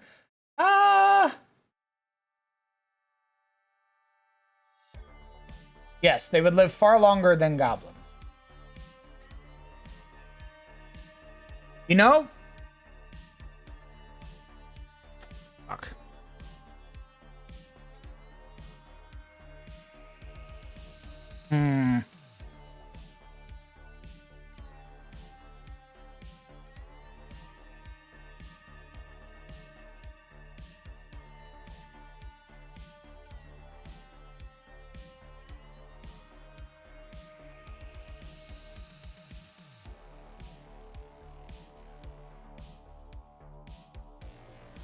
No, not 600. I think at most I'd be content giving them 300 because of the blood corruption. Because my elves live to be 750, or they could potentially become immortal if they learn to manipulate the primeval current. So I think I might give them 300 at best. Do they also have the reincarnating souls like the elves do? Maybe. Maybe. I can't tell if I'm hungry or if my stomach's up.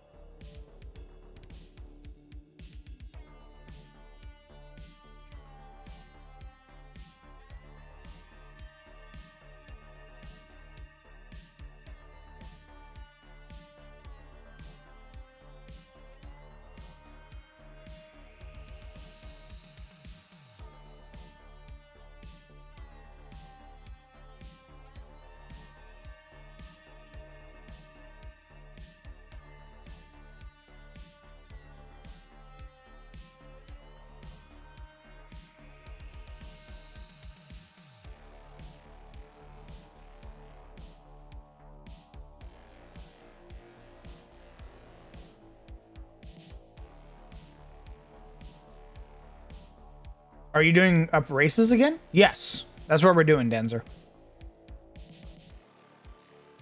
Sorry, guys. I might get some food. I can't tell if I'm hungry or not. My stomach's like... I can't tell if it's like upset or if it's hungry.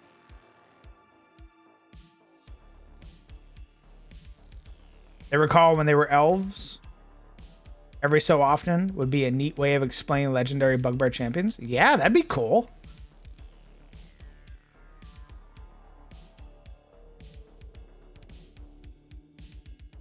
Yeah, I think I'm gonna order some food, guys. Give me one moment.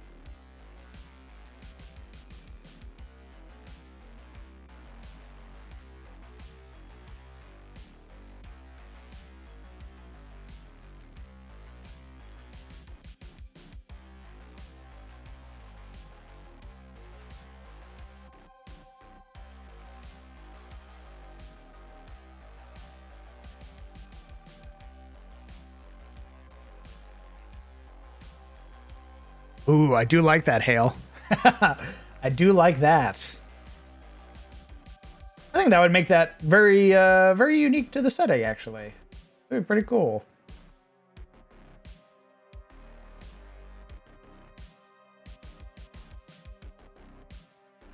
I don't want to do token stuff because you know, that's always subject to the whim of the players, and players can be like, no, thank you.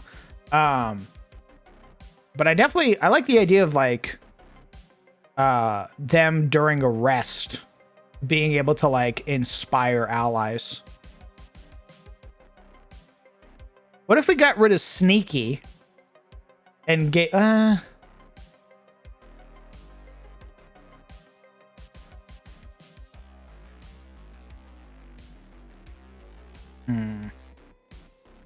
what if we got rid of sneaky and gave them that ability?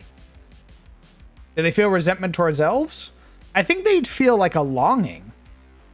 I think they would feel some connection, but not be able to explain it.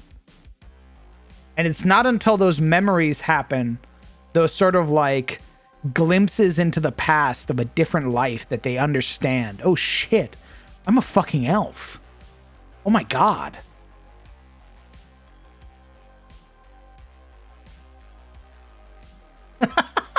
Gently puts his hand on your shoulder. Hey, I just want to let you know, if you fuck up tomorrow, I will eat you. All right. Good night, champ. Sleep well.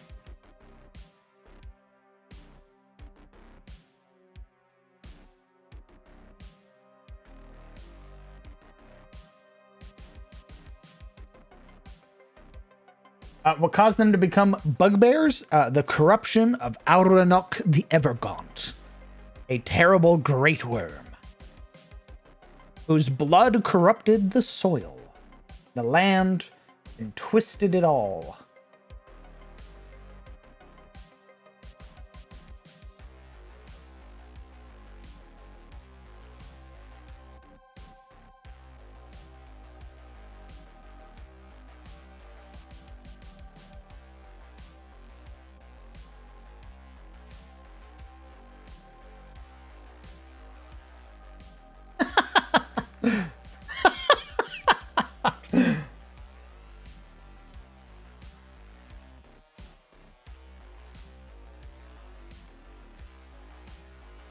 Actually hilarious.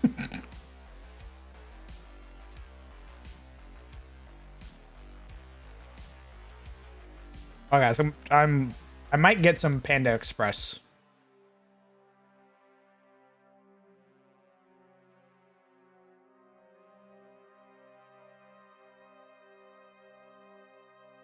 Oh, Dancer, we already did that, brother. Those are done. We renamed them. They are the Drakir. When Maelormnir tricked the All-Father into birthing the dreaded Great Worms, the world's first experience with dragons resulted in a bloody war which lasted for centuries. From this conflict was an egg plucked from the brood of the World Serpent, the first Great Worm, and presented to the Allfather as a trophy of their victory over the monstrous creations of the Void. From this did Eormenir breathe life into the egg, cleansing it of Maelor's curse, creating the first metallic dragon, Bahamut. Those of this draconic pantheon are capable of creating or twisting life, often in the shape of figures known as the Drakir. Are those tokens for the bugbears? No. These are goblins. These are hobgoblins. We have tokens for bugbears.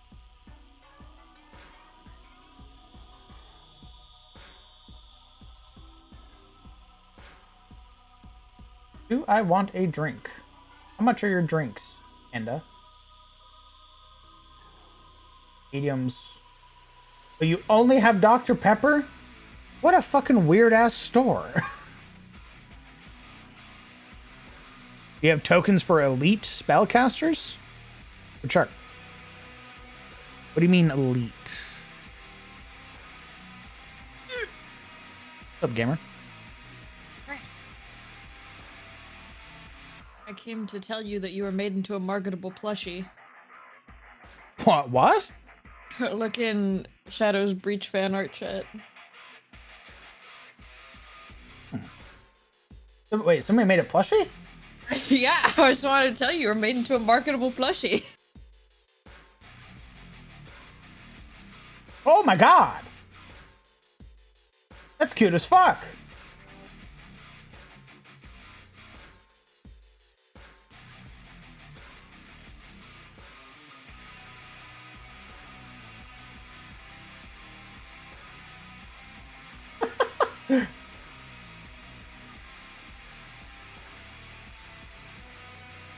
Oh! They even added little armor bits. Dude, I love all of the plushies that they've made for characters. I want to buy them from them. Holy shit, that's so cool! Oh my god!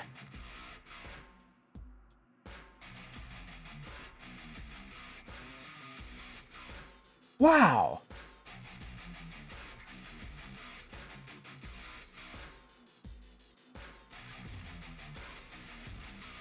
Just a little guy. I'll post it in the Discord. So fucking cool. Just a little guy. What's her name? What's her name? T-Rex 69.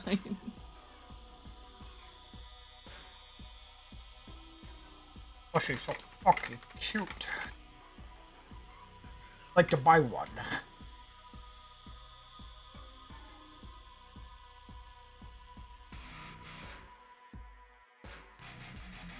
They've made these for a few characters now, and I want to buy them. They made one for Piper, and I'm like, how? I want to give you money. Can how get? I want. Let me see. I think I can show you guys real quick. Hold on. Yeah. What are you not? Okay. Let me you see. So this is one token I've got. That's a hobgoblin or a bugbear. I got this one as well. This is also a bugbear. I got this guy as well. This guy's also a bugbear. I got this guy. This guy's also a bugbear. I got this dude who's wearing big armor. He's a bugbear. So what is this that I heard about bugbears coming from elves? Yeah, there are elves that were corrupted by a great worm's tainted blood.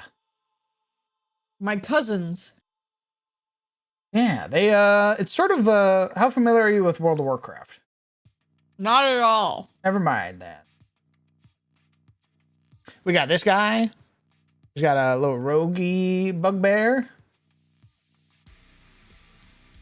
Yeah, so I've got a lot of them. They're from Forgotten Adventures. It's a Patreon group. They do a bunch of really cool shit. All right, I'm gonna order my food real quick. Okay, I'm gonna leave your ass now. I just wanted to tell you that you were made into a marketable plushie. Thank you. I didn't see that. It looks so fucking cool. Yeah. Okay, I go bye-bye. Bye-bye.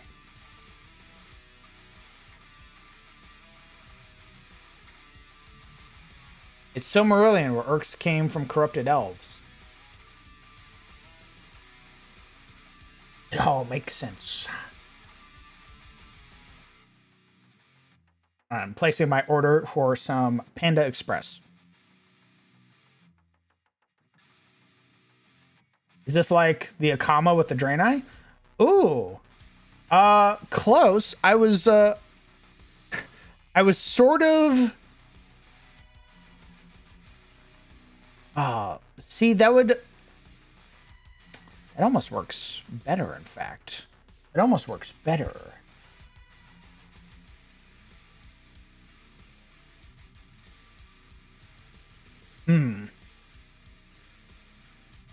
It was more so, I was trying to do like the opposite, where it was like the effects of the Well of Eternity that turned trolls into elves, but the reverse.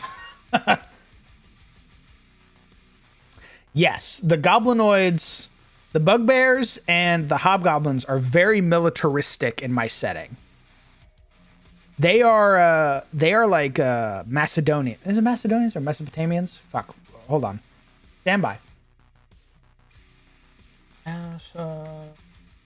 Macedonian.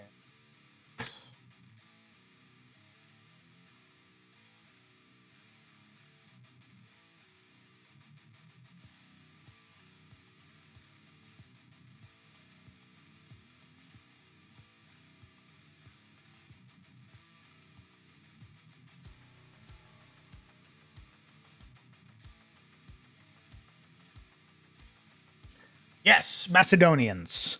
Like the goblinoids, the Hobgoblin Empire, basically is my like I have a Hobgoblin who's my Alexander the Great analog, and his empire conquered the Western continent.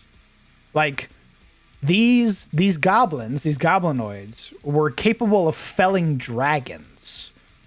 Like they paved roads, they like introduced like bronze smithing after the world had faced calamity. They made like scorpions, things capable of like like scorpion ballista, capable of shooting down dragons. They have like an actual like footnote in my like a huge chapter in my lore.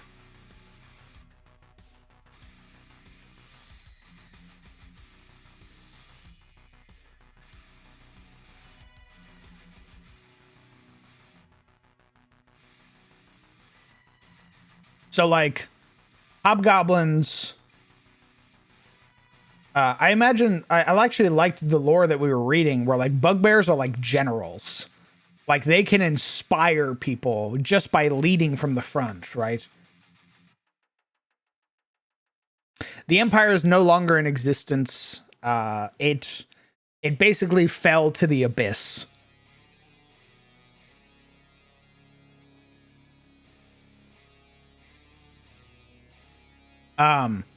A lot of the Age of Woe was basically the presence of demons, and one of the things that happened is when he rallied his people and basically conquered all of the Western continent, the strongest cluster of it was in the south.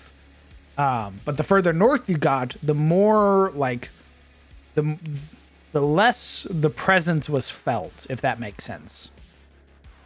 And eventually what happened is demons were starting to corrupt the more weaker-willed goblins. And you got things like the Blacktongue tribe, who basically started not infecting, but sort of like infiltrating like the Senate and started pushing for crazier and crazier, more occult things.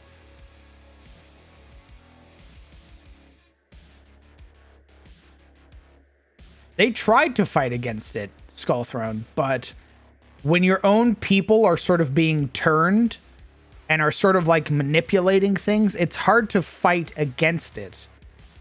So, like Taurosians, you fight valiantly, but ultimately they failed because their own people were turning against them, backstabbing them, making sure supplies didn't get to them, leading them into ambushes against demons.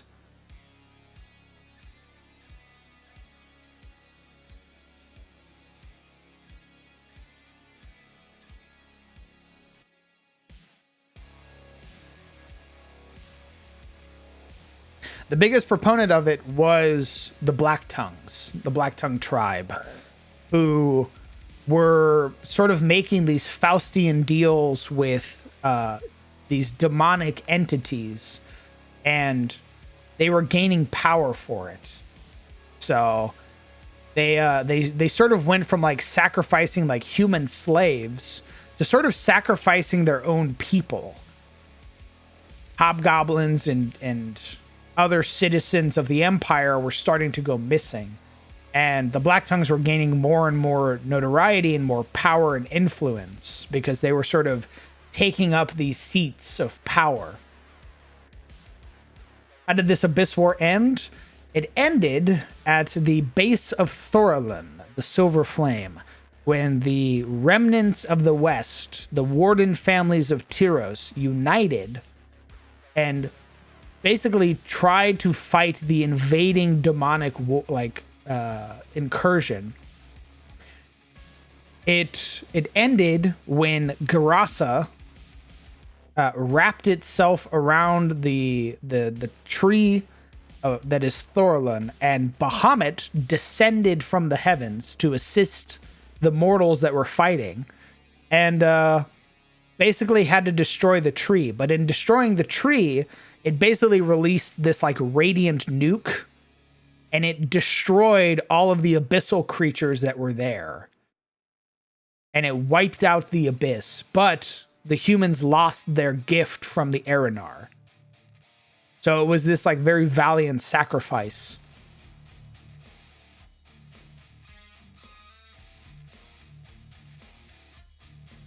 And when Bahamut came back, the rest of the Erinar came back, aside from the Allfather.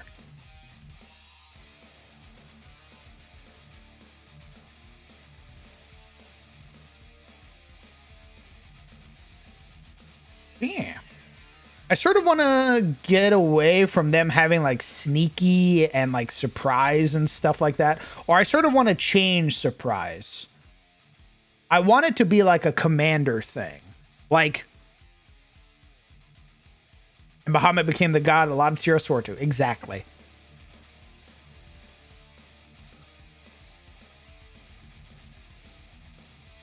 I don't want to be like surprise attack. I sort of want them to like be commanding stuff. So I like it being that they can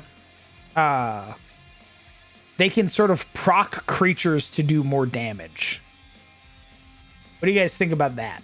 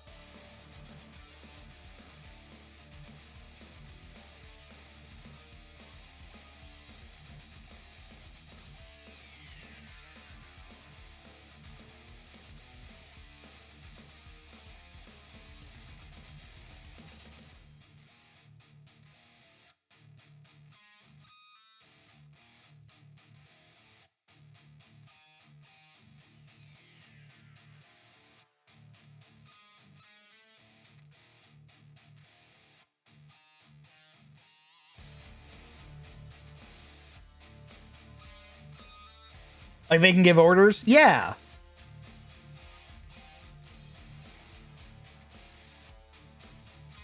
So like if you or an ally within 30 feet of you attack a creature who hasn't gone yet in initiative, you direct their attack, dealing an additional 2d6 damage. Hey Crown, I'm working on some maps in Incarnate right now, and I'm looking around for some more sci-fi. Is there anything here other than train tiles I'm missing? They haven't dropped their sci-fi pack yet.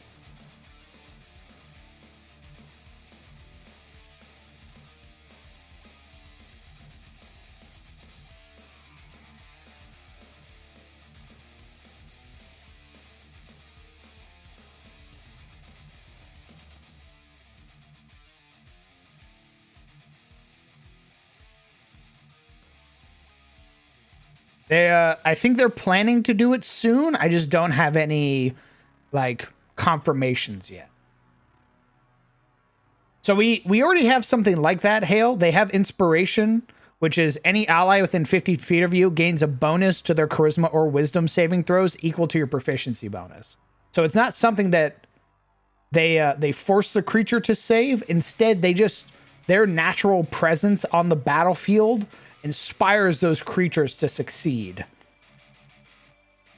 So they're gaining +2, plus, potentially all the way up to +6 on these wisdom saves or charisma saves.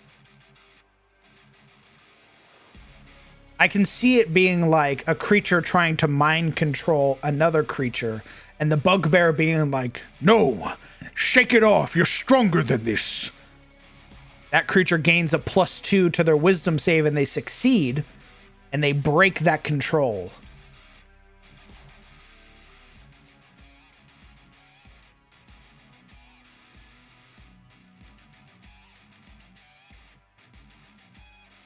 Maybe limit? Maybe a reaction?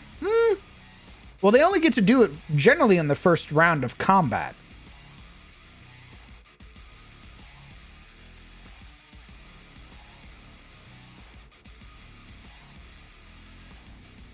Maybe a reaction would be good.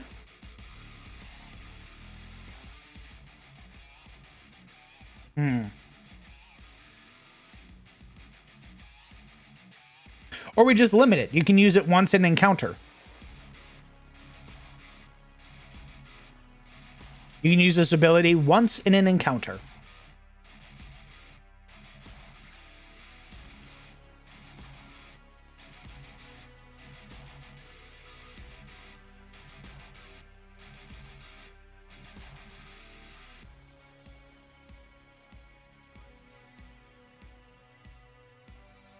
Well, Skullthrone, a lot of the inspiration I'm getting for these creatures, I'm getting them from the Flea Mortals book that was made by Matt Colville.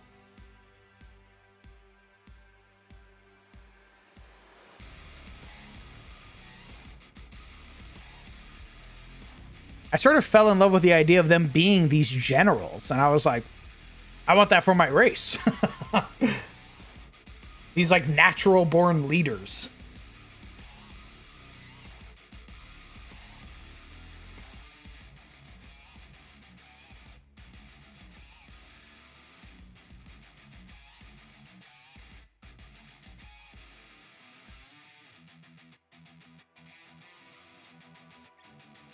Yeah, if you haven't looked at the Flea Mortals book yet, Skull Throne, it's currently still being made, but I believe you can still back it or buy it, right?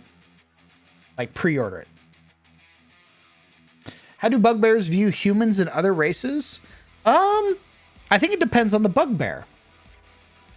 I think good aligned bugbears probably sort of feel that like that sort of like them or like humanity together versus the wilderness type deal. They probably fall in line very quickly with how humans sort of work and interact, but like more evil aligned probably see them as like, you know, weaker versions. From a time long ago when like their people subjugated the humans. Yeah, you're just a hobgoblin. You just don't know it yet, right?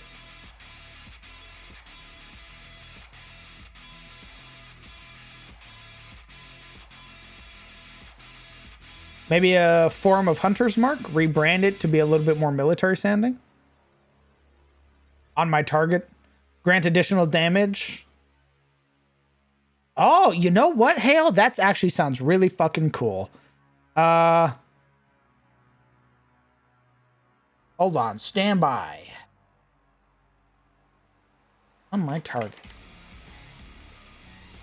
you mark creature you can see. Then let's do 60 feet. Mark a creature that you can see within 60 feet in order.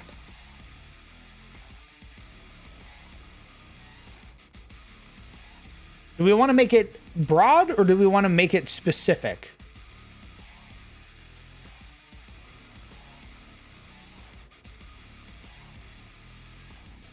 I think we should make it broad.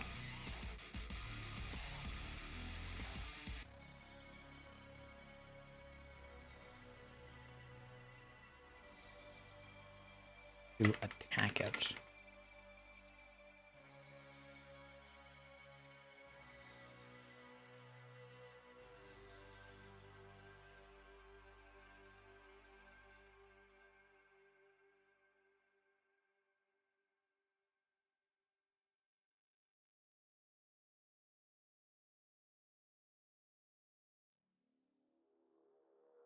Next allied creature who makes a successful attack that deals damage exploits that opening, dealing an additional 2d6 damage. Ability can be once count. So on my target, you mark a creature that you can see within 60 feet and order your allies to attack it, pointing out a weakness in their defenses. The next allied creature who makes a successful attack that deals damage exploits that opening, dealing an additional 2d6 damage. This ability can be used once in an encounter. Actually, what if we scaled it? What if it was like 1d6 to start, level 5, 2d6, level 11, 3d6, level 17, 4d6?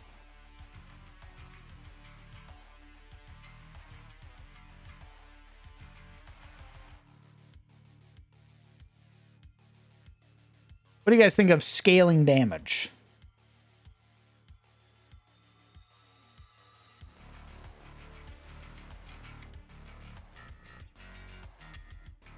The bugbears have like different reactions to the different elves? Absolutely.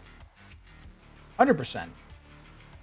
It'd probably react very different to a Shardian elf than a Valinar elf, right? But I also think a Valinar elf would probably be more respectful to a bugbear, sort of being the oldest race. And sort of understanding what they've gone through.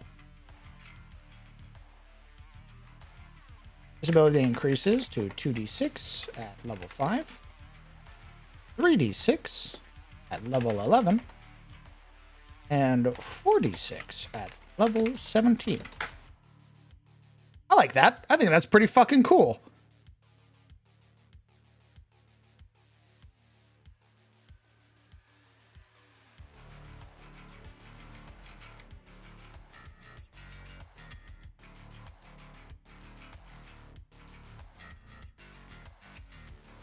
And it's any attack roll.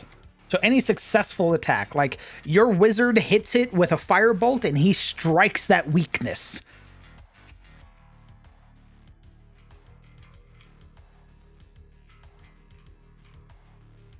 The rogue digs their dagger into the weakness pointed out by the bugbear commander, dealing not only their sneak attack, not only their piercing damage, but also an additional 4d6.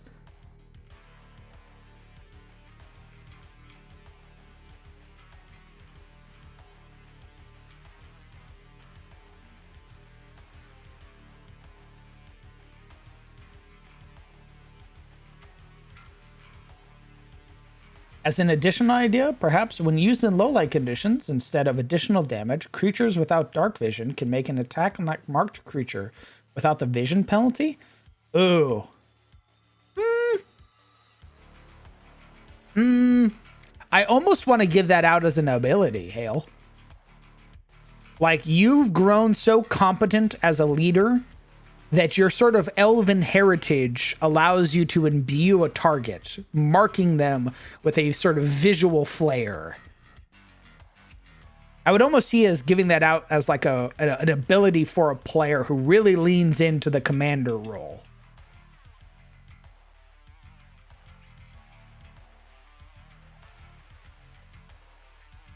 The first corruption of the first 3 major races.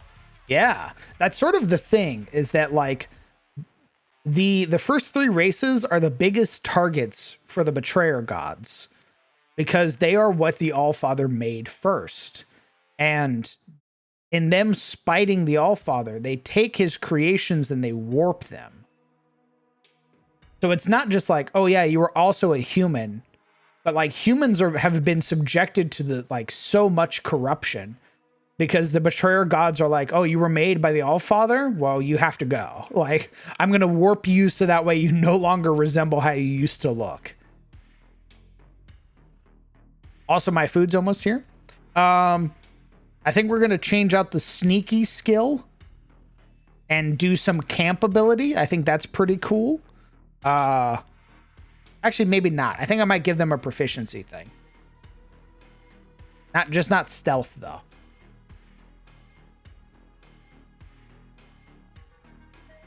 So I'm gonna go get my food. I'm gonna eat it up. And then once I'm done, I'll be back. So I don't know, probably 15, 20 minutes. Unless I'm not feeling the food, then I'll be back even sooner. All right, guys.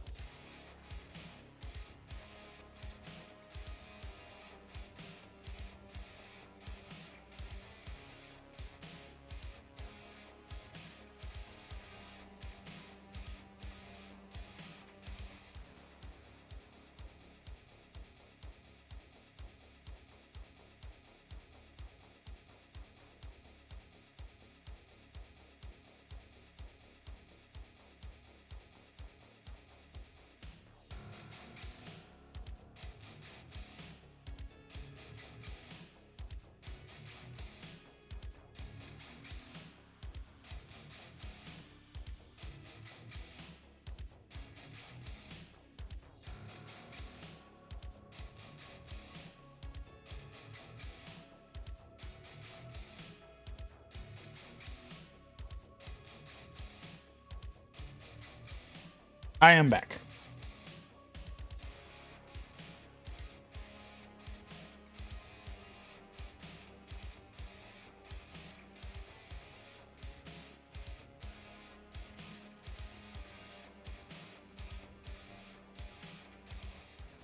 So please, you liked my ability idea? Maybe we've really turned bugbears into a race I'd actually want to play now. I think of the NPC possibilities of a respectful militaristic goblinoid race. Same. How was the food? It was good. It was really hot. Like it seemed like it just came out of the cookers or whatever. Like it was still steaming. So that was very nice. But we'll see in like an hour or so how my body feels.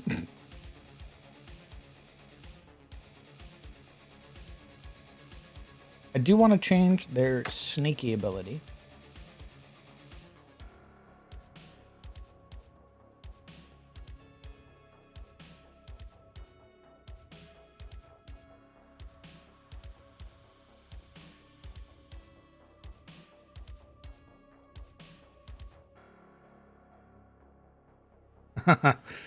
Halflings. Which I don't even know how I feel about them. Smile.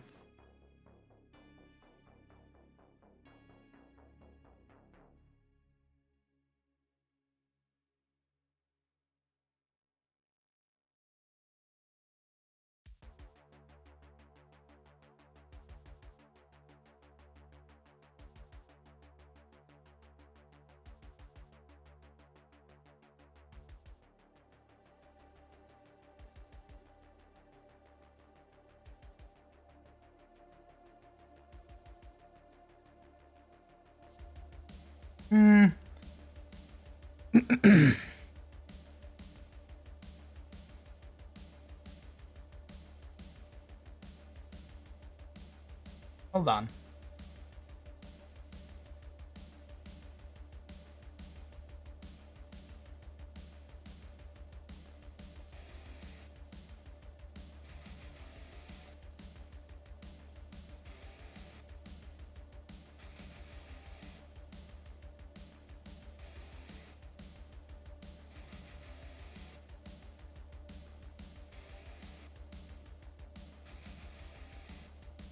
Give him something.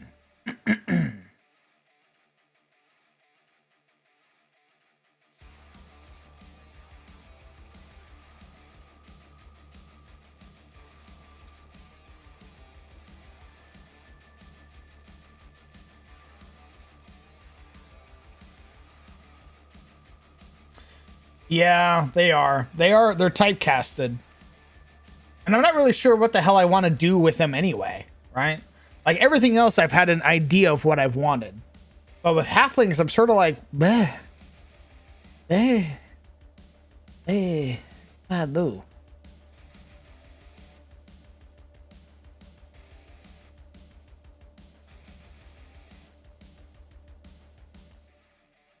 Oh, you know what? We'll make that real simple.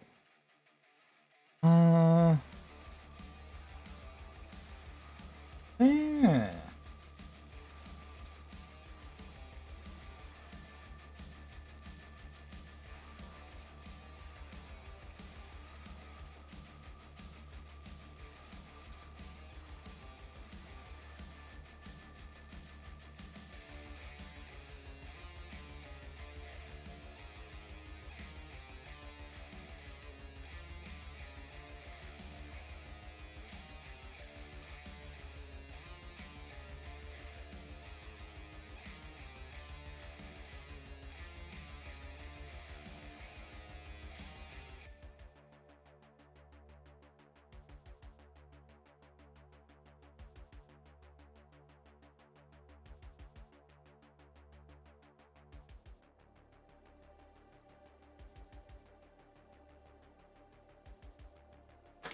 What do we think about that? Clueless Forum, welcome, first time chatter. New to stream, what are you building and doing today? Hello, welcome. Currently, I'm finishing up the goblinoids of my setting. We have just finished a large chunk of the bugbears, and we're giving them a sort of refluff, some new flavor, so to speak. We've made the hobgoblins and the regular goblins. And next, we're considering working on halflings for my setting. What do you guys think of Black Blood healing? Despite its corruptive nature to your people, the blood of Alranak has restorative properties to you. When you roll a 1 or a 2 on any hit dice you spend at the end of a short rest, you can re-roll the die and must use the new roll. What do you guys think of that?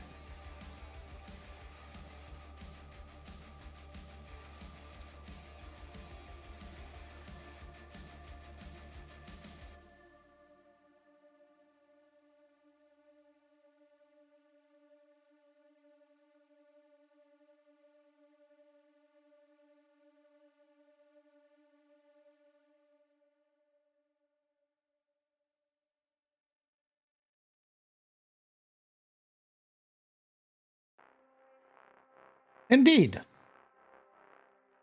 Be a hinder or a blessing. Exactly.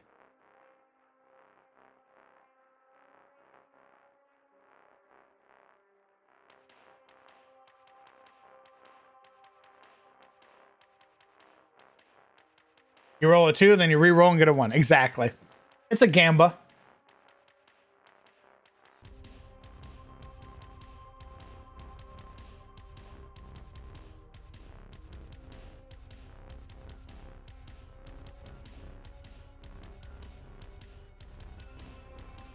Cool.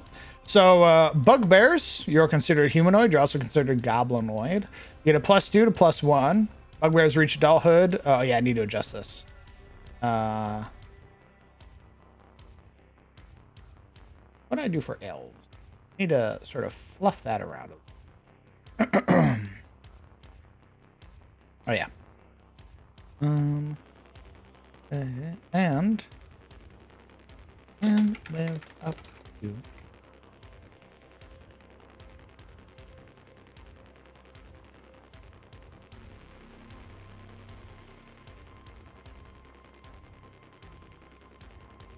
Kind. Here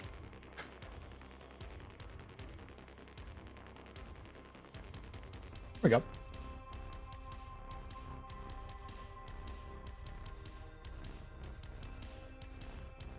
Yeah, bugbears reach adulthood at age 16 and can live up to be 300 years old, as the wisest and oldest of the goblinoid kind, as is their connection to their elven heritage.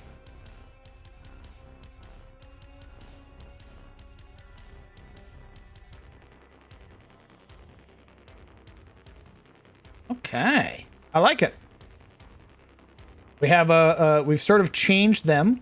Goblins are obviously subjected to their being the most like prolific of the goblinoids. They're the ones that are in the most abundance, so they change wildly.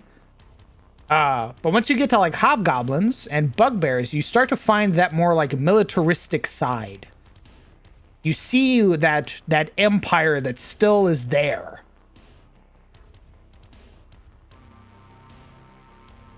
Not saying that a goblin can't, but given goblin nature, it's a little, they'll follow the leadership, but they're also more subject to sort of scurrying away.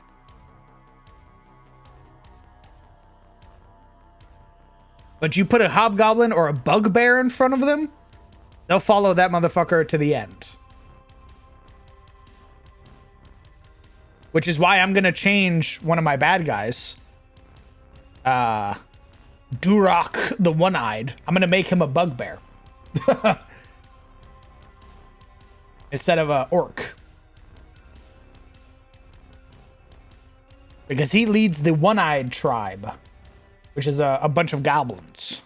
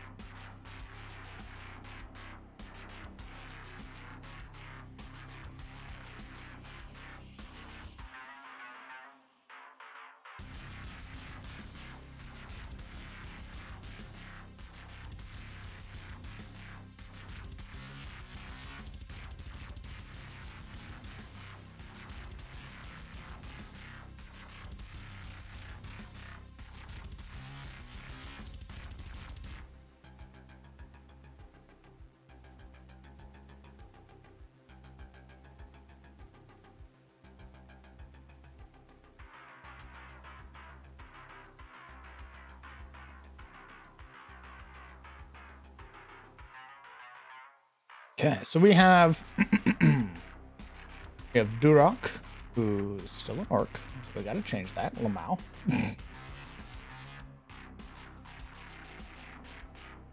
We have Duroc, the one-eyed chieftain, leading his goblin boys, his lads.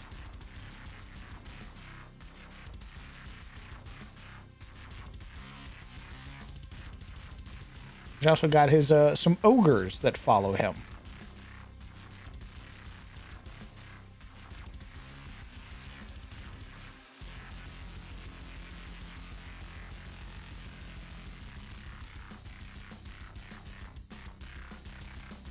Nice. Very cool. Brand's already switching gears a bit, but if halflings are next, maybe instead of treating them as their own thing, perhaps an offshoot? A type of rat folk? Rat folk, huh?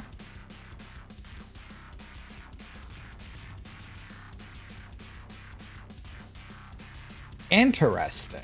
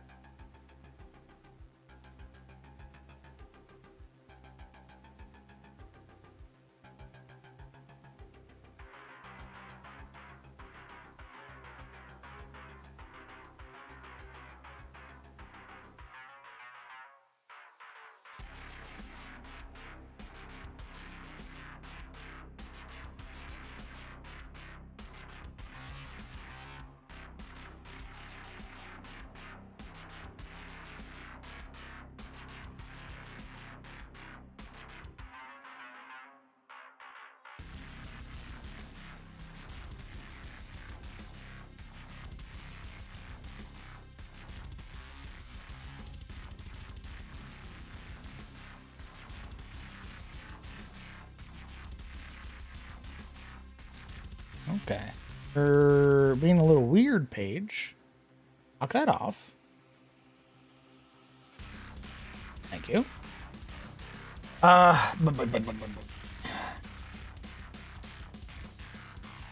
That's very kind of you, Skullthrone. Thank you, brother.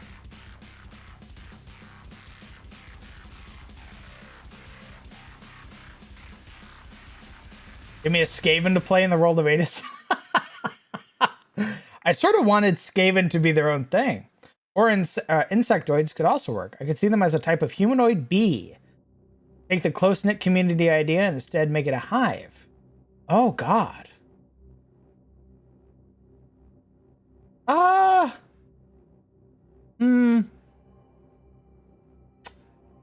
don't know how I vibe with that.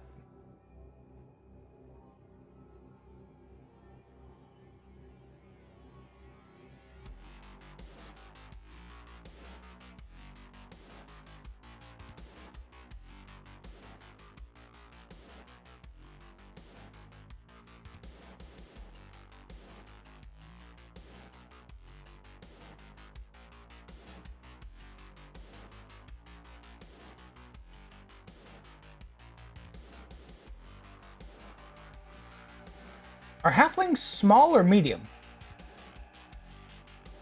Oh, they're small.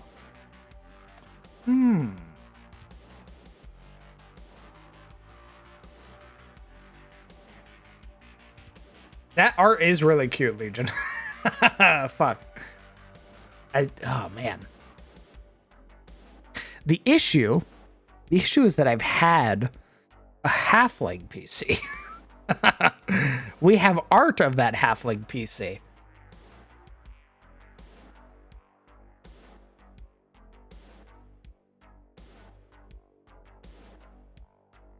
Yeah, it's Zafina. Zafina Malark. She's a maestro bard.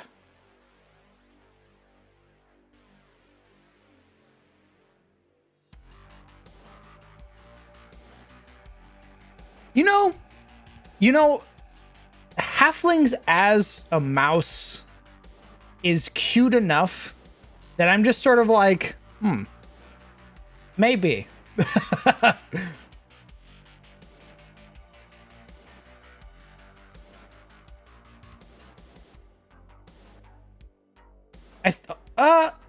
Let me double check something. I think there's an actual mouse folk race in a PDF that I have. Let me double check real quick before we put in all that work, because I might just want to lift them.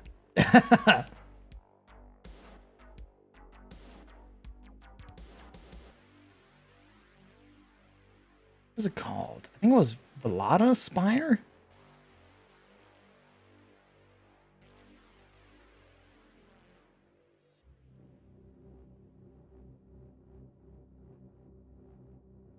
Yes, I do have a PDF that introduces mouse folk.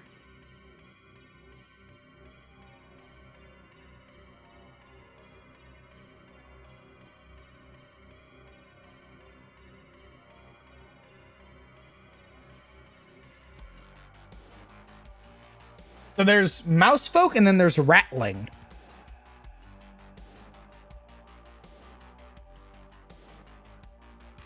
What if we... Hold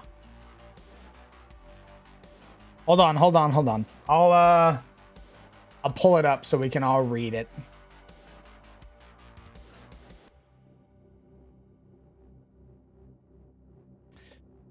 Mouse folk. You laughed when I said I would repay you, said the mouse. Now you see that even a mouse can help a lion. Aesop, the lion and the mouse. Never to be looked down upon, the slight and unassuming mouse folk are kind-hearted to a fault and possess courage greater than most giants. Tiny but brave. Though the tiny, big-eared mouse folk are often overlooked by larger creatures, history is brimming with stories of gallant mouse knights staring down dragons, crossing blades with warlords, and charging into grand battles. It happens that few histories are written about the valor of mouse folk, and many more should be, yet they make appearances in legends all the time, their bravery cementing their place in history. Even excluding the long and proud history of mouse knights, few mouse folk are apt to fear either big folks or monsters. Mouse folk are good to their neighbors and rarely pick fights, after all. Most folks can be reasoned with. Those who can't be reasoned with, however, should rightly fear mouse folk striking at their knees. Mouse folk do not suffer bullies lightly. Storytellers and legend keepers. The mouse folk language, Rodentia, has no written form. Thus, mouse folk preserve their history and story in song and pass from elders to children through the generations. Their oral tradition is rich, filled with stories of grand heroics, shrewd tricks, and swooning romance. Indeed, many mouse folk live to see themselves preserved in the legends of their people, their deeds remembered in the grand epic of the ages.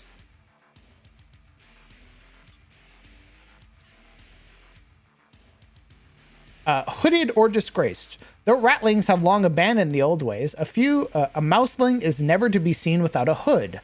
Following ancient tradition, mouselings wear their hoods, which they have sewn themselves at all times except in the direst of circumstances.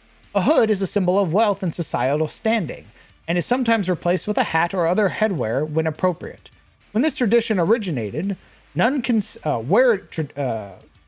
where this tradition originated, I promise I can read. None can say, but mouselings hold to it strongly. If one is seen without a hood, it is surely a sign of disgrace and exile, the most personal punishment a village of mouselings can inflict. The mousefolk names are derived from Rodentia, the mousefolk language, and are fairly squeaky when pronounced. Arvin, Blaj, Dunfer, Frisk, Ginori, Fenric, Reap, and Scop. Then there's Becca, Constance, Juniper, Tess, Ramsa, Serena, and Wincy.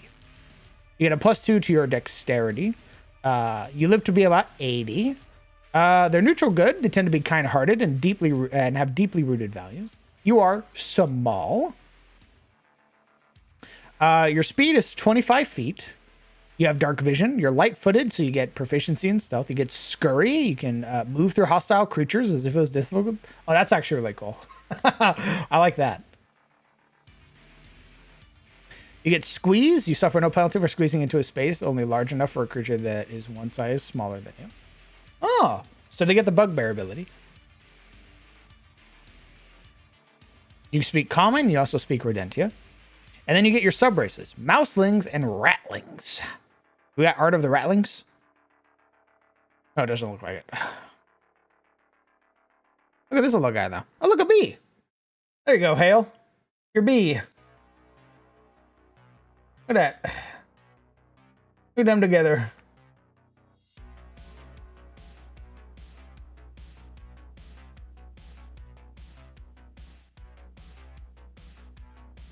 There was once a mouse with a fiddle. She liked bees and telling of riddles, but during a break, she made a mistake and broke it right down the middle.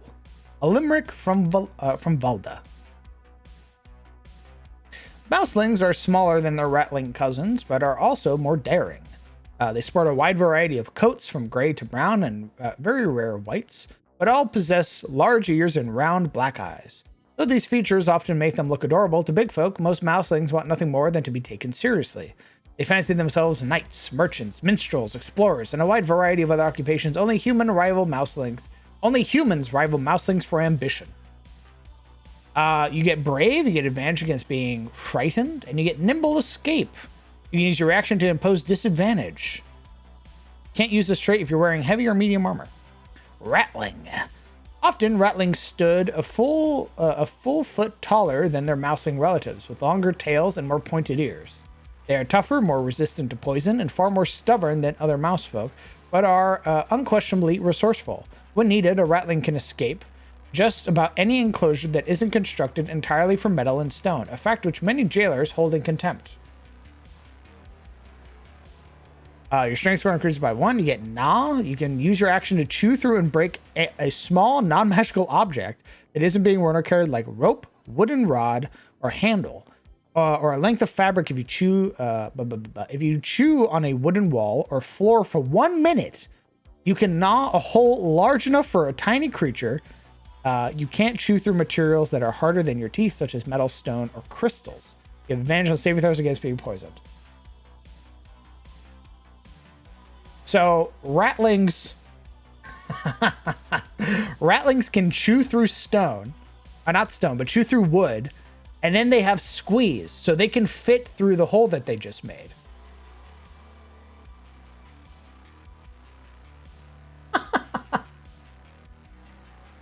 Honestly, they get the strength score, but they'd make amazing rogues.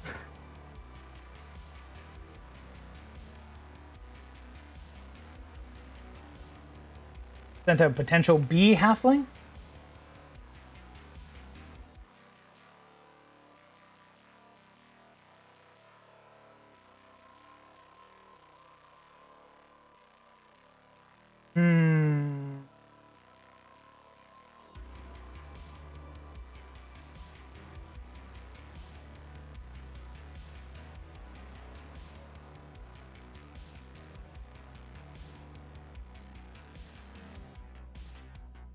They need an eviler cousin. I think they would just be a descendant from the Skaven.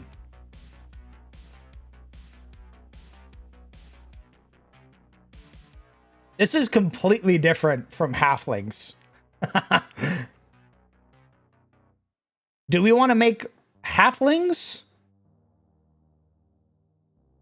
Let me double check. Let me make sure I haven't made any halfling NPCs yet. Let me double check my lists.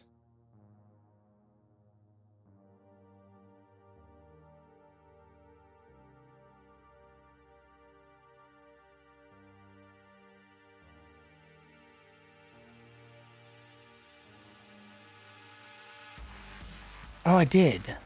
Samuel Brooks. Made him a halfling.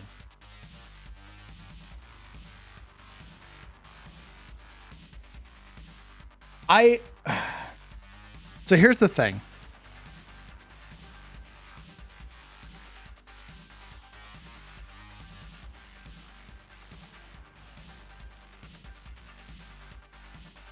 I sort of want...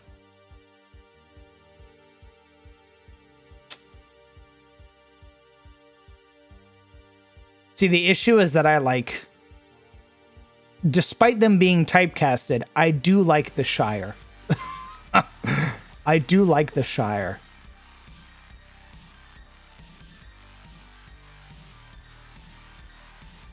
And I sort of want to put Mousefolk in the same vein as like the Makote and the Viera.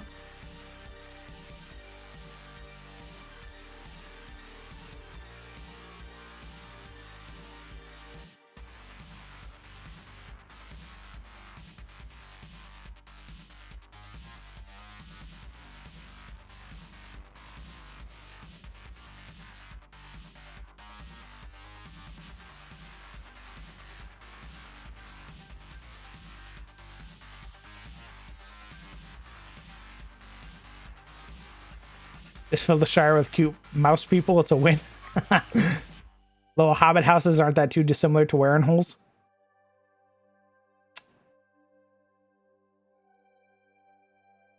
Would it be...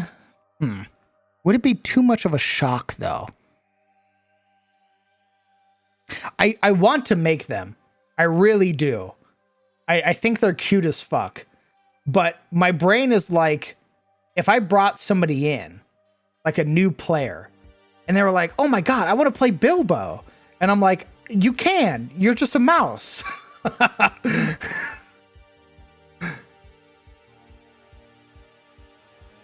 don't know how they would feel.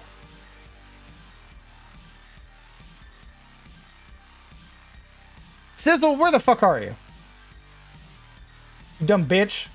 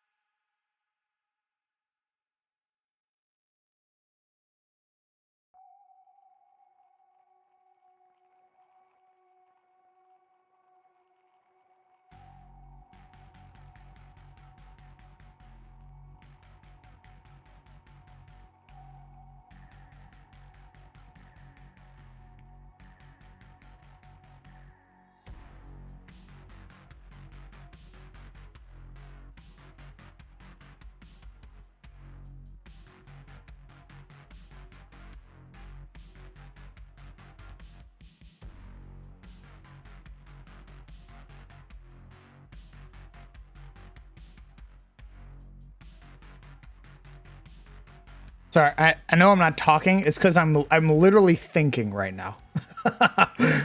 my brain is weighing pros and cons.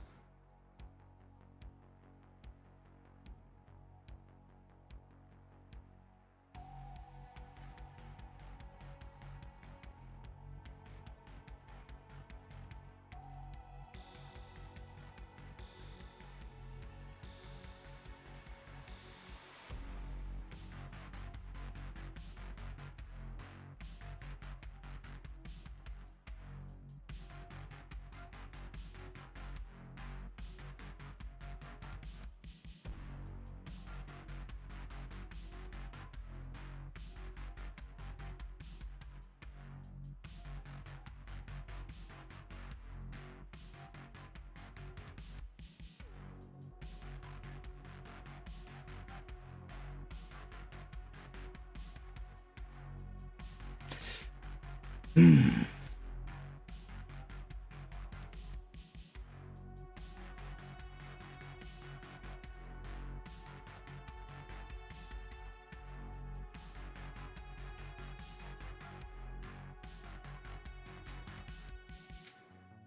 you do only partial changes, though, you'd be better off leaving them alone, in my opinion. A halfling with mouse ears is still just a halfling.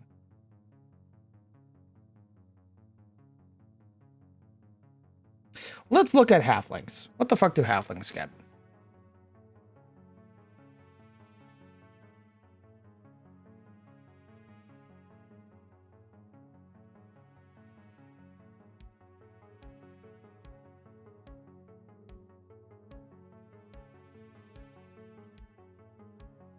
Halflings get lucky. They get brave. They get nimbleness. Oh, Jesus. They literally are just the mouse folk. Our mouse folk are literally just halflings.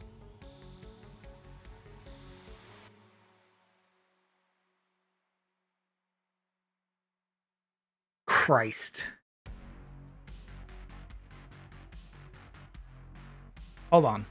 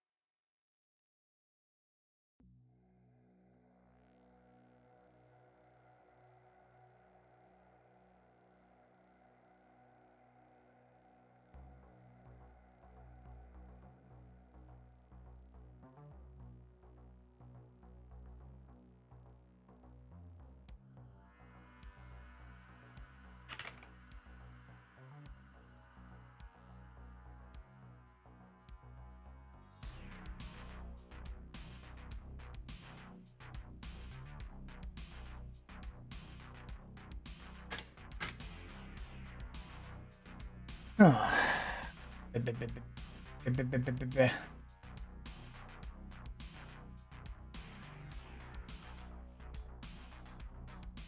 The hell is everybody doing? I'm right here. I know. I need my players. Oh, Summer. Okay. Listen, I can't ask an opinion about rats to you. That's biased. What do you mean? I am the most partial person to ask. Summer.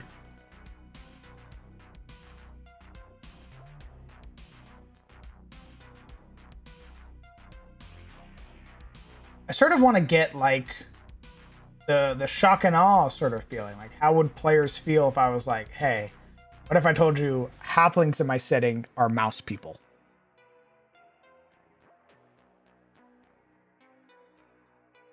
And also, like the distinct, I'm rat, not mouse. I much prefer rats over mice. Only got a bit of time, so show me what's up. Okay. Quick question.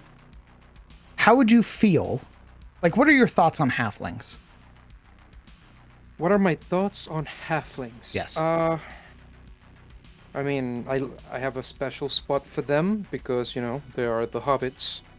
And I love the idea of little people. They're a very remarkable aspect of D&D. You know, swords from Middle-earth and all that. In the context of an adventuring party, cool. Everything else, I don't like them. Everything That's else you it. don't like? What do you mean? It's just they're tiny people, and they tend to be used by pedophiles and shit for other stuff. So Oh my god, okay. yeah. Oh, You know, are on right. stream. Oh yeah. Yes, Oh, I'm sorry, my bad. Adam, my name's And- Purple. I'm sorry. How would you feel if they were mouse people? Mouse people? Yeah, I like that. I mean, just like you did with the half giants, you sort of morph them to be your own thing. And love Beastskin in general, so more Beastskin in the universe is great. They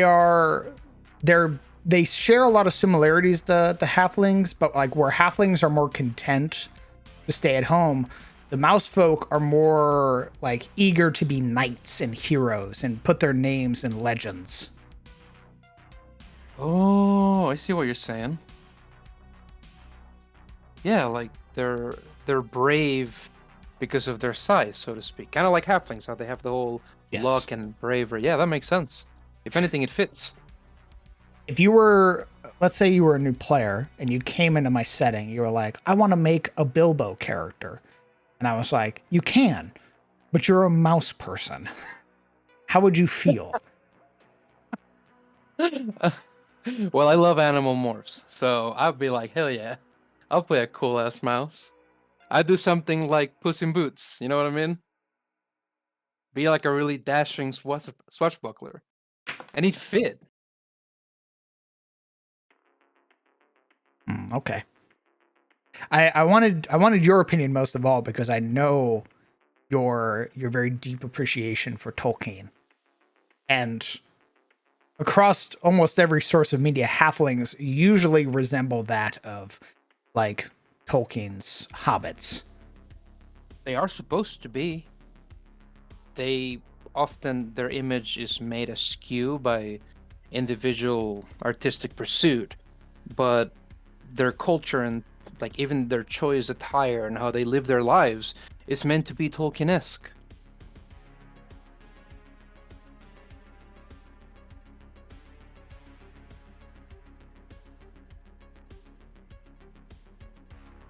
And Do you feel it?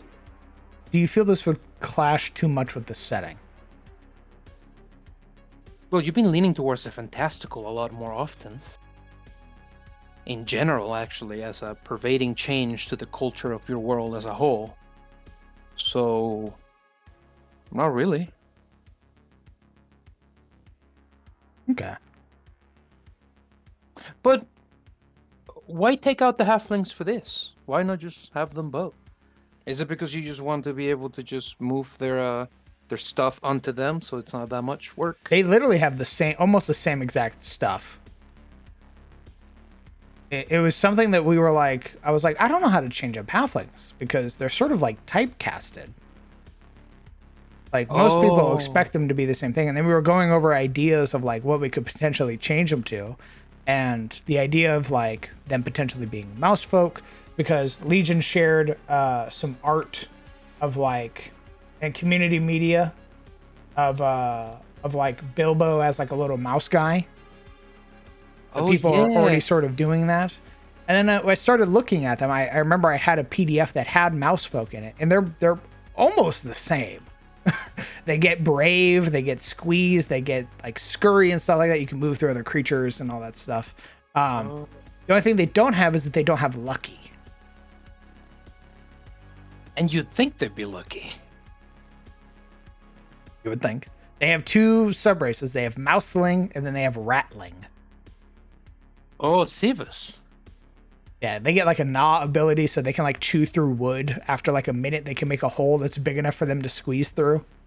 Oh my god, that's amazing. I thought it was very interesting. That is very, like, somebody very clever can do a lot of things with that. Yeah, you're limited. You can't chew through like stone and metal, but like wood and fabric and everything like that, you just tear holes through. So are they halfling size or are they rat size? They are halfling size. They're small creatures. Oh, so They're about the same actually height as huge. them. Okay, that's actually really dope. Yeah, they stand Mouselings stand around 3 feet tall, but appear somewhat larger due to their larger ears. Ratlings stand about 4 feet tall. Your size is small. Oh, okay, I really like that. What if they live their lives like the halflings, but they're just mouse people? We were talking about that same thing where like warrens and like little hovels are basically little hobbit holes. Oh my god, I was playing recently this game that is essentially set in like this medieval world where you play a little ratling whose kingdom, his father's kingdom, he's like a prince, is attacked by a bunch of really angry frog people. And you have to like sort of sword fight your way through, and it looked really cool. I love that medieval aesthetic around the little mice. It was really cute. Okay. I definitely see it. I definitely see them living in like the more remote areas of Tiras, you know, where there's not so much savagery. Yeah, you'd find a little mouse folk shire. Yeah, and they're actually good people. You They know? are. They're like it mentions it a lot. They're basically like they're almost always neutral good. They have very deeply rooted values. They're kind-hearted. They love their neighbors. But if you bully them, they will fuck your shit up. Yeah, the game was called Tales of Iron, by the way. Hmm. And I really like that.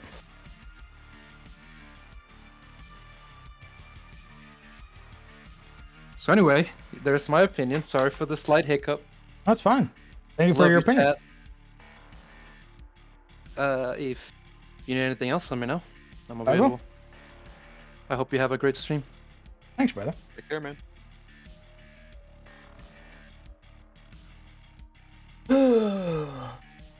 Hmm.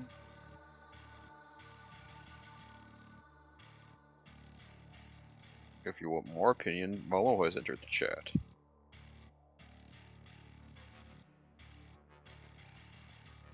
Momo.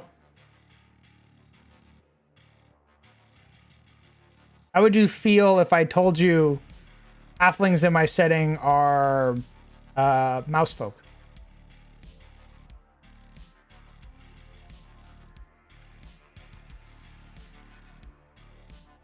Would you play a mouse folk?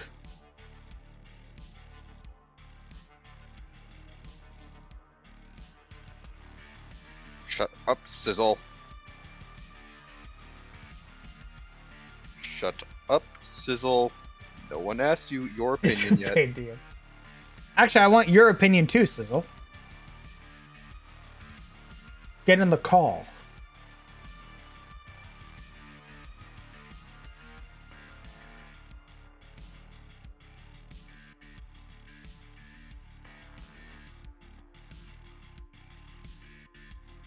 What is it? When you think of a halfling, what do you think of? What? When you think of a halfling, what do you think of?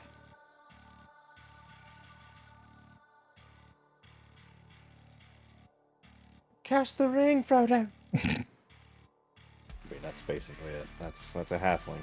Okay. All other halflings have been made based off of that. How would you feel if the halflings in my setting were mouse folk?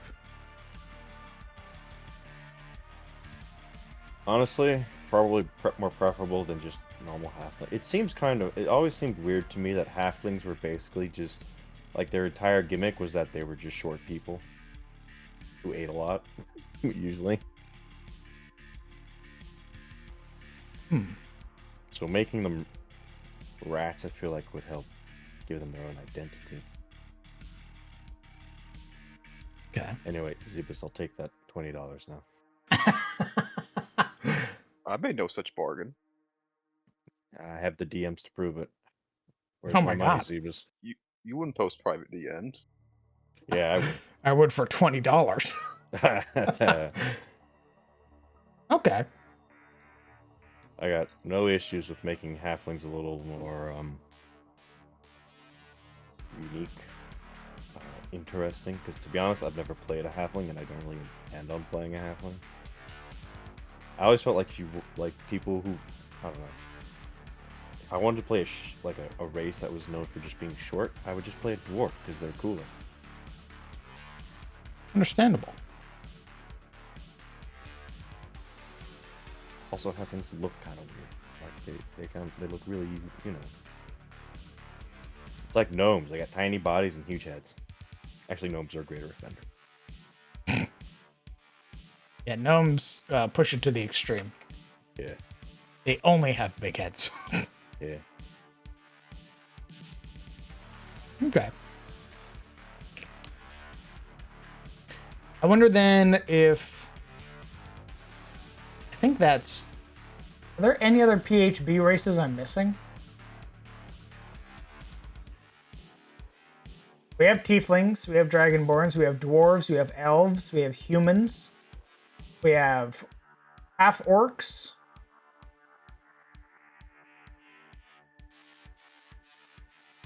We're just replacing halflings with mousefolk.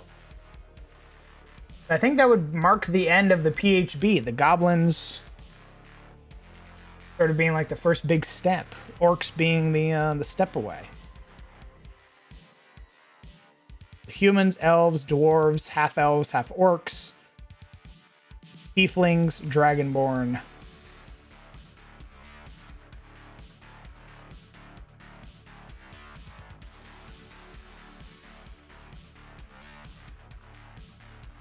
I think we're good. I think we can start working on other races now.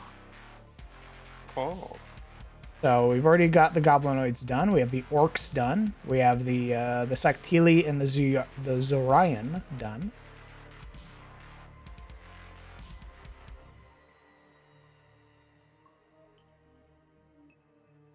Tabaxi? Rabbit people? I think that's what we're gonna work on. Oh, Genasi too. Fuck.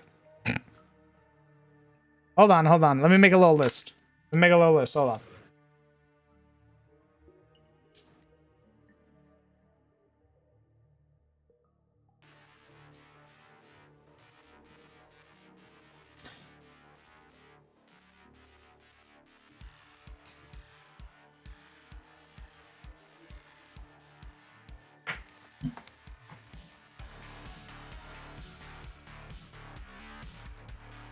Goblins.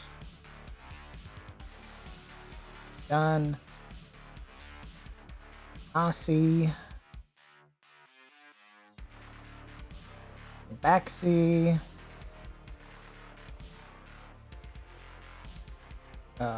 Erangon.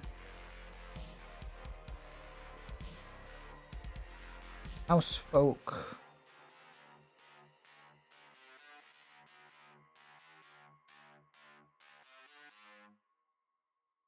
What else did I want to make? So why mouse people specifically? I don't know. It was Chat's idea. We were trying to figure out how we were gonna like make something unique for the halflings, because when you think of halfling, you sort of typecast them as hobbits, just Yeah. sort of how they've always been portrayed. True. And I was like, I'm not really feeling making anything for them. Like goblins, I had a lot of fun making. We've made this like militaristic people. This sort of like strength in numbers. They have unity between each other. Yeah. But then when I thought of halflings, I was like, yeah, they're all just Bilbo and Frodo. Yeah, honestly, like all the backstories I know of halflings, granted not many, is basically it's Frodo and Bilbo from the Shire. So if you're gonna make the Shire, then at least make them rats. Smile. Yeah, that was sort of. I sort of wanted like people's opinions on like, because like it's a big change, right? If you came into my game and were like, I want to play a Bilbo character, and I go, here you go, and I hand you a little 3-foot tall mouse person. I was trying to envision how that new player would react.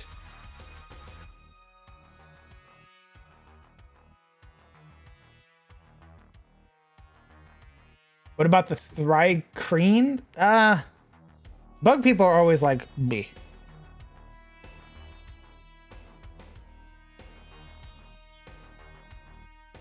But see, now you can introduce the actual Skaven as like evil halflings. Yes, that was my immediate Without thought the as well. minigun. There you go, Zubas. I'll take the $30 now. Is Knowles in the list? Yes, they're under Beastmen. So Okay, but- Beastmen. Do they have massive nuts like actual rats? To be decided. Come on. Beastmen. I guess we would need. Okay, so we need to define what Beastman means. Why is there only one male halfling in this entire village?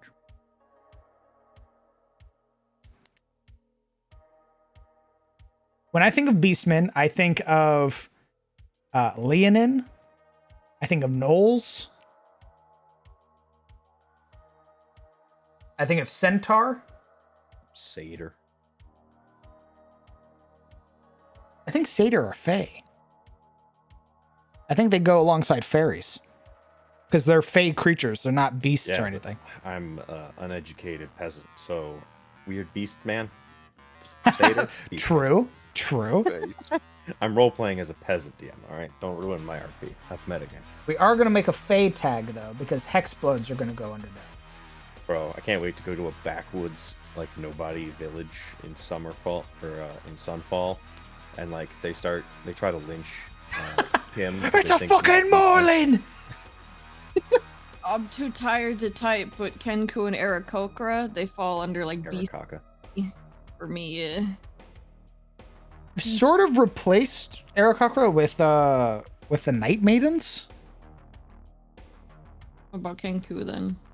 We do have Kenku because I introduced a band of roving Kenku bards. Do they count as like beastmen? I don't think so. I almost want to count them as Sorry, I'll grab some beastmen. You guys want to see a prank? Turns into Kenku are just like really fucked up. Like they the people who despited Saren in some way. Yeah. That's what the Kenku are. The Kenku is Saren being like, I really fucking hate you. Yeah, she fucking did. do that. annoying. What about a bullywug? Wait, Bullywug are a thing too, aren't they? wasn't Saren betrayed by one of her horsemen? What if all of the Kenku are like followers of that horseman? That's how she got her revenge. Night Maidens are like, yeah, that's a part of history. We don't. Oh, I mean, Night Maidens would just hate Kenku. Death on kill Oh, on that's sight. fucked up. That's fucked up. Oh no. Kenku looks up at the mommy dom Night Maiden. God, you're beautiful. Night Maiden looks down. You're dead. Scum. I'm you, but better. Suddenly, the party is introduced to Fenrir and Hygel's like obscene racism towards Kenku. They're like, wow, Oh my that came out of God. nowhere. Night Maidens are just like, I'm you, but better. You disgust me, freak. They You are disgust me, freak. they are currently extinct. However, I've also considered just bringing them back. Bird on bird violence. I mean, would your Final Fantasy cat boy girls and bunny boy girls fall under Beastmen? No, my initial idea for them was that they were half Herringon, half Tabaxi. Would You know, But humans would- literally put their dick in anything. So That's true. what do you mean? But then would the Herringon and the Tabaxi fall under Beastmen? I think they would. God, it's such a broad fucking tag. It's just all of the half animal people. Like all of the animal bases can go under Beastmen. Would a troglodyte fall into feast? The fuck? Nobody's playing a troglodyte. Why not? It's in the DMG. Yeah, the DMG. You don't let people play those. All right, DM. I want to play I'm a playing. GIF. Does a GIF fall What? under the Beastmen? A fucking what? A GIF. GIF, like Or GIF J- Yankee. Yeah, no, not the GIF Yankee. Smile. The GIF, the No, no, GIF GIFF. What the hell are where's my- those? They're hippo people.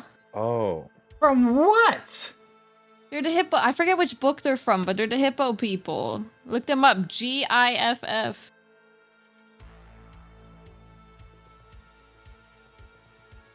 Let's see them in 5th edition. Or They're 5e. hippo. They're from which book is this? The Astral Adventures Guide. what about the Wasn't that Thrice King? Spelljammer? Yeah, it's Spelljammer, but it's this hippo people. They're still cool. They're really good with Yeah, guns. what about Thryking? The bugs? No, I'm not. Yeah, the bugs. Yeah, the insectoids. Come on, bro. Smile. I love the space hippos. Yo. Where do you What even the see backs? the Thryking? I'm trying to fucking find them. They're in the Astral My God, it's more Same book. Spelljammer shit. Same book, yeah. Adventures Guide. Yeah. Actually, I have a meme.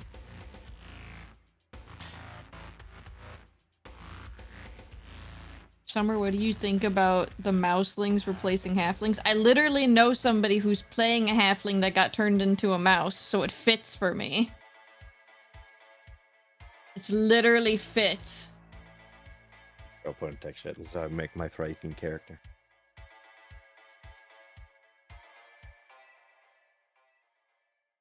Why God? Where'd you put it?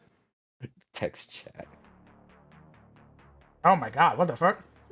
It's a big old titty. Hell yeah. No, no, no.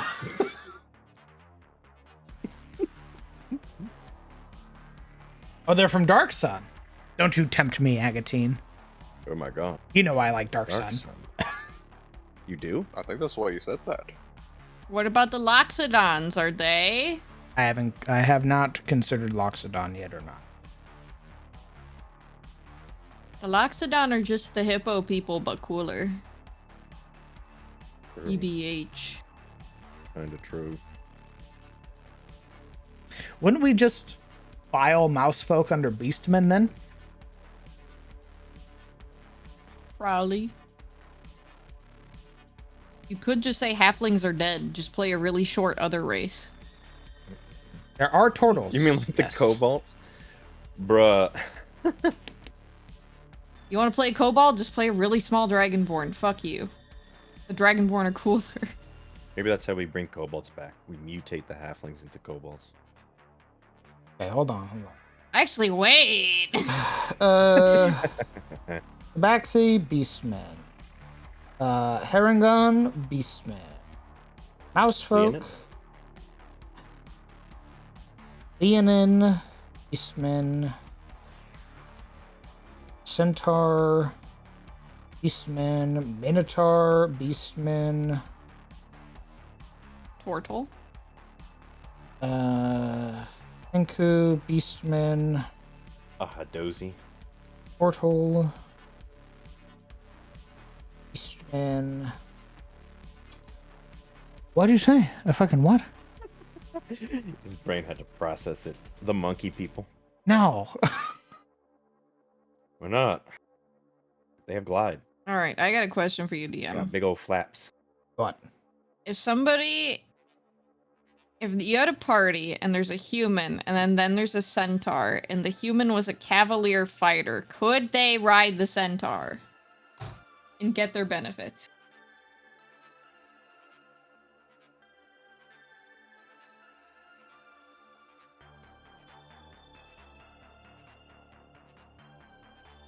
Yeah. Fuck yeah!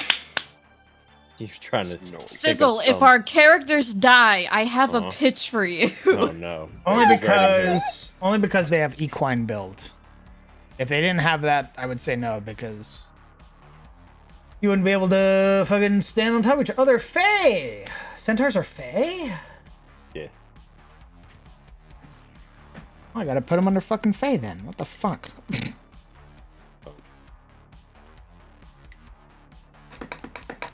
Owlin. But shifters. I have those in Werebloods. Okay. So far, I got Tabaxi, Herringon, Mousefolk, Leonin, Minotaurs, Kenku, Turtles, Owlin. All right. I got one more that I don't know if you've decided where they would go. Where would you put Wanti? We have Wanti. They are called Zorians. They are part of the Brood. Ah. They are made from Soromod. Wantis are OP. I always forget. I never see people play them, but they're actually banned. kind of busted. Most people ban them at their table. That's why. They have magic resistance. They're so cool, though. Bear people? You love bears. Just make them. Just make werebears. Add them under the shifters and like the were Just make people. Leonin, but bears. Do That it. too. It's a Make the subtype polar of bear Leonin. people from Guild Wars, who have massive like Noah's Arks that are made out of icebergs and they float around the north. Just do it. You know you want to. Do it. You know you want to because then you can make polar bear NPCs. Treat yourself. You know you want to do it. Come on. Take the plunge. So what we need to do first, before I do anything else in the races, is we need to make Genasi. Genasi's nuts. Because Genasi are a sort of like, are sort of a staple nowadays. Gnolls. God damn it. I always attribute Gnolls to bad guys. That's kind of racist. One of my fucking BBEGs is a Gnoll. That's annoying. I hate you. To be fair, I don't see a stat block for Knowles when I look for. No, they're Races you and gotta stuff make like that. them. Yeah.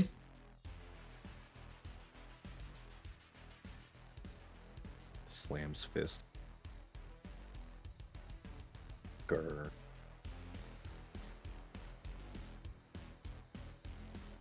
I once saw like a really cool pitch for Genasi where each Genasi was like the avatar in a sense, and they could change their element, kind of like Oh, the Eladrin. Eladrin? Oh. Yeah.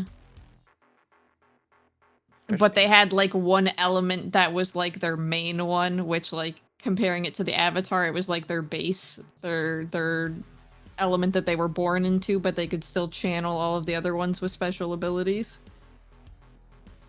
Also, I'm getting a call. Fuck! Genasi are from. Whoa.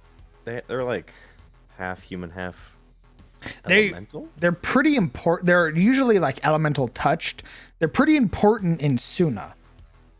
Me thinking about how a man stuck his penis inside a fire elemental and made a Well, usually Genasi. usually it's the elemental, like the barriers between the elemental planes are so thin that energy bleeds through, and it sort of like afflicts the people that are there. They're important because I sort of wrote them that way with Well, they're important in Suna, right? yeah, Pretty Burb's character. Yeah. Like, to be a Genasi in Suna is to be like elevated. So, like, you are treated better than like people that are people, like usually most people. You'll never So, see like, a Genasi be a slave. Is there like a hierarchy of Genasi? Like Air Genasi are the coolest and Earth Genasi are like the lowest. I haven't considered that. I just know that they're very highly respected. Hmm. Oh, I have another one for the possible Beastman for you. What's that? Furbolg. Furbolg. That sounds familiar. Oh, wait, those are the. Aren't those like the weird, not giant people? Yeah, they're like furries, but not furries. Oh, I was gonna turn the Furbolgs into what the fuck is that race from Wheel of Time? They're the they're like amazing crafters. They're like amazing like masons. Are they? I look at a Furbolg and I'm like, I always assumed they were kind of like giant related. Ogier. I wanted to make the Furbolgs the Ogier in my setting. You can cast attack magic and disguise self spells with this trait. Oh my god. You can seem up to 3 feet shorter or taller. Oh my god, they got upgraded disguise self. That's cool. As a bonus action, you can magically turn invisible until the start of your next turn, or until you attack. Make a damage roll before someone to make a saving throw. You can do this a number of times equal to your proficiency bonus. Metis, we put centaurs where they belong. They're categorized under Fae. Although most people, again, are going to look at a satyr and look at a centaur and be like, that's a fucking beastman. A Furbolg can live up to 500 years? What the fuck? Yeah, they're Oh old. yeah, the cousins of the giants. Okay. Yeah, I wanted to turn the Furbolgs into the Ogier. They're like if a if giant they- had a baby with a big deer. What if they were the old servants of giants? Smile like the dragon. That was the dwarves. That was the dwarves. Yeah, because the dwarves stole the rune magic from the giants when they rebelled. That's where they get their names from. Thormir, Surtmir, and Ilmir. Maybe the Furbolg were like the chosen of the dwarfs, elevated by the giants, and definitely not Odin, who I know you definitely don't want to put in the game somehow. Okay, I gotta go. Bye. Bye. Goodbye. Aetherborn? What the fuck is an Aetherborn? Oh, Is that more spellbinder? What the fuck? What did I just say? Spelljammer? Spelljammer. Aether? Maybe. Is there a race that's like related to genies? Yes. I sort of do that with Genasi. Oh, okay. Yeah, because usually genies are tied to elements. Yeah. Like I have a demigod or like a patron character that is a genie. Let's see if I can't pull him up. He's known as a lesser idol, and he is known as Ahif, the Zephyr of Change.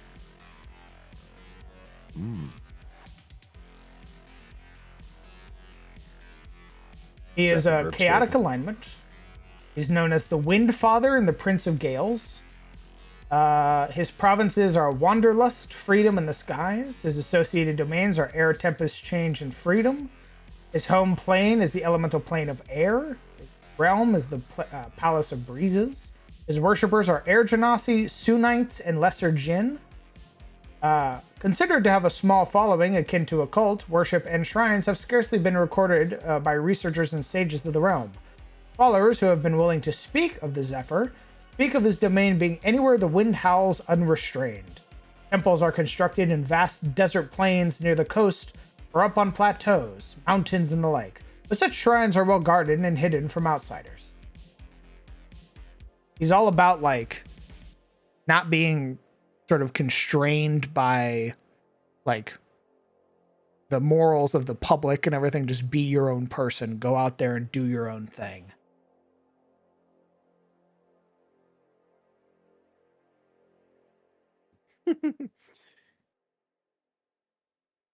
Very well. I become a slaver because I'm a fire giant. Be yourself, whips. Slaves. I just feel so at home in my job. Thanks, patron. Gives you a thumbs up.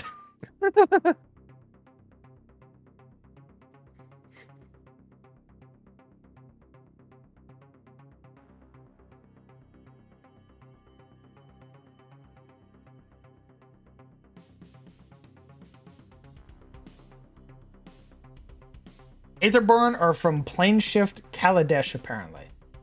Yeah, they're like ghost smoke people with sort of with short lifespans that want to experience everything. That sounds like the traders in World of Warcraft. The like void people. They're not tangible beings. They're made of energy, but they sort of wrap themselves in cloth to give themselves a physical form.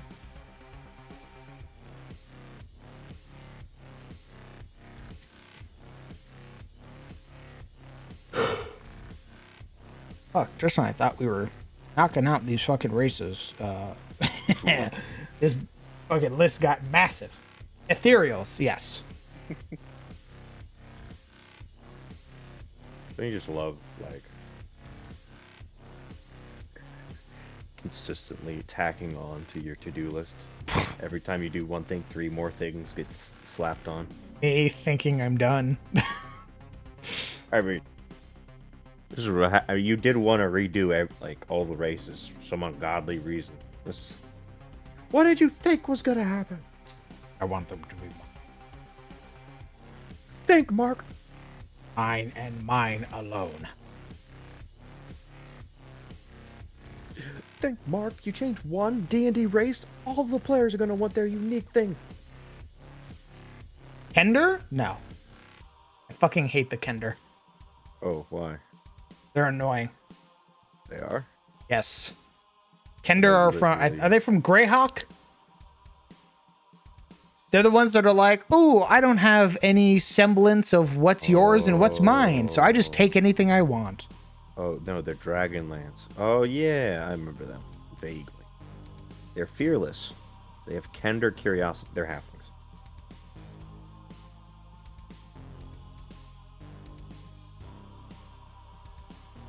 Oh, yep. See? It's working. They have taunt. You have an extraordinary ability to fluster creatures. Bro, it's in the lore that they're annoying. God damn. Look at that. It's working.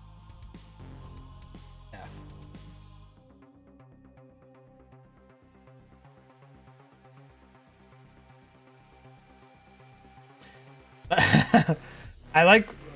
Let's get through some of the book races first before we start making custom ones.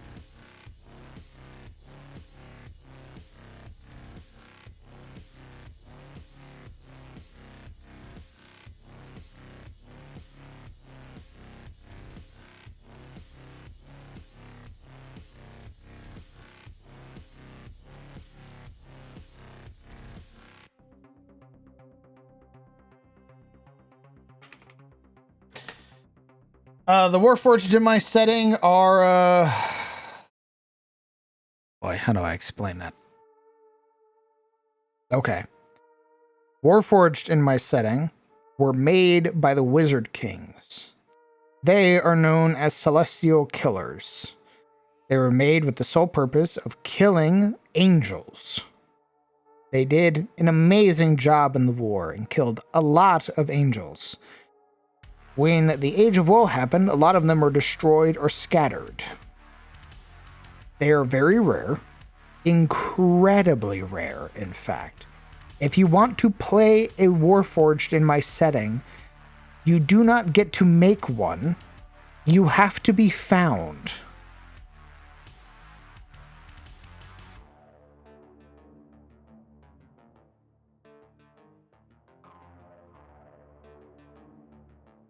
If you would like to play a Warforged, you have to be found and basically brought back type deal, like turned on.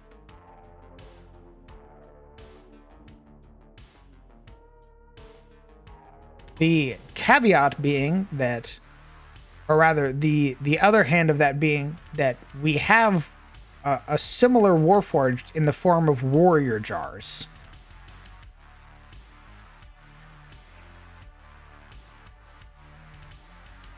I do have the goal of playing a Warforged one of these days.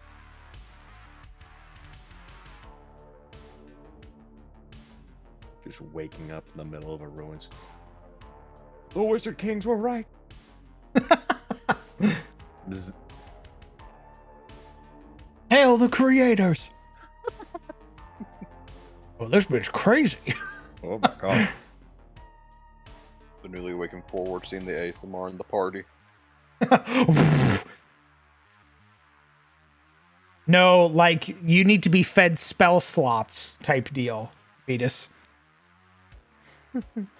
The moment someone does concordance, you're in for a world of trouble. PTSD kicks in. I gotta get out of here. Sentinel looked at the Warforged in the party. Fuck is that? We found it. Hello. I crave the death of the Celestial. Death to the Eranar. The Celestial gods will detective. fall. Everybody slowly turning to look at the robot. What the fuck did you just say? And Hera was ready to throw in a pitch for a dwarf half-giant connected Warforged. Nope. They have been referenced before in my setting. I like their lore, but I make them pretty much impossible because they have a lot of crazy shit about them. No Gith, not playable at least.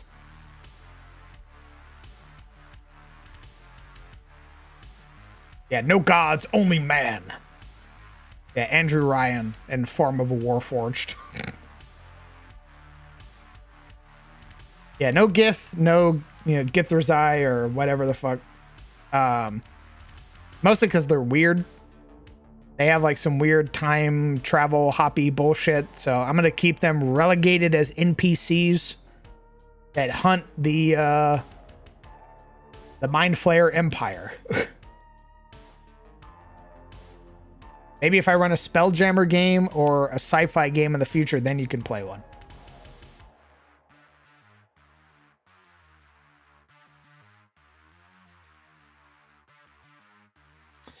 Does your setting have an ancient civilization that had their souls harvested that may have entered to the material? Nothing comes to mind. Would Warforged get the same kind of thing as debuff against a Wizard King? I'm gonna let you know, Danster. Everybody has a debuff against the Wizard Kings. But yeah, usually. Very powerful wizards can control you type deal. It wouldn't just be the Wizard Kings. It would be like you battle against an Archmage, and that Archmage has advantage against you. You're sort of forced to submit to very powerful arcane beings.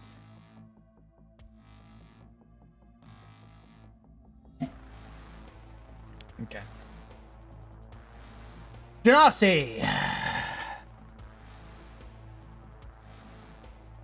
Probably gonna use their Mordenkainen version.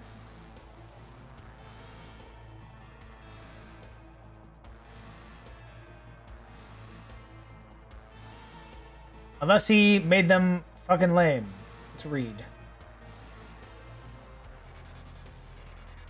Oh no, yeah, Genasi are just connected to the genies. They're just straight up connected now.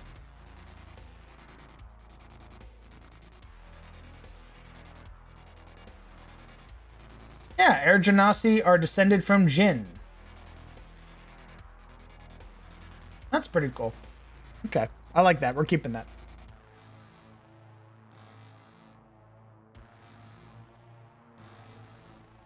Steal from Brett, give us Racklings. We're gonna make bear people, don't worry. He'll have Racklings, I'll have bear people.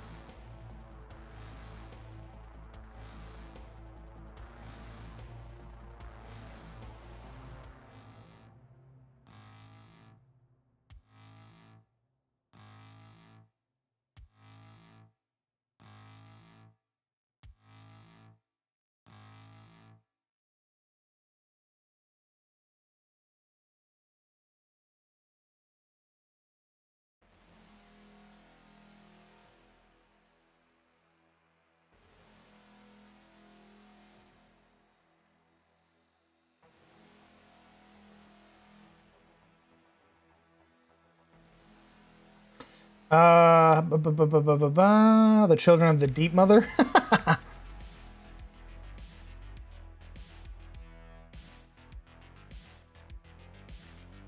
Kraken style humanoid? Maybe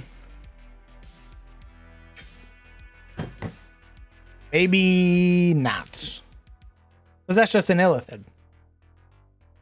Can anybody hear? Oh, I wasn't talking, brother. I was just typing. I was in my own thoughts for a moment, trying to write up some lore.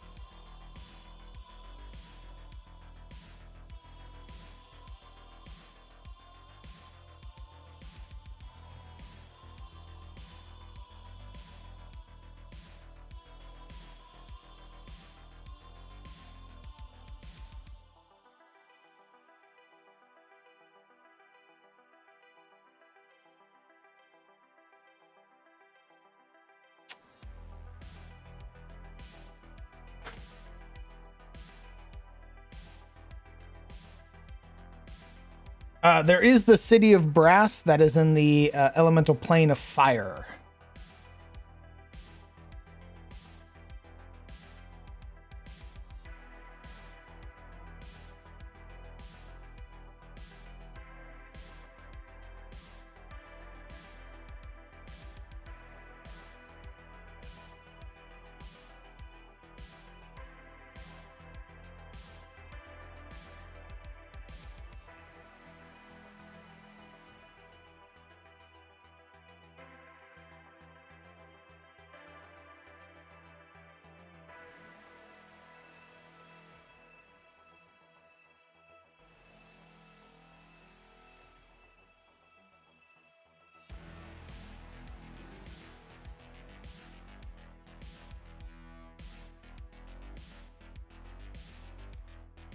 Untouched lands.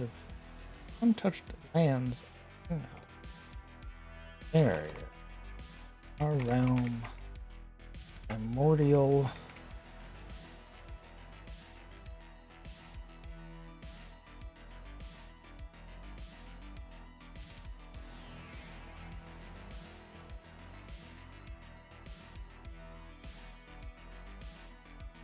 The sun-touched lands of Suna, the barrier between our realm and the primordial plains, are thinnest.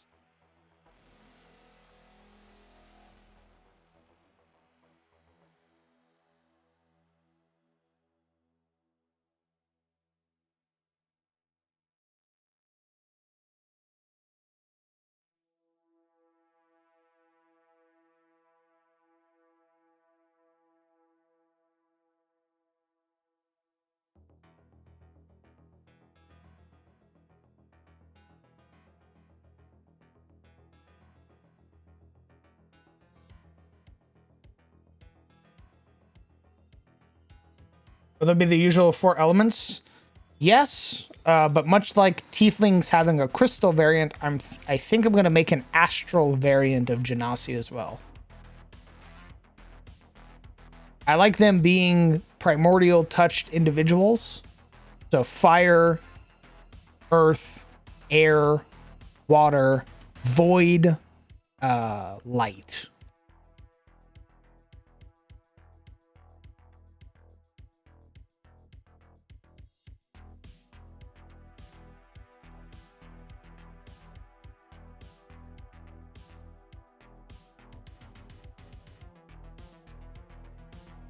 The sun-touched lands of Suna, the barrier between our realm and the primordial plains, are thinnest, allowing the elements to use those who call the land.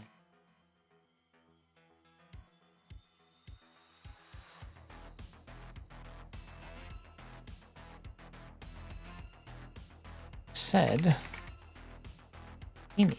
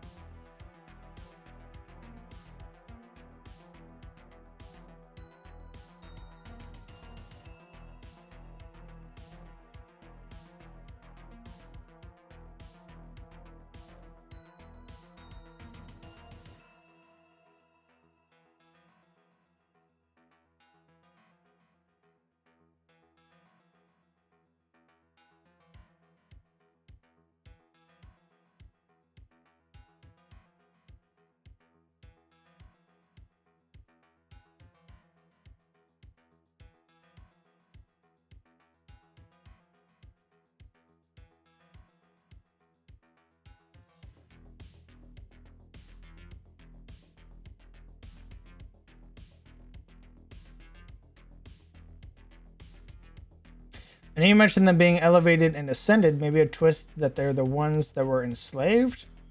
Make them be commodities because of their fame to be.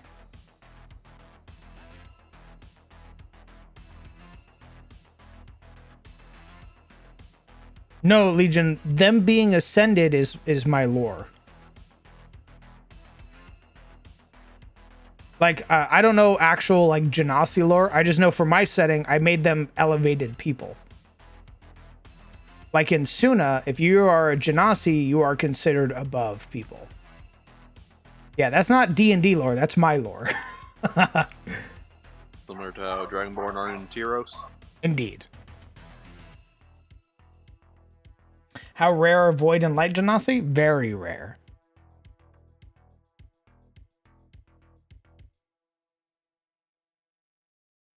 You could also do mix between types. Oh, that gets super fucky. I would like that idea. I've always been a fan of of elemental runes in RuneScape, where you could have like lava runes that counted as earth and fire. But I think if we tried to do that shit for races, we would get bogged down in subclasses or sub races way too hard.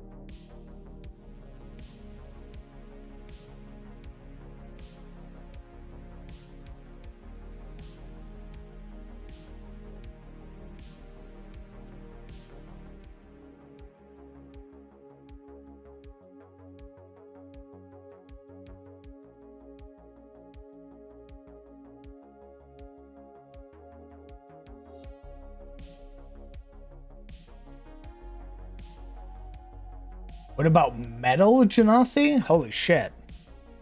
I don't think there's like a metal genie.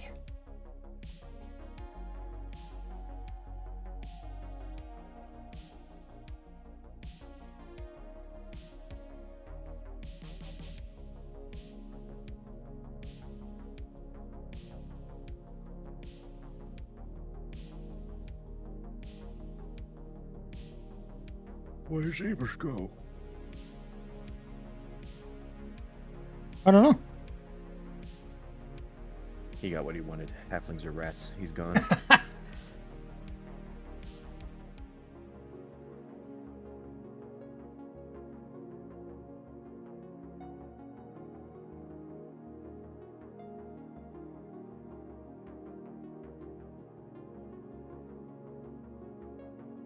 I sort of like this right up.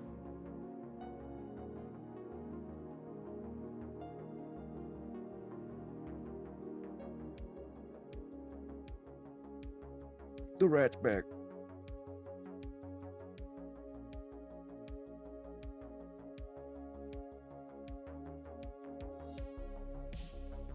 Jesus, why the fuck am I yawning so much? Old. Huh? Say cold? Huh? No, I said old. Old, yes.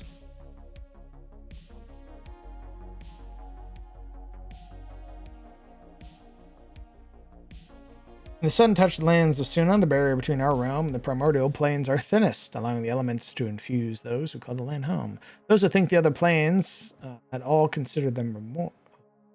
Those who think of other planes at all consider them remote, distant realms. The planar influence can be felt throughout the world. Sometimes manifests in beings who, through an accident of birth, carry the power of the planes in their blood. Though the Genasi are one such people, the offspring of genies and mortals.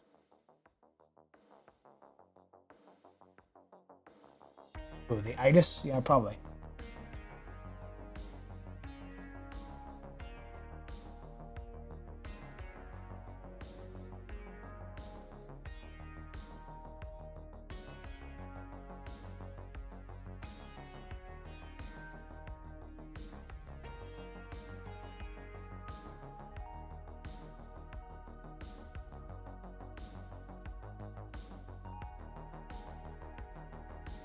So is the creation of the Genasi a good vibe or a bad vibe? What do you mean?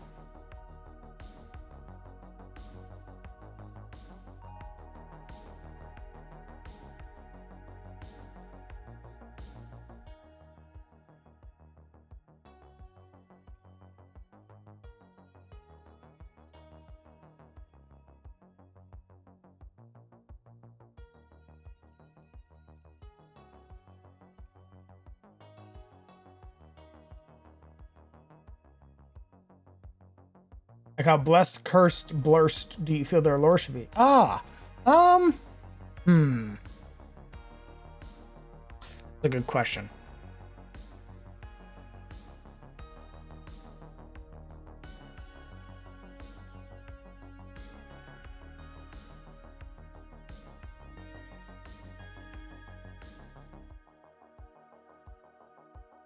I think that there are genies who probably do it maliciously to get servants. But I do think that there are people who would go out of their way to try and receive a genie's blessing.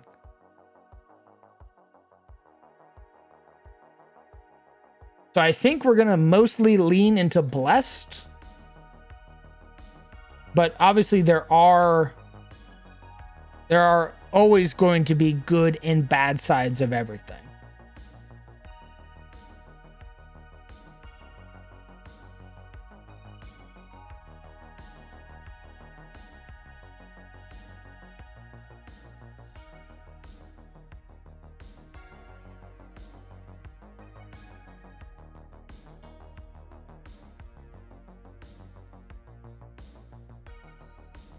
Yeah, so the way the lore reads, the elemental planes are often inhospitable to natives in the material plane, crushing earth-searing flames, boundless skies, and endless seas, making visiting these places dangerous for even a short time.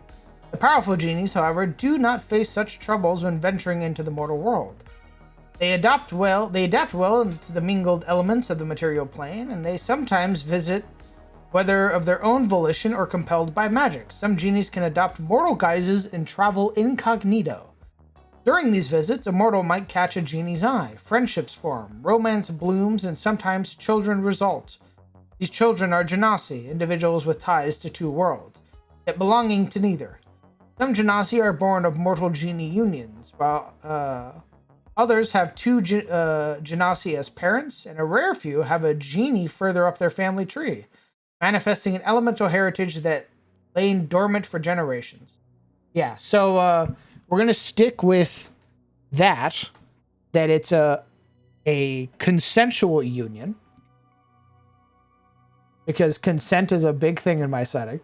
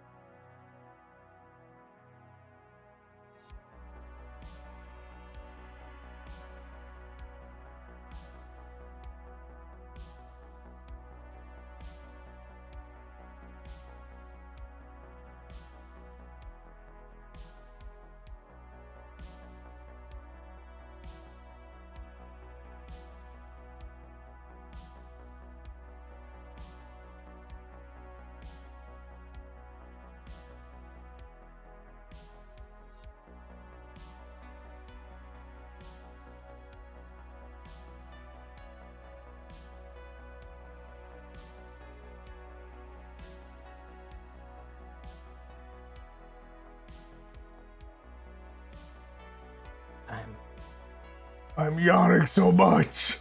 In the sun-touched lands of Suna, the barrier between our realm and the primordial planes are thinnest, allowing the elements to infuse those who call the land home. Those who think of other planes at all consider them remote, distant realms, but planar influence can be felt throughout the realm. It sometimes manifests in beings who, through an accident of birth, carry the power of the planes in their blood. The Genasi are one such people, the offspring of genies and mortals. Considered heirs to the elemental power, the Genasi are a well-respected people in Suna, often elevated above the rank and file of even the Facet families.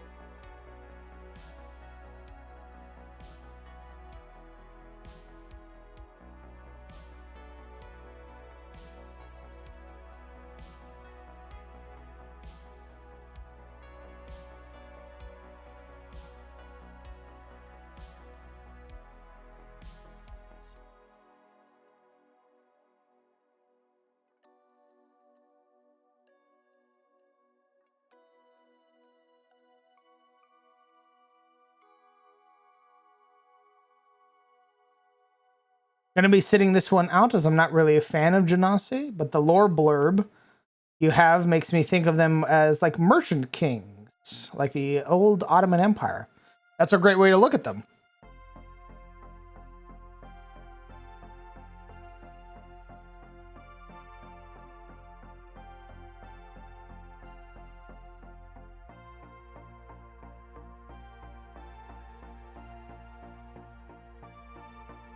Well, maybe we can make them. I like that idea. Make them merchant kings.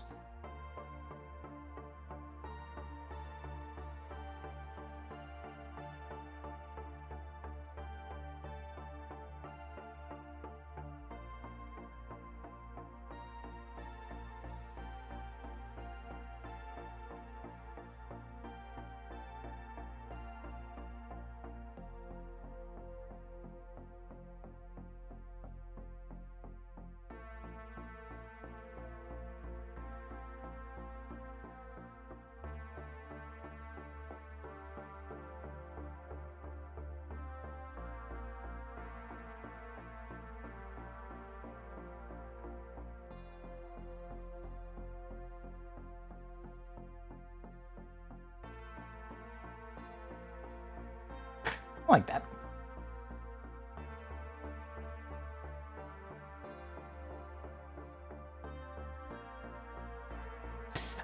Yes, Metis. Suna is super big into slave trade. Correct. You would not be far off. Ladavian, thank you very much for the 19 months. Jesus. Thanks for sticking around for so goddamn long. Cheers to you, brother. Let me read off some blurbs for you.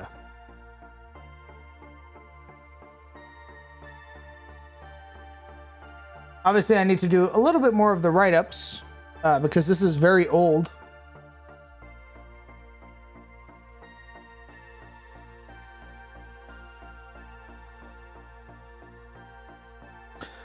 Suna, once a beautiful, verdant landscape in the years of old, it was destroyed and desecrated with the destruction of the Dread Shrine. Ripped from the shrine with immense arcane force, Suna is now a mostly blackened wasteland that saw horrific battles take place.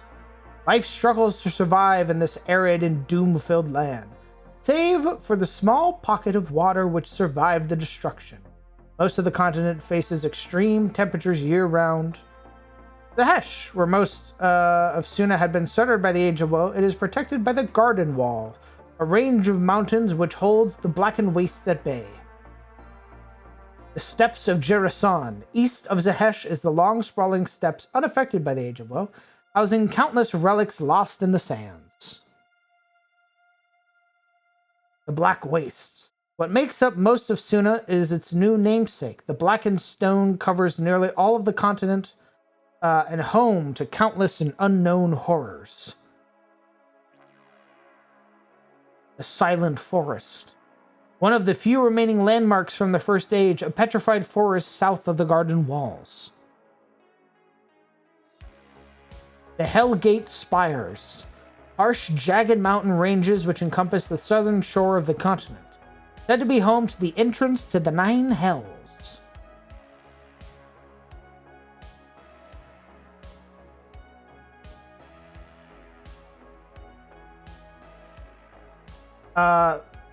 Also known as the Sunfall Dominion, Zahesh is the largest trading partner in the world, supplying both continents with a plethora of goods. They refuse to align themselves with any specific side, preferring their neutral stance in the world. Though they are relatively new, they hold immense amounts of wealth and influence. They are ruled by a trade prince.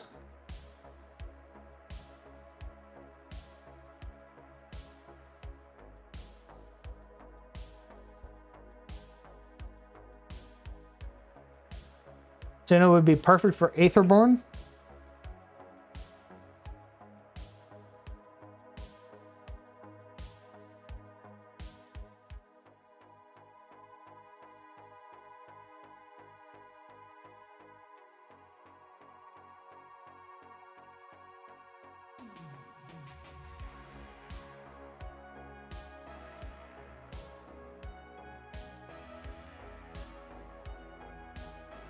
Nobody knows what the Trade Prince is, Legion.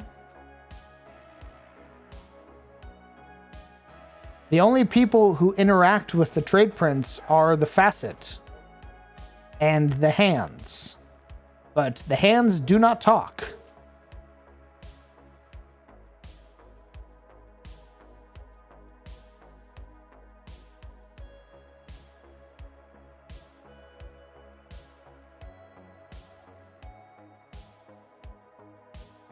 I'm getting Merchant King vibes, and for some reason, stuff like the Hanging Gardens of Babylon come to mind for some reason.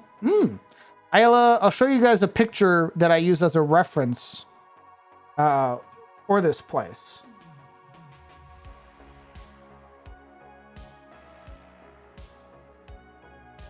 This is often the image I use when I reference Suna. Or Zahesh.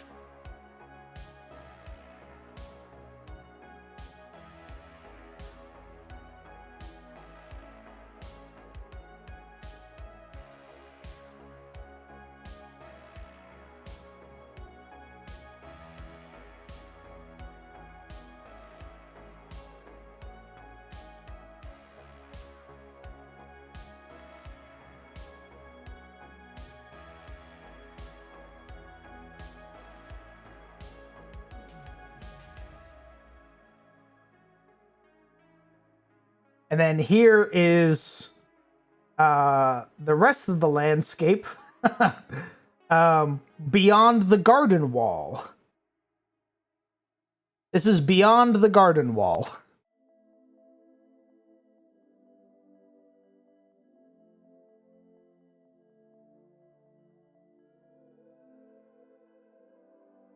I'm sure it's safe. So when you go beyond the wall, which is a massive mountain range, and you go out into the rest of Suna, this is what it looks like.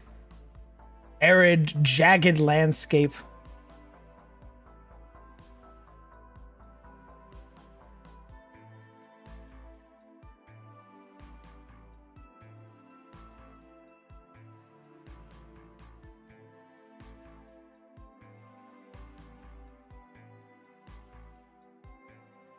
It's a gorgeous spread. Also, hello from the doctor's office.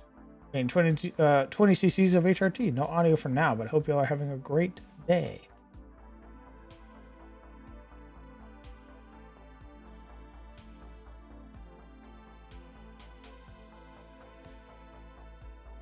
So, Skull Throne. This is what's going to happen, Smile. You are going to go to Zahesh, and you are going to make you're gonna make water. You're gonna say, I'm gonna create water. And what immediately happens is you finish that spell, and a bunch of the slaves see you do that. They then turn and they tell a member of the hand. What happens then is that you get black bagged and you disappear.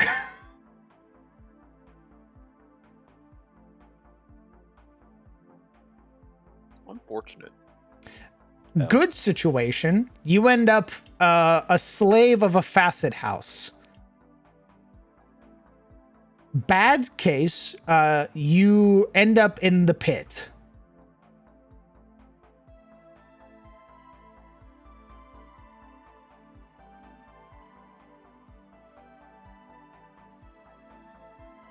I got a pirate. Yeah, they don't like people coming in and just because they already do that, right? They have like well springs that create their beautiful crystal water, and they have wizards and all the like that can make water. They don't like it when outsiders come in and do that.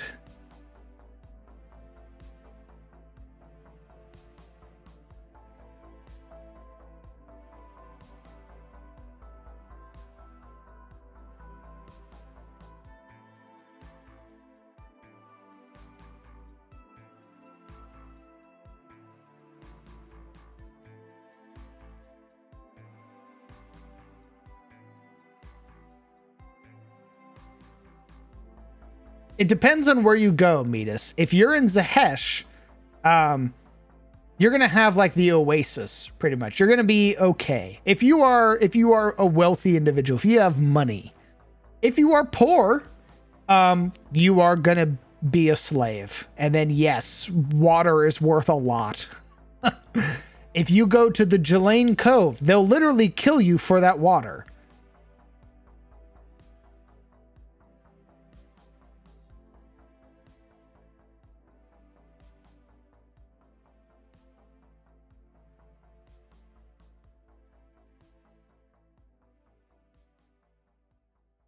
Oh, yeah, that's really good, Hale.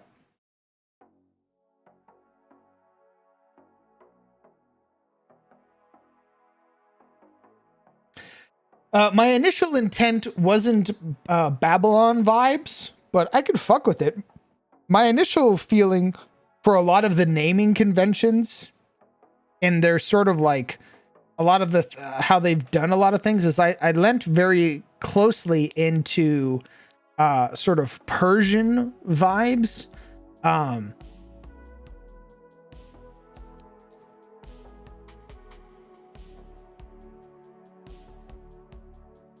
Yeah, Persian vibes, and there was also a lot of like early influence of like sort of broader Middle Eastern strokes.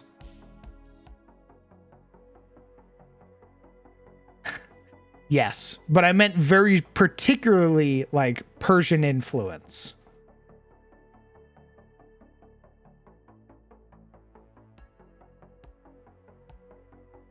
The whole idea of like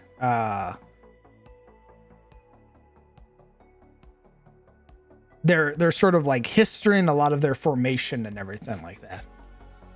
But I've sort of broadened a lot of things, so I don't mind using a lot of like a sort of like Babylon as like an influence.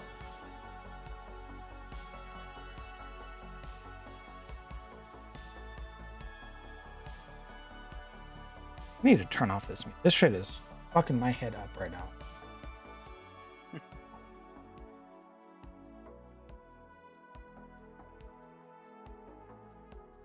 I just need like one good song that I can just loop.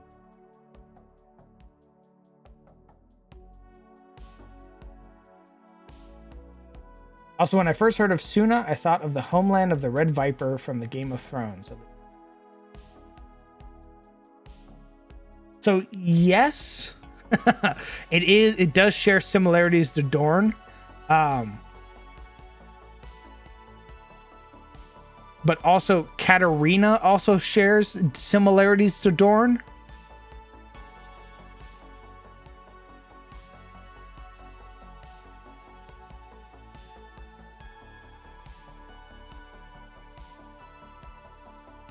Constantinople.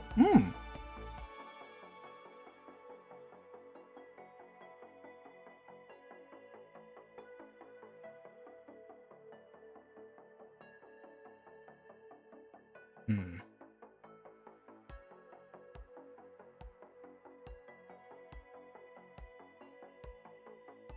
Known to most as incredibly ambitious and confident in their abilities, making them most often powerful merchant lords.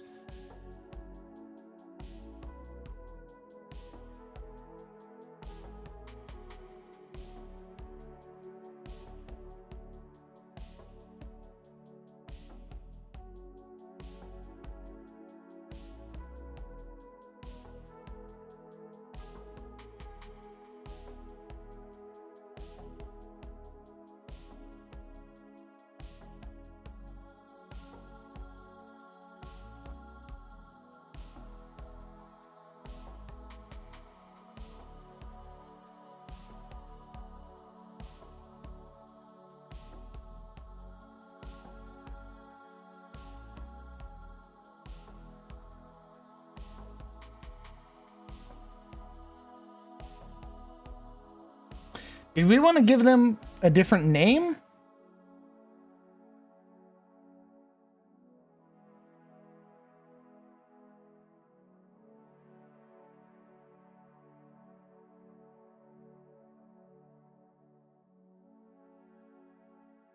What do you mean? The Genasi? Yeah. Do we like the name Genasi? Do we want to give them a new name? Do we want to give the different types of Genasi different names? So instead of Air Genasi, you're something. I think you should keep the Genasi name so people know what they're getting into. That's kind of the advantage of D&D, is that if it's a Genasi, people know, okay, this is a Genasi. They're familiar with the kind of thing that they should be playing with. Unless you're going to really change them up, like basically not even Genasi anymore. Nah, I want to keep. I really do like a lot of the Genasi abilities. So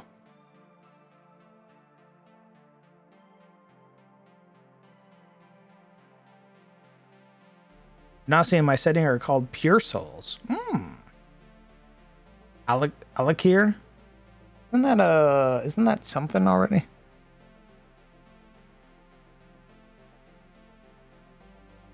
Guys, I'm gonna be honest. I think I'm spent. Fair enough. I'm like sitting here trying to work on this, and I think I'm just spent. I think I wasted all my creative energy today. What do you mean wasted? You made some good stuff.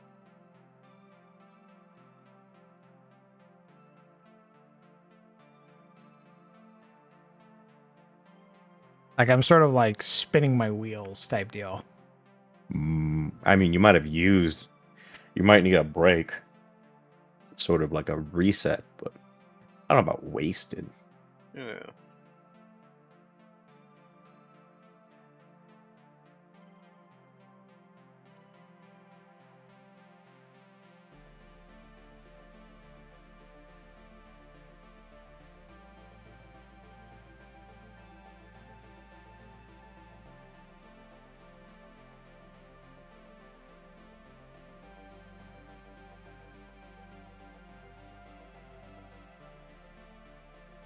Playing the track, it needs more hype. Maybe a different race.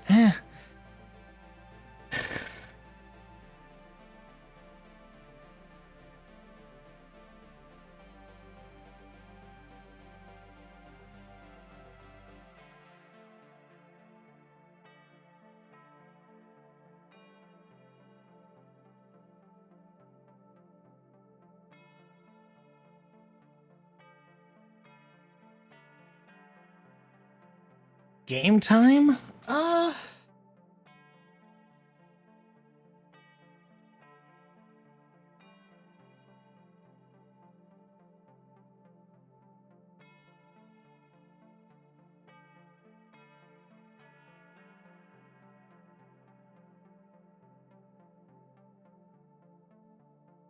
Yeah, I think I'm gonna call it here tonight. I think I'm gonna go recharge. I think I'll try to work on some stuff later on after I take my break and just sort of veg out. Sounds like a plan. Yeah, because I don't want to work on this when I'm not feeling into it. Like Goblins, I was all for, and I was super down to do that. But like, once we finished Goblins and sort of like came up with the idea for Halflings, once it came to Genasi, I just sort of felt me lose all steam. Get it, Steam, because they're Genasi. Smile. Shut up. I mean, to be fair, I feel like Genasi and Tyros at least are a tertiary race. Like, they mostly seem to be important in Zahesh. Very much so. Whereas Goblins, right, and what halfling? I guess halflings are like directly involved with Tyros, which is kind of where everything's happening. Very true. Maybe we'll pin them for the end. Like, once I finish things that are more commonly found in Tyros, maybe I'll work on Genasi. Nodders. A little icon next. It's like Leonin, they're prominent. There's a Leonin High Lord, for example. I've already referenced Kenku. They interact with Night Maidens. So maybe that's it. Maybe I just do need a break and then come back at this with a different mindset. Work on Tyros races first. Nodders.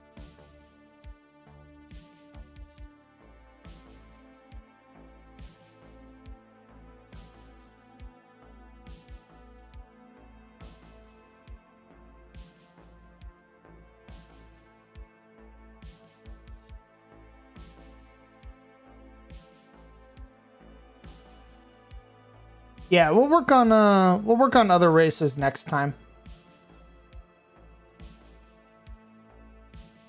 Loads of people have tried and no one gets it right. Yeah, that definitely, I definitely got a little bit of that vibe because I do like the Genasi, but also I want to give them a little bit of a facelift. So, is there like some big fuck off lore PDF I can read about the setting somewhere? Are you talking about Adis, brother? My hope is to eventually fill out the Kanka, so that way you guys can see it and read it. That's where that's gonna go. Otherwise, it's all up here. I tap my forehead, and in my Discord, my personal Discord. Yeah, I don't have anything public written about Suna. It's all in my private Discord. I'll try and fill out the Kanka some more. I need to post the rest of these races anyway. So. Yeah. We'll do that. I'm going to call the stream for now. Go take a break. Hang out. Veg out. And then come back at this with some different energy. Yeah.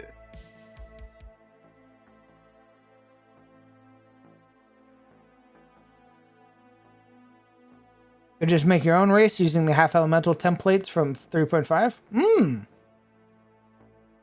You should post that, Sinjo. I'd like to take a look at it. I want to help with the burnout. I appreciate it, Metis. Just show up next time. Show up next time we stream. We'll put Genasi to the side for now, as like a sort of finish last type deal. We'll work on the Fae, because the Fae are a pretty big part of Tyros. And start working on some of the Beastmen races. I think that'll be fun. Why don't you guys go ahead and say goodbye, chat? Goodbye, chat. Or who? Who's this chat guy? I don't see him in Discord. Why is he everywhere? Oh, every time you're in this hall, you always talk about this chat guy. Who is he? All right, goodbye, chat. I'll be right. All right, guys. Thank you guys very much for all your support. For any new chatters or new folks, hello, welcome. I'm the Crown DM. What you just saw was World Building Wednesday. It is a day dedicated to the building of Atis, which is my homebrew setting. Our general streams usually take place every Monday and Tuesday. However, given that my Monday is currently occupied, more than likely you're going to be seeing a lot of these streams every Tuesday and Wednesday or Tuesday and Thursday.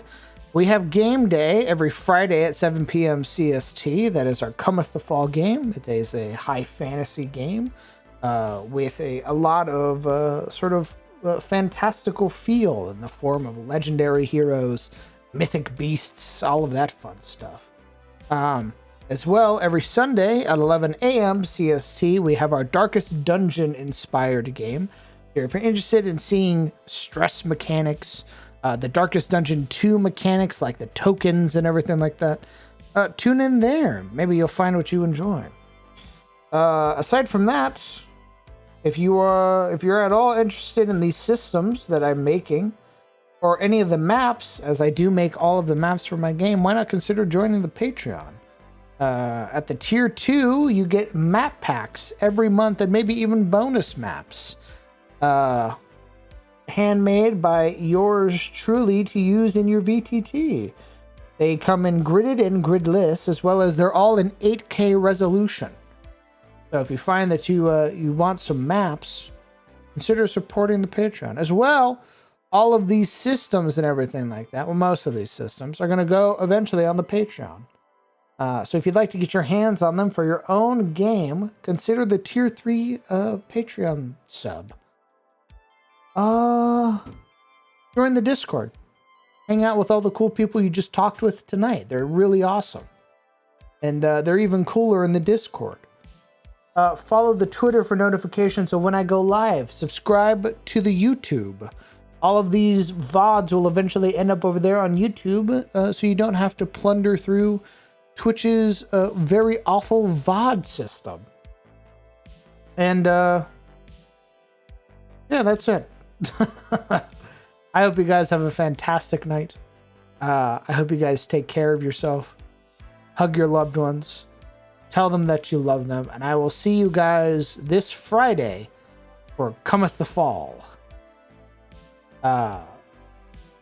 Good night, chat.